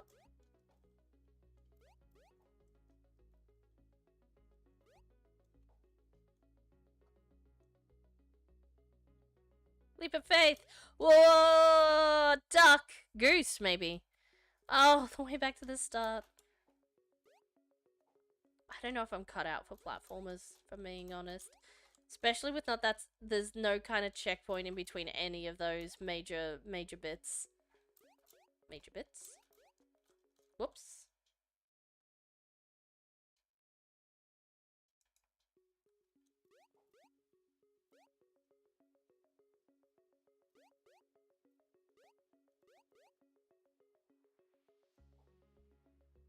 Oops. And I immediately forgot about the. Okay, so to my point, to my credit, to my defense, in fact, even. So you see how like kind of these ones, except maybe the trunk, but like this looks more like a foreground object, even though it's like kind of a background object. This one absolutely looks like a background object because it's not outlined. The pig guy is more of a foreground object because he's outlined, as does the platform, and indeed, kind of like the edge of the thing. Thanks, Glazebot. It is brutal. I'm glad you recognize this. Things with outlines tend to have more of a forward presence. So, if you'll notice that so the chicken here has a foreground presence, but and these carrots here have a background presence, although they could be foregroundy. But like with the darker outline, it's more like when that piranha plant was chomping at me, it was no outlines at all. So even though I know it's there, it's like sneaky. So on the one hand, that's clever because you get dead by a goose, but also he's on this sounds fruit. It is brutal. Oh no, ads. But no ads for the butter. No ads for Mr. Butter.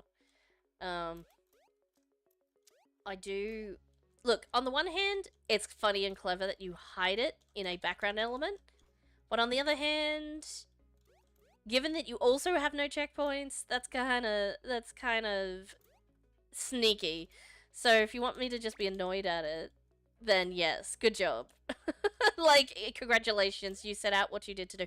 But if you didn't want people to get stuck on that a lot, I would say it would make more visual sense to make that a foreground element by giving it an outline, so it's more obvious that it's like something that's gonna do something. But like, you know, oh well.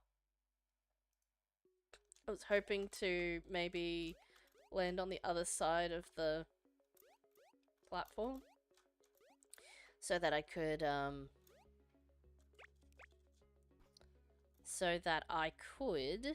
approach its platform from another, so I could see it like this and then just jump onto it before the goose actually ate me. But as it stands, there's no checkpoint before the leap of faith, which is, I guess, fine. But there's also no checkpoint for a leap of faith that has a random chance, depending on when you jump, and there's no way to tell, to land you on top of the enemy, which I feel is not the thing. Like that. Wait, I'm alive, so... Oh. But that is a deadly thing. That doesn't look like a deadly thing, so cool. Jeez, look, if you just wanted to make it like Dark Souls, sure. Dark Souls pig platformer when cool. Oh dear.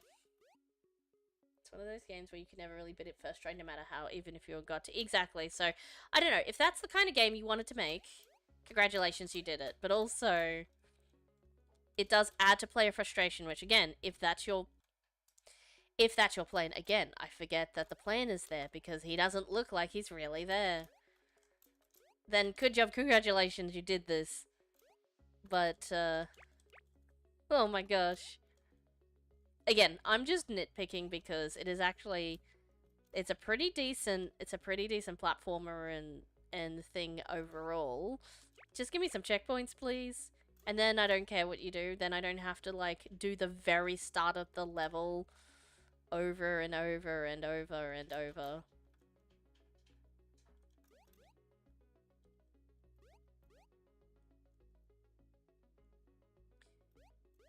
I'm gonna do this. I'm gonna jump on the no platform that was there. Awesome, I should have just waited.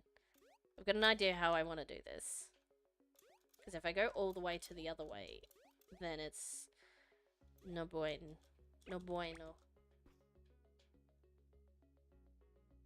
So it looks like you might have to go all the way up, so you could just go to the first platform and don't ride the vertical platform at the very top. Yes, but I need the coins. If I don't have the coins, I can't defeat the goose. So I need the coins. In my humble opinion. Because all of my coins get used up until that point. Because I presume the goose is still there. I could jump over it, but...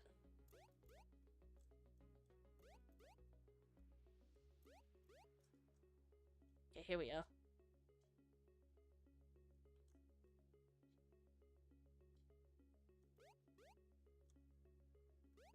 Oh, that's a different one.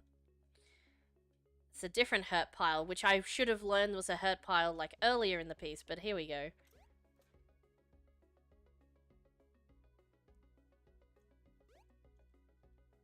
Where's that goose? Oh! Oh, that's not fair! Oh my gosh, I did it all the right way this time, and I still died. I'm getting better at these controls, too. Yeah, the platformer feel is pretty good. Like, I think solid B tier, I think.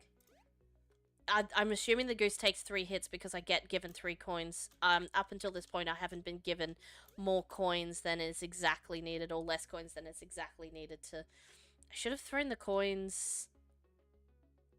like... earlier, I guess? But I was impatient. I was like, is the goose on this level? And then stuffed up. I'm gonna wait for the platform so I know where it is.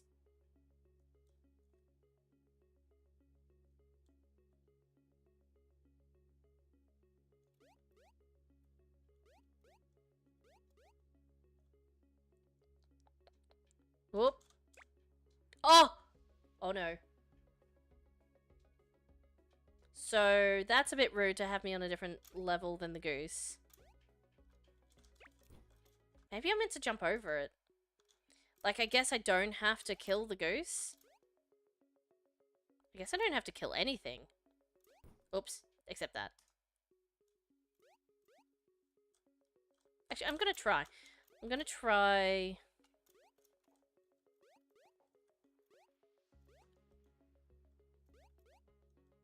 Actually, the rooster might come at me.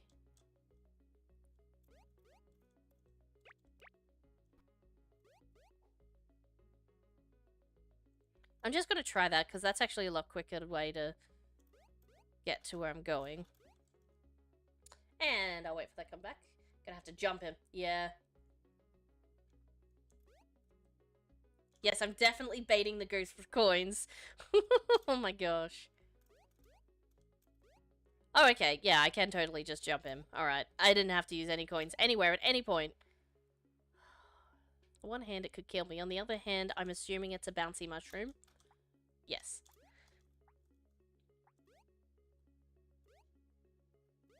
Okay, what thing is about to eat me now?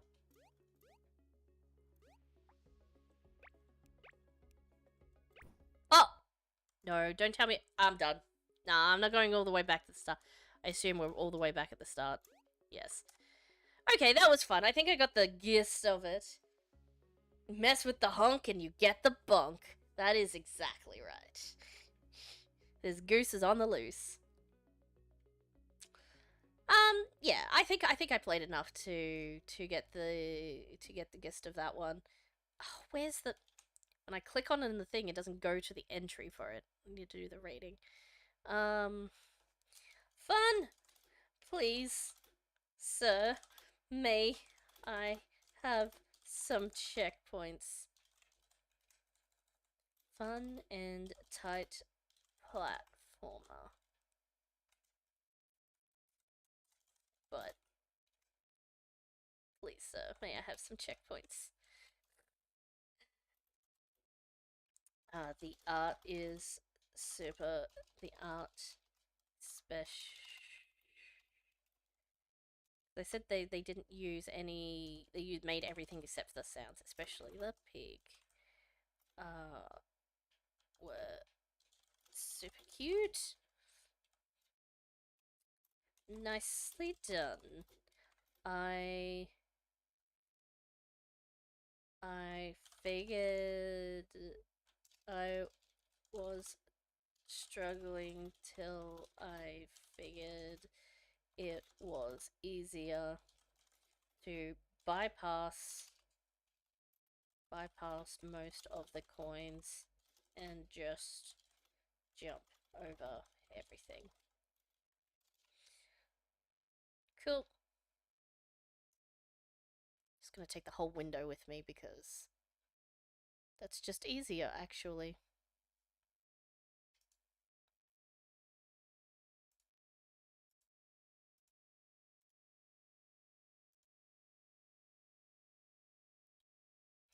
Cool. So that one's rated.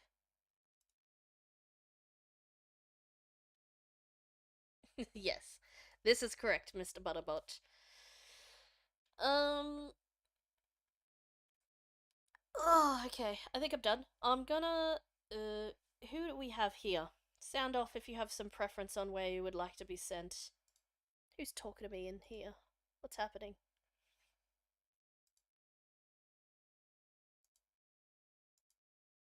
A friend! I have a friend! Yay. Yeah, so we can either raid out or we can just shut down stream and just go have a nap.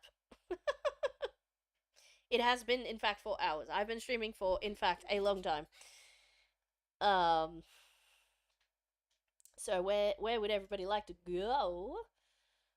Um, and it's all right. We didn't have a lot of people show up to like pro offer their games, proffer to just offer. I'm just gonna say offer because that's the word to offer up their games for playing, but that's okay.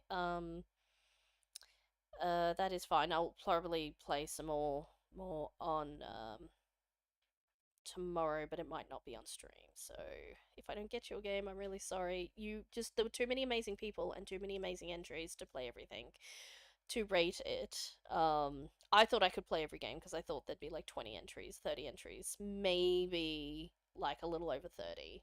Not freaking 78. 78! There was even more entries. Oh, there would have been late entries too. I already checked it when it first was submissions. When I was submitting mine. But holy cow, that's a lot. That's a good turnout, though. It's a good turnout. All right, yeah. I'll play a few. I'll probably do a total of 20 because that was the number I was kind of preparing to play. So I'll play a few more tomorrow, and that'll be good. Because what have I done now? 15. Yeah, because I didn't rate that other one. Um. Oh yeah, there was a couple that I avoided rating, but I was like, yeah, that's not fair if I rate it. I'm down for a nap. Good night. Thank you. Thank you for attending and just being entertaining and introducing Mr. Bot Guy and gave me an excuse to like gas bag about all the things. So yeah, why not? It's always fun, but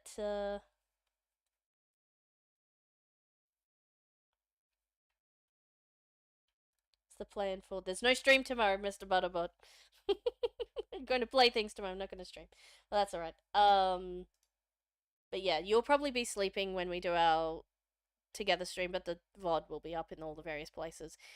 Um, but yeah, like hit me up on Discord. You got my Discord there now and everything, so hit me up on Discord. If you want to collab, we'll do whatever, and yeah, we'll take it. We'll play it by ear. We'll be chill. Okay, alrighty. Now I need to find a raid channel and who's online that I'm following, or we might just do same. We might just do uh, same category and just find someone new because I love rating someone new. But we got some Crusade. We got some Wardstone. Wardstone Studio is live. We're gonna New Zealand. They are yeah. They're cool studio people. Game dev types. So we're gonna raid to Wardstone Studio. Haven't done them in a while. I think we raided to them once before. Um, Valentine special giveaway, showcase, and jam announcements. I think they're playing Creature Kitchen, which I'm not familiar with. But they are dev types, so I'm gonna start raid. Um, thank you everybody for joining once again. I appreciate everybody who was even just lurking and just hanging out. That's awesome. And everyone, if you submitted a jam or entry or not, you are really super cool. Okay, bye.